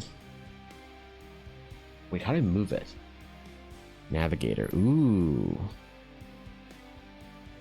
This is gonna be fun. Oh, wait, this is fine. This is fine. So I use a weird keyboard? Yeah, for real. Is it KDA Logitech keyboard? That's kind of slick. I have to use a keyboard that's like a low profile one so that my bad, unergonomic kind of like hand position goes unnoticed as much as possible. That's why I use my keyboard. It's all flat, doesn't do shit. It just lights up and is low profile.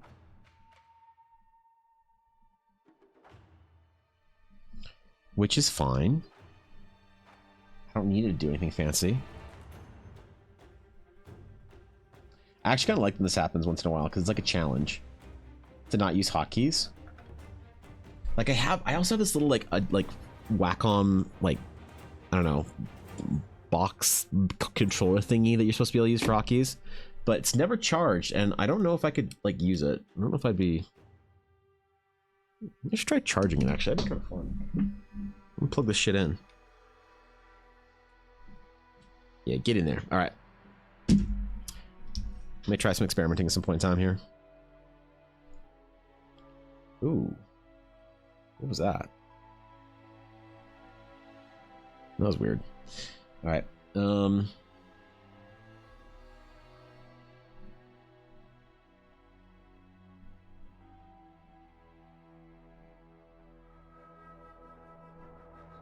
my color picker is wrong. Okay. All right. We're rolling. We're back to cruising. Nothing stands my way. Save? Oh, you're right. File. Save. Thank you. Appreciate it. Have control see my brush. That's genius, honestly. I really should bind Control Z on my pen.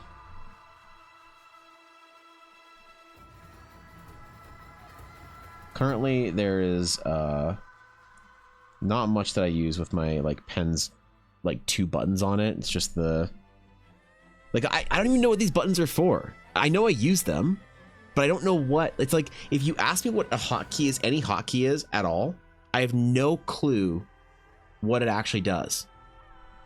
Like I can't tell. I mean, I know what it does, but I can't tell you what the hotkey is.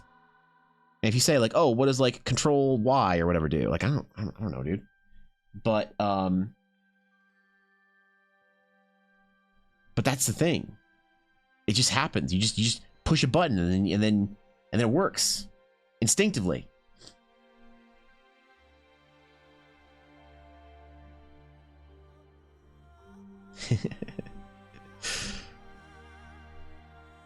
These are the problems, man. These are the problems of being a digital artist. You don't remember hotkeys when you're a painter.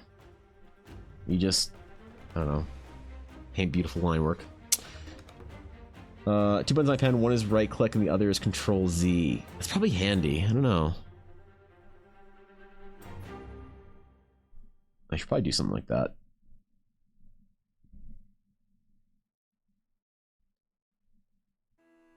I really should have an extra keyboard as well, just like chilling. I should have an extra keyboard and extra mouse chilling. It's one of those things that's like backup bullshit. It's like how real streamers have like extra cameras and whatnot. Yo, Bohemian Girl Baby, thanks for the follow. I appreciate that. Welcome in. Thank you. Happy New Year, my friend. I click buttons and it works? Yeah, right. I forgot. Yeah, what's it like to be like a Baroque painter? Have to mix your own colors and stuff, but not have to deal with hotkeys. To live in like the 1400s or some shit. And paint on real canvas by candlelight. But not have to remember hotkeys. I'll be honest, sounds kind of nice.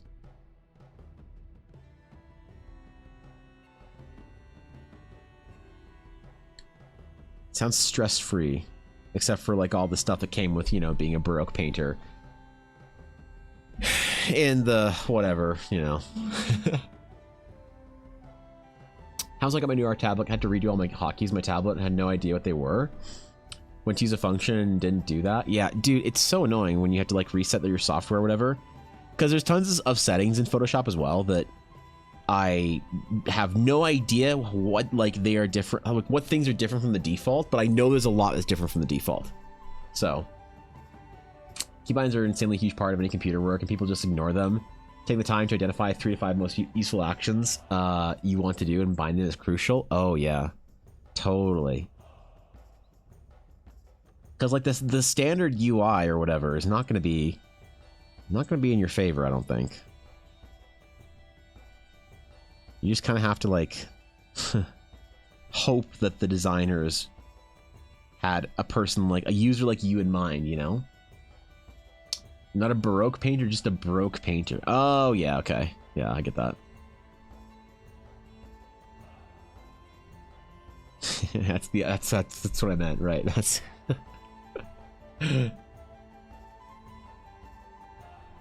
yeah, not a Baroque painter, just a Baroque painter. Thank you, Steele. They weren't pitching their canvases trying to zoom in. How'd they pass the time back then? Yeah, they couldn't pinch to zoom in the Baroque era.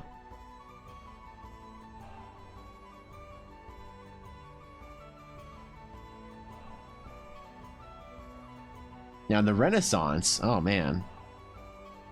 They tried. They hoped by the Baroque era they'd have that figured out, but fortunately not. It'd be cool if you could create a settings profile for others to use or select after you reset to default. So I think you can save a profile like that. I don't know if you can share it though. Yeah, I don't know. Forgot to do my stretches. Thank you, Carl. Use Photoshop from a friend's computer. Once he uses it for photo editing and doodles, it's way too complicated and overwhelming. Yeah, well, so you can sort of save. There's a little button in the upper right-hand corner that you can load different profiles and defaults and stuff like that. But I don't know if you can share them. Maybe you can share brushes and stuff. I've thought about doing like a series of like setting up Photoshop for painting and like good workflow, but because that's something I never got that in art school. That was kind of one of the big art education things that I missed out on and was kind of mad about, is that I learned how to paint and how to draw from really accomplished artists from a different age. These guys used watercolor and gouache and ink and had no idea how digital software worked. But the school understood that the changing tides in the digital era meant that people were going to use digital software. So they taught like art, basically. They allowed you to paint digitally if you wanted to, which everyone did, but they didn't know. So that you could ask them anything about color theory or composition or whatever, but the one thing they could never help you with is the technical stuff. They couldn't do paint overs for you. They couldn't do technical, you know, whatever. It was really frustrating, to be honest, for a long time, where you wouldn't be able to ask anybody how like, oh, I want my brush to feel like this. And your instructor would be like, oh, I don't know, man. Like, look it up, I guess. I don't know how to use Photoshop. You're like, shit. It's probably better today than like, you know, when I went to school 10 years ago or whatever. So it's probably not as much of an issue. I'd be very surprised if it was. If the faculty still has no idea how the fuck Photoshop works and how like digital software works, I'd be very disappointed, but they have to by now, right? At like real art schools, they have to. Then again, I said the same thing 10 years ago, so. In the Baroque era, we use the eyes. Yeah, that's fair. Lowest drawing is going, feels like it has a story. Well, it does actually have a story. I appreciate that. I'm glad you like it. This is a temple for an order known as the Astral Knights, or the Astari. And that it's a custom D&D class I made for my D&D setting. Which is basically all I do on stream is stuff from my D&D world. Concept art and whatnot for it. And it's a very important lore location. So I want to sketch it out as best as I can, so that when players choose to play an Astral Knight, they have like a vibe they can kind of like check in on and look at and say, oh damn, that's where we came from. That was our temple. That was where we learned how to fight, or whatever they do. Sorry, I said it like that. I thought you were just doing random doodles. No. So everything I do, all the art that I make is actually, for the most part, if it's not a commission, it is in service of my like main kind of project that I'm working on, which is called the Realms of Eldara, and it's a fantasy setting.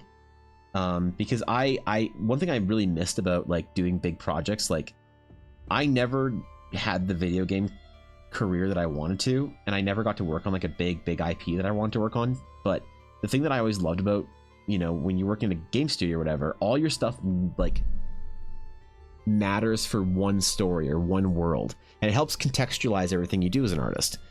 And I like that, and I wanted that. So when I started streaming, I created my project so that I'd have something to kind of work on for all of my art. And it's starting off as like a D&D setting that people can play in if they want to. And I've got like lots of releases and stuff coming up for that. So it's going to hopefully be dope. And yeah, it's like my main jam is the lore and everything behind it. I do a lot of writing for it too. Oh yeah. Like when I look up any of the characters, like this is not just like some random character. This is my wife's D&D character. So she's an astral knight, actually. So she is the kind of knight that you would find in this temple. Why is my scroll wheel really supercharged? What the hell? There's some critters in my computer right now. There's some gremlins, some goblins. I don't know, man. I'm gonna try plug my computer in a second, or sorry, my keyboard in a second, and see if it works again. Because I mean, I'm fine working without, you know, Control Z and hotkeys, but it would be nice to have those back, I guess. A little bit. It would be nice. I wouldn't mind it. The thing that I don't get is that Photoshop, when this happened, when whatever happened that screwed up my keyboard, it changed the lightness of my Photoshop background. So let me show you. Edit preferences. If you go, I think it's interface. Yeah. So you can choose which dark mode, like how, if you want like gray, like 90s Photoshop, if you want for some reason light mode Photoshop, if that's your jam, I always use this, the darkest theme. And I don't know why that changed too. I normally have it hidden on stream because it's like, no one cares about seeing that kind of stuff. Like Photoshop menus and shit. So I don't know why that changed as well when my keyboard kind of went bork. I'm very confused. It's a recurring problem that happens every couple of, I'd say months to weeks to months. And I never know what the cause is. And it usually is fixed by me unplugging my keyboard, letting it sit for like a little while, and then plugging it back in.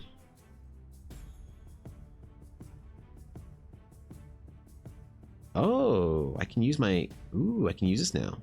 I can use the controller.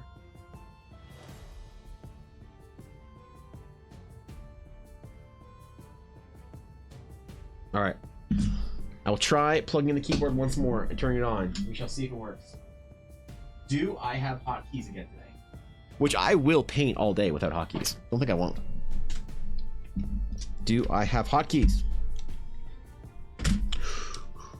Zone of truth. Can I move with spacebar? Ooh, we have hotkeys back. And see, they're just magically back. And I don't know why they left, and I don't know why they're back. And I'm not gonna worry about it, because I feel like if I worry about it, then I have to think about it. And if I think about it too much, maybe it'll break again. Remember, as an artist, the most important thing you can do is ignore all problems when things are going well. That's right. When things are going well and your process works, never question anything, never be introspective. Never ask for or want for more. If things are working and going well, nothing's on fire, nothing's broken, don't try and optimize. What are you doing buying a tour box? What are you doing upgrading your tablets? Never upgrade Photoshop. Never install anything. This is key. This is important shit for artists, all right? We need to learn to never try and improve anything on our computers ever. I have no loyalty for Photoshop. Photoshop breaks. Yeah, for real. Time for clip. Let's go. Time for Procreate GIMP. I did think it'd be funny to do like a challenge where I try and like take a painting and do different parts of it like in different like painting software. That'd be kind of a fun video or whatever. I could try my absolute best to you know, maintain the greatest level of consistency. PC weird it is. I don't know what's wrong with it, but it seems fine now, so not gonna worry about it. Just gonna chill.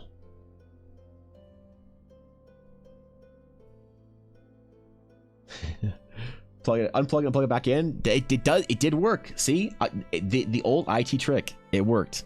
It works every time. There is no problem in life that unplugging it and plugging it back in doesn't fix. Except for that one time. But every other time, the IT solution works. Could be a good one to use, and it's free. That would actually be kind of fun. Yeah. Try like all the free software, the open source software as well. Especially kind of focus on those ones instead of the paid for. Because like I could try it with Rebel and Clip and whatever, but like, you know, whatever. Those are expensive. No one's gonna buy Rebel or Clip. Well, Clip's fine, but no one's gonna buy Rebel. Impossible? Yeah. What's up, Chris? Happy New Year to you too. What's going on, dude? How you been? Happy New Year to you and your family, your friends. I wish you many D&D games this year and much art. And all your pursuits to be snack filled? I don't know. Like half Clip, half Photoshop, half free softwares and keeps going. That'd be kind of cool, actually. I like that.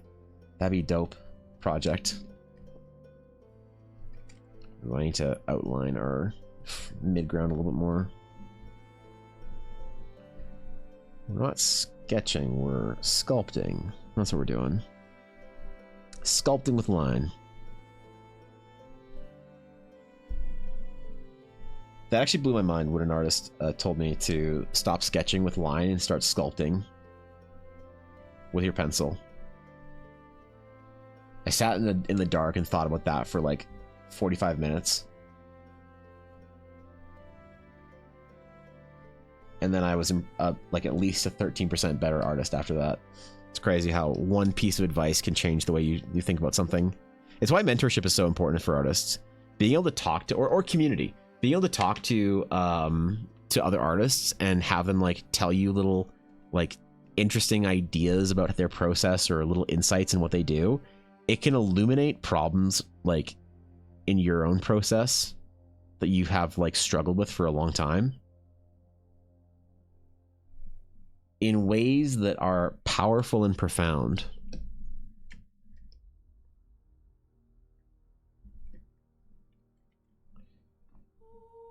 And it's so tough for like digital artists especially to be out there without like a community, you know? If you're like self-taught or whatever, it's even worse, man.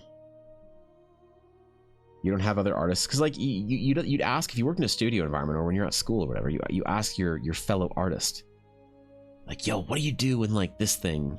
Like I can't, like my sketching is like my line work looks really lame. Like what do I do?"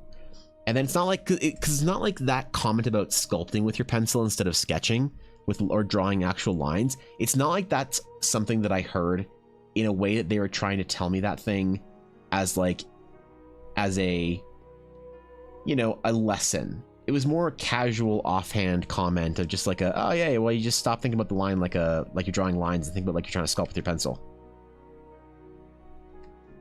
right? And you don't get that. You don't get those offhanded quick little like remarks and ideas in isolation. You don't get it from YouTube videos. You don't get it from, you know, I mean, maybe like YouTube videos and like, you know, Twitch conversations and whatever, but you certainly don't get it when you're like, you watch a tutorial for one thing. You watch a tutorial for one thing, and that one thing is like how to do this or that in Photoshop or whatever, or how to draw pants. So you need to draw more pants. Your client asked for your character to be wearing multiple pairs of pants, and you're like, damn, okay, I'll figure it out, bro. I'm never taking another client from DeviantArt again, but whatever, your money's good here.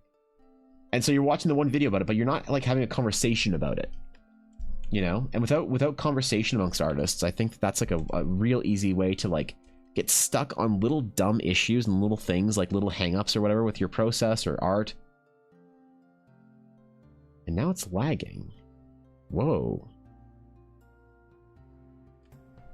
Gremlins. Okay, we're better. That was so weird, man.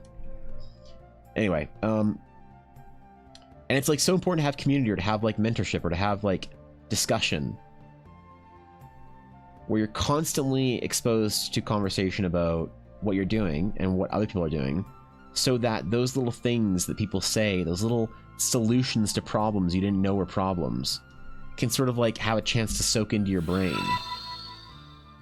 and so that you you know, you pick up on those kind of things.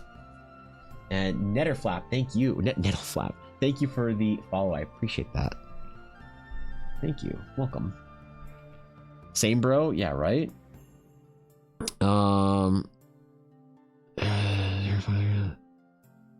I normally talk to and try and communicate with professional artists and people that draw way better. And I try to get best advice I can for what I'm studying. And sometimes I feel like more people talk on a deeper level from art. Yeah, I think so. I mean, the more formal the setting I find, the more like those kind of conversations show up, right? Studying alone sucks. It does.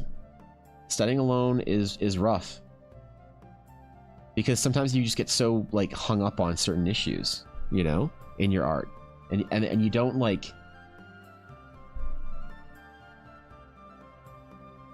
man, I really gotta like, I really gotta build like a study group or something for us in Discord where we can just talk about this shit all the time. I've been thinking about that for a while. Maybe this is the year to do it.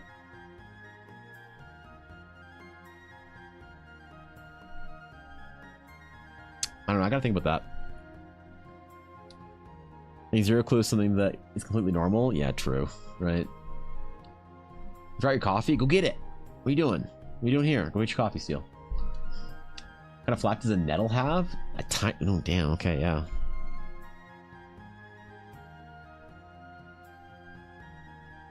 I guess I learned something new today as well, Chris.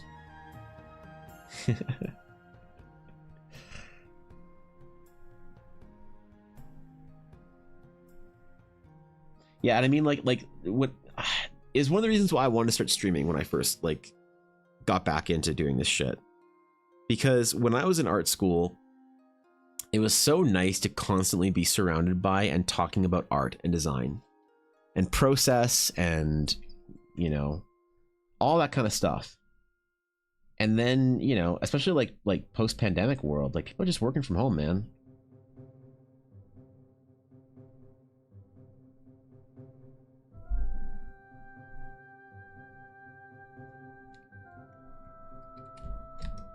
Or, you know, like when I was like in school, I'd watch like Dave Greco, or not school, but when I was like sorry, before I started streaming, like after school, after I was in school, I'd watch like Dave Greco and other artists, and they do something or whatever, and you see an artist do something in a YouTube video and you're like, whoa, what the fuck was that? How did you do that? And they're so casual. They're like, oh, you just like, you hit this hotkey in Photoshop and it like does this thing for you. And you're like, what? You know? Like, I didn't know how dual brushes worked for years, but it is pretty much the only way I paint now is with a dual brush, right? And it does exactly what I want the brush to do. Look at it. Look how nice that brush is. More pressure, less pressure creates more texture. More pressure than on top of that, you know, without having to go over it again and again and again and again, you know. And as you put more pressure on, right, like it took me so long to figure out how that brush worked, to build my to build my own, to do whatever, to like find brushes that did shit that I liked, and then to create them in custom sizes. And it took me watching Dave Greco's stream. Yeah, he doesn't really stream anymore. He got a big fancy boy job at Blizzard Entertainment. Stop streaming because he's too busy. But like, for him to be doing something, and for me to be like, whoa, how the fuck does your brush work, dude? And he sat there and talked about it, and I was like, damn, I want to learn something too. You know, I just feel homesick and lonely sometimes when I use music to help me go ham, but I feel sad sometimes. I get that too. When you're absolutely, yeah, when you're like, yeah, when you're in it and you're just like making art and whatnot, just like the isolation can get to you 100%, and it gets to me. That's why one of the other reasons why I like to stream, because I get to like hang out and we get to talk about dumb memes and D&D and shit and whatever, and art. Yeah, isolation's bad. It's bad. It's necessary sometimes, but it's not great for the long-term creative, I don't think. Coffee acquired. Excellent. Good. Puppies have been head scratched. That's good too. How old are the puppies now, Steel? They're still in the weeks phase, right? Or you're still referencing their age in weeks, I believe, right? Is there going to drawing workshop soon? Mostly to draw among people. Maybe have a small talk. Absolutely. That's great. Great idea. That's awesome. Make some friends and talk about art and everything. Totally. That's such a beautiful thing to like find community with your art, to like find people to talk to find you know, artists to learn from in ways that they didn't intend to teach you and you didn't seek out to learn. You know what I mean? And it's the little conversations where, yeah, you say something like, whoa, how the fuck did you do that with like Photoshop? Like, wait, how do you get your brush to work like that? Or yo, what are you doing to get, you know, those kind of colors or whatever? And they're not intending to like try and teach you a lesson, but it just comes up in casual conversation.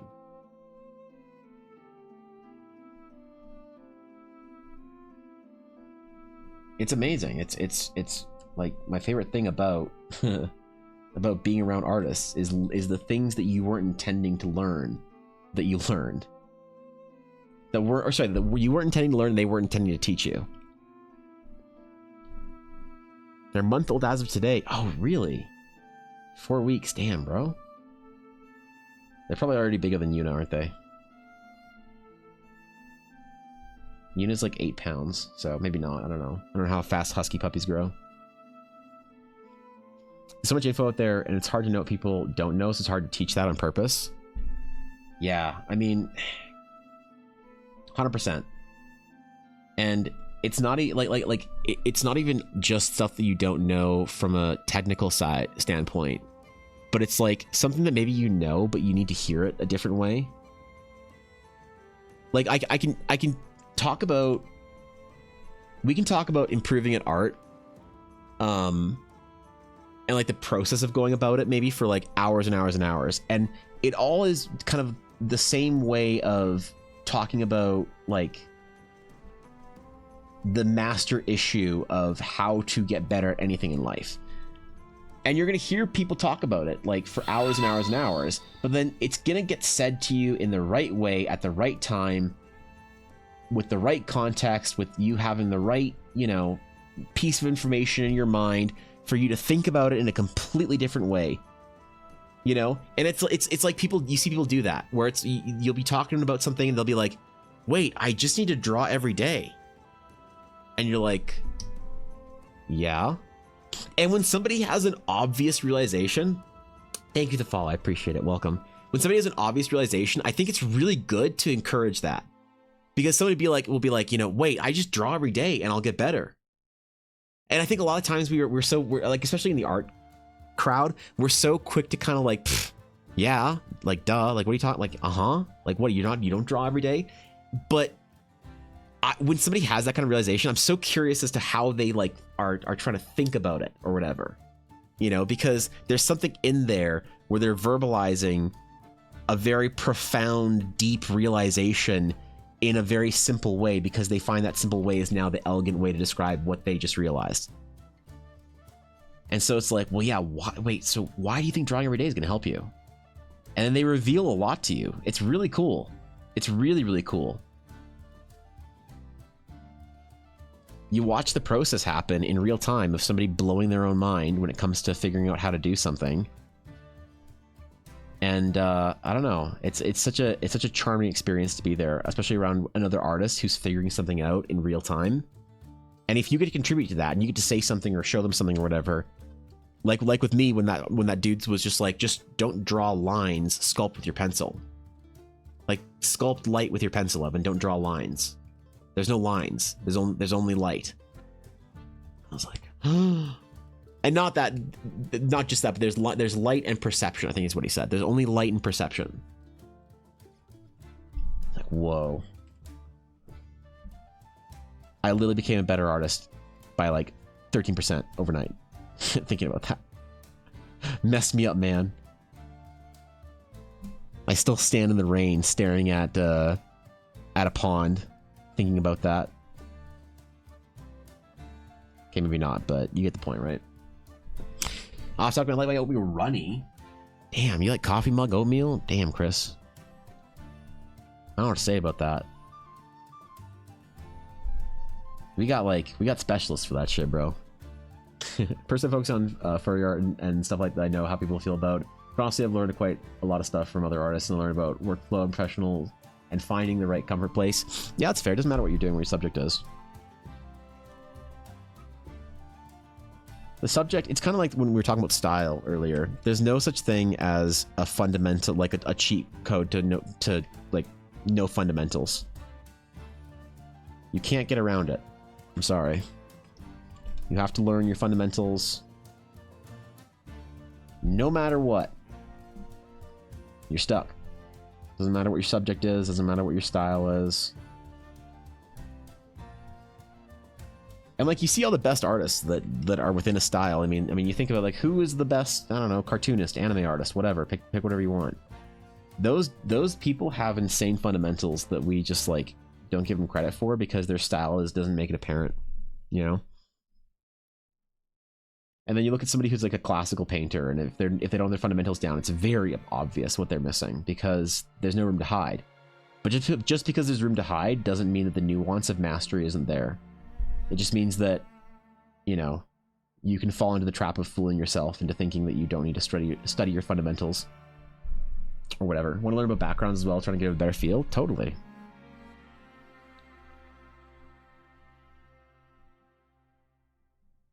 For backgrounds, specifically for characters, sometimes looking at animation is like really helpful.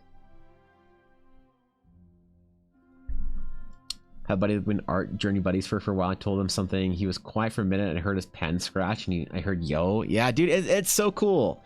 It's amazing when you see it happen to somebody, but it's so much like it's so revolutionary and life changing when it happens yourself. When it happens to you and you realize some I don't know, code has been unlocked. It's been cracked. You are the art master now. You know all about art. You can art forever. Just because somebody told you one silly thing. Bro, you hold your pencil with the pencil side down towards the paper.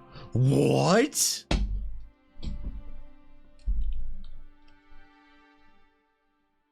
You know, and it changed your life.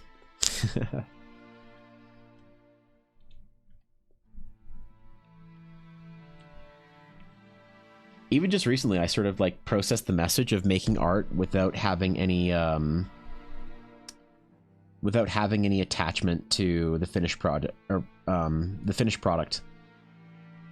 and not allowing yourself to correct mistakes in the way, being like a really cool way to kind of get through some of the workflow issues I've been having recently. It's fucking rad.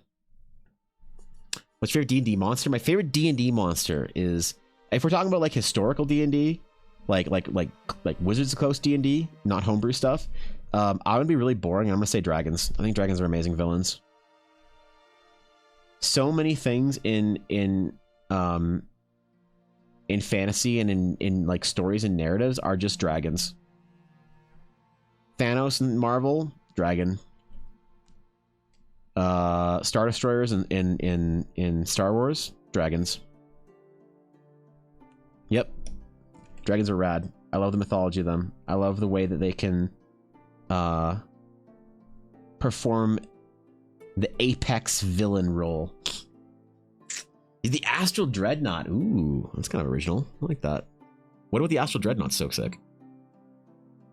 I don't think that's many people's favorite. I'm intrigued.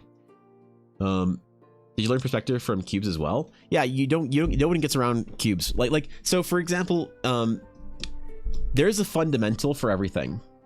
So if you want to learn, let's talk about figure. So if you want to learn figure, you want to learn how to draw people. All right, that's what figure is. Figure is 3 fundamentals. It's 3 components. The first is anatomy. The second is perspective.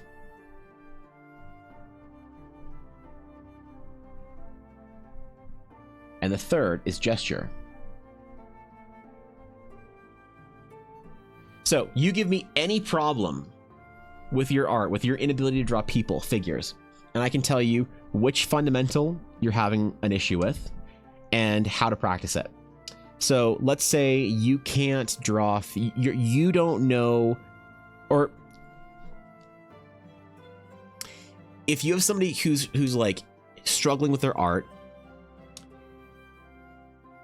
it's easy to identify these things if you have enough of a pool of information. Seeing one person draw one figure one time is not great. But if you see like a bunch of their art, you know sort of what they have a problem with. Either they don't know how, you know, how the anatomy of the arm works. And so, you know, they have no idea how a person's arm connects to their chest and whatever it's doing. And, you know, and the fix for that is to do literal anatomical studies to, you know, figure out how this muscle group connects here. And then, you know, this kind of goes down into the forearm. Then you have the brachioradialis, I don't know. And then the fucking, you know, and then how that connects to the pec. And then, you know, you have all these lats coming out of everywhere and abs. And so it's really an anatomical breakdown. So great. Now you know how anatomy works. You shouldn't have any problems like drawing connecting bits of your figure. If you know how anatomy works and you're like, dude, I know how biceps work, how pecs work, how triceps and whatever works, and every other, you know, muscle group. I know how it works, man. But I can't draw figures. Then you probably are having problems with perspective, right? Perspective is you don't know how to put these things into a 3-dimensional plane. So how do you fix that? Well, you literally go draw boxes. Everybody draws boxes. You know, you draw cubes from different angles with all sorts of different crazy, wacky shit going on. You know, you draw 1,000 cubes, you draw cylinders, circles, cubes, whatever. And then you start composing and building people out of these cubes and these kind of like shapes and whatever. And if you still find that your art is like kind of lacking and you're like, well, my figures are just kind of like bland, just kind of standing there like weird, like, you know, I don't know, Roblox dudes or whatever, then gesture is where you need to go, right? Because gesture is the 15-second, really quick, you know, interesting poses so that you can like become more loose and understand how the human body moves and mechanically sort of what's possible from people. And then that improves everything else because now you're trying, now that you have a really quick gesture, you know the perspective of how to build and construct this body into its basic shapes. And then you know how to turn those basic shapes of cylinders and circles and squares and whatnot into the anatomy that composes the figure. So there's never a fundamental that you can skip. There's never a level in your artist career where you'll be too good to go back and practice your fundamentals. Every artist I've ever met that is an accomplished artist spends probably, realistically, probably as little as 5%, but as much as like 20% of their time making art doing fundamentals. I've never met an artist that's like a really amazing, like game-changing, great, oh my god, master of our generation artist that doesn't say, yeah, I do a lot of fundamentals. You know, so who am I to say I'm above it because I don't have problems with this thing today? You know, then the next day you wake up, you're like, wait, I can't draw faces. I can't draw faces or feetses. Oh, shucks, I should have done my fundamental studies. You know? And then you kind of have something to look forward to because you always know that you're growing and increasing in your power when it comes to your studies. So my drawing skill is just basic stick figures. Hey, good enough for storyboard, right? mean, the fact that it resides in the astral plane, which is nice, and then you can get creative with how rules for example, the Dreadnought have a dungeon inside of it. Oh, I see. Oh yeah, that's cool shit. All right, good answer then. The Dandadan artist is a master of gesture. His poses are so fun. Yeah, I don't know what the artist's name is, but I know when I saw that like Dandadan was like picking up so much traction on the anime, I was like, oh shit, it's that guy. At a moment of recognition, it's like, oh, that guy's sick. Totally. I mean, like, yeah, figures is composed of those fundamentals. Every single thing in art is composed of fundamentals. And then on top of that, so once you have those fundamentals figured down and you need to paint them, well, now you have lighting and color temperature and edge and surface and texture and all these other things that make it, you know, painting and drawing and painting and art in general, the more complicated it is, the more plates you're spinning at one time. And it's really hard to kind of like do a lot of things at once, you know?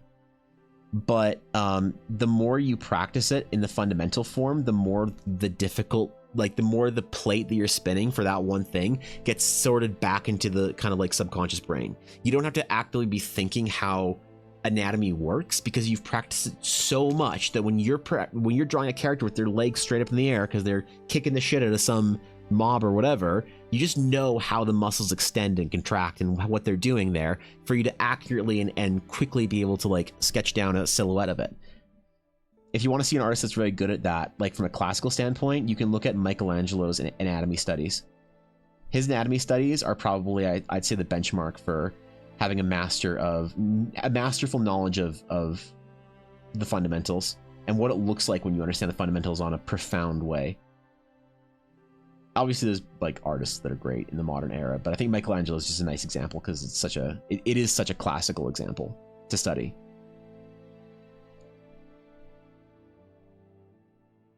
But yeah, if you like anything you have problems, and it honestly, when you unlock this part of art in your education journey, whatever, it feels like you kind of demystify art. Because do you ever look at an artist and you have no idea how they did what they did? And you're like, I don't even know, like, I don't understand the gap between me and them. I don't even understand the gap between us. Once you start understanding the way fundamentals work, it's kind of like you can put your faith in the fundamentals no matter what. If you just keep grinding away at the fundamentals and keep referencing them with like a sense of love and reverence of like, I will always practice my fundamentals, then you can have some like kind of, it like relieves some anxiety that you'll never get where you're trying to go. I've never in my entire life seen an artist that isn't consistent with their fundamentals not become wildly successful in mastery. Ever. Not once. I've never seen someone spend a substantial amount of time working on fundamentals consistently and not become absolutely ridiculous. But now, you know, I am sympathetic to the fact that finding time for that shit's tough. Like, don't get me wrong, man, I get it. It's a whole nother thing to try and like identify a 4-hour block every week to sit down and draw cubes. And like, that's not fun. Well, let's draw cubes, man. The nice thing is, though, that as you get more advanced, you can start hiding your fundamental studies in more interesting things. So I know a lot of fundamentals like can seem boring, but when you can like when you're getting good at your fundamentals to the point where you can hide them in other projects, you can like sort of do like, I don't know, action speed paintings and they're like gesture studies, or you can do like cool architectural drawings and like world building and concept art, and they're like perspective studies. And then you start using the word study instead of fundamental. I'm doing a study, a perspective study, but it's still a fundamental, you know. It's just not drawing cubes. So don't worry, no, if you don't need to draw cubes for the rest of your life. Some people do. I know some crazy artists that still draw boxes and cubes and circles and stuff and swear by it, but that's the exception, I think, not the rule. At least I hope to God that's the exception, not the rule. It's like a tree normally doesn't grow instantly. You have to slowly give it water, sun, and time. Yeah. Yep. Yeah, I agree. That's a good way of putting it. Patience, you know? And you have to have faith in the process then. You have to trust the process. Which is hard, because if like somebody guaranteed you that if they said, hey dude, if you draw like 1,000 boxes a week, like you'll become a master artist in 18 weeks. You're like, oh boy, sign me up. I played video games. I don't know how an EXP bar fills. I get it.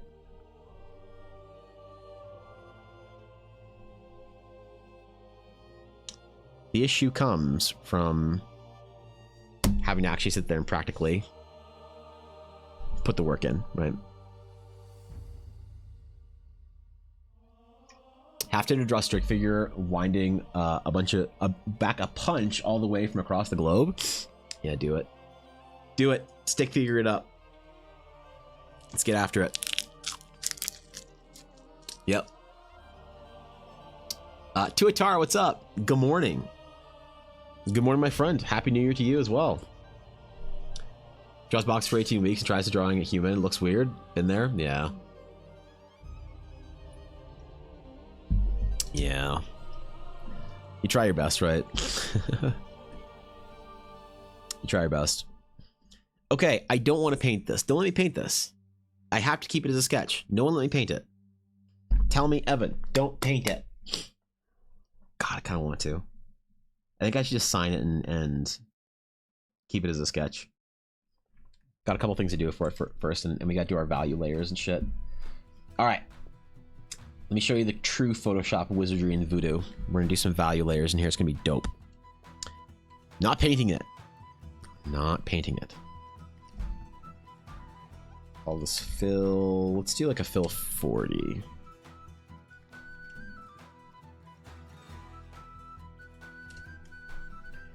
Just do some value layers to kind of make the dark stone pop out. Because this is all... It is all supposed to be like really dark stone. You know, it's just... We're trying to work with hatching here, so we gotta be patient. And thank you to Atar for the follow. I appreciate that. Welcome in. And don't paint it. Thank you. Yes, Atari. That's what I was asking for. That's exactly. Yeah, don't paint. Okay, cool. Yeah. Okay, guys. Thanks. I appreciate it. No, I can't paint everything. Some things I have to let go of the dream of color. I have to let it sit as a grayscale sketch forever. Think the XP barring filling as you paint it? Dude, wait, you're right. It's a study.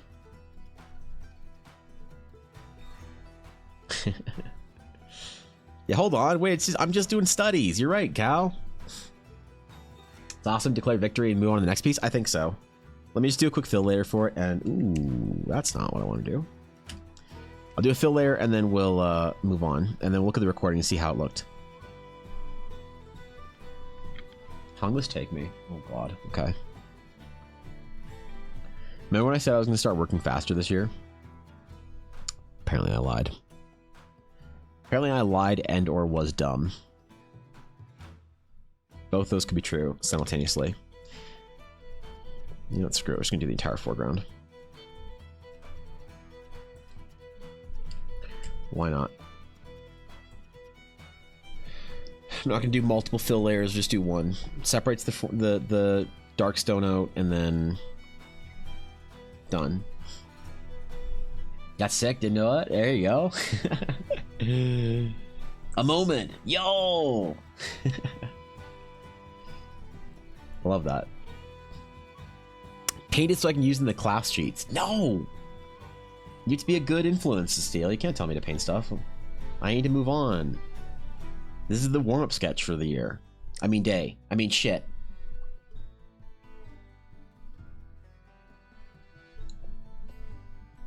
I did say I was going to stream longer this year.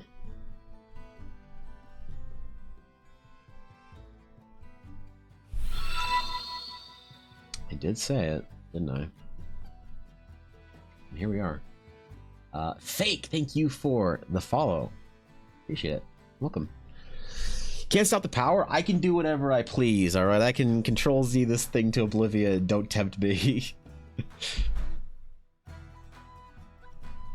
I will hold my art hostage with the Astronaut players. Don't think well, actually, I probably wouldn't. Never mind. I don't want Ella to get mad at me. I forgot she's one of the Astronaut players, Steel, and if I try and hold the Astronaut art hostage, she'll be who I have to answer to. So, yeah, not gonna do that. I'm good.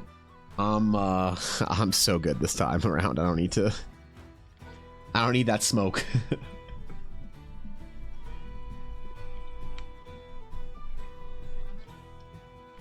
And then I'll quickly get my pen out, or my eraser out, and do some reverse hatching for the highlights, and then it'll be the first piece of 2025 I'll sign. I'm excited, man. It's a new era of EBA art. Oh my god, why do I keep hitting the wrong button?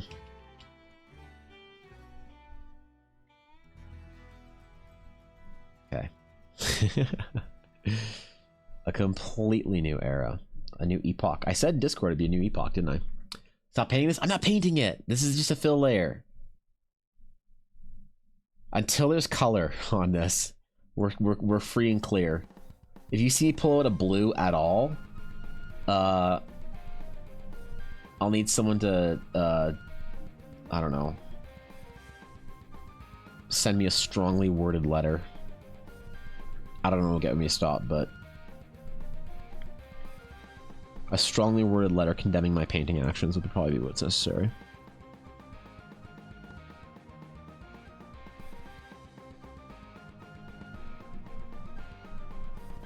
All right.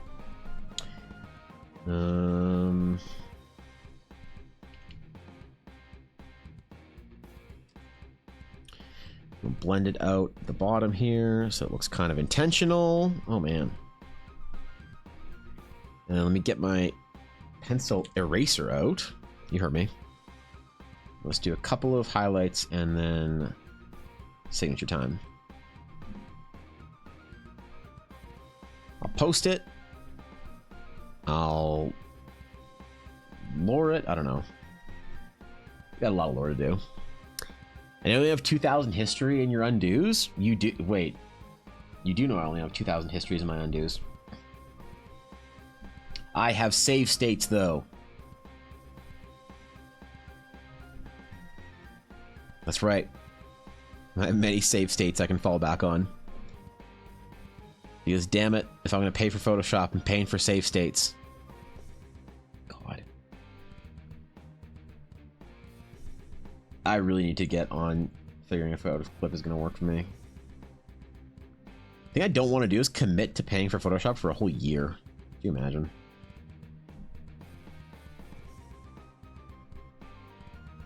Especially if I'm not going to use for the rest of the Creative Cloud and I'm stuck. I think actually in the US, I'm pretty sure Photoshop is getting like slapped on the wrist by the government for doing the thing where they like try and rope people into a year-long contract. I'm not sure if it's happened already or if it's in the process of happening, but I know the American government is cracking down on Photoshop for some reason to do with that.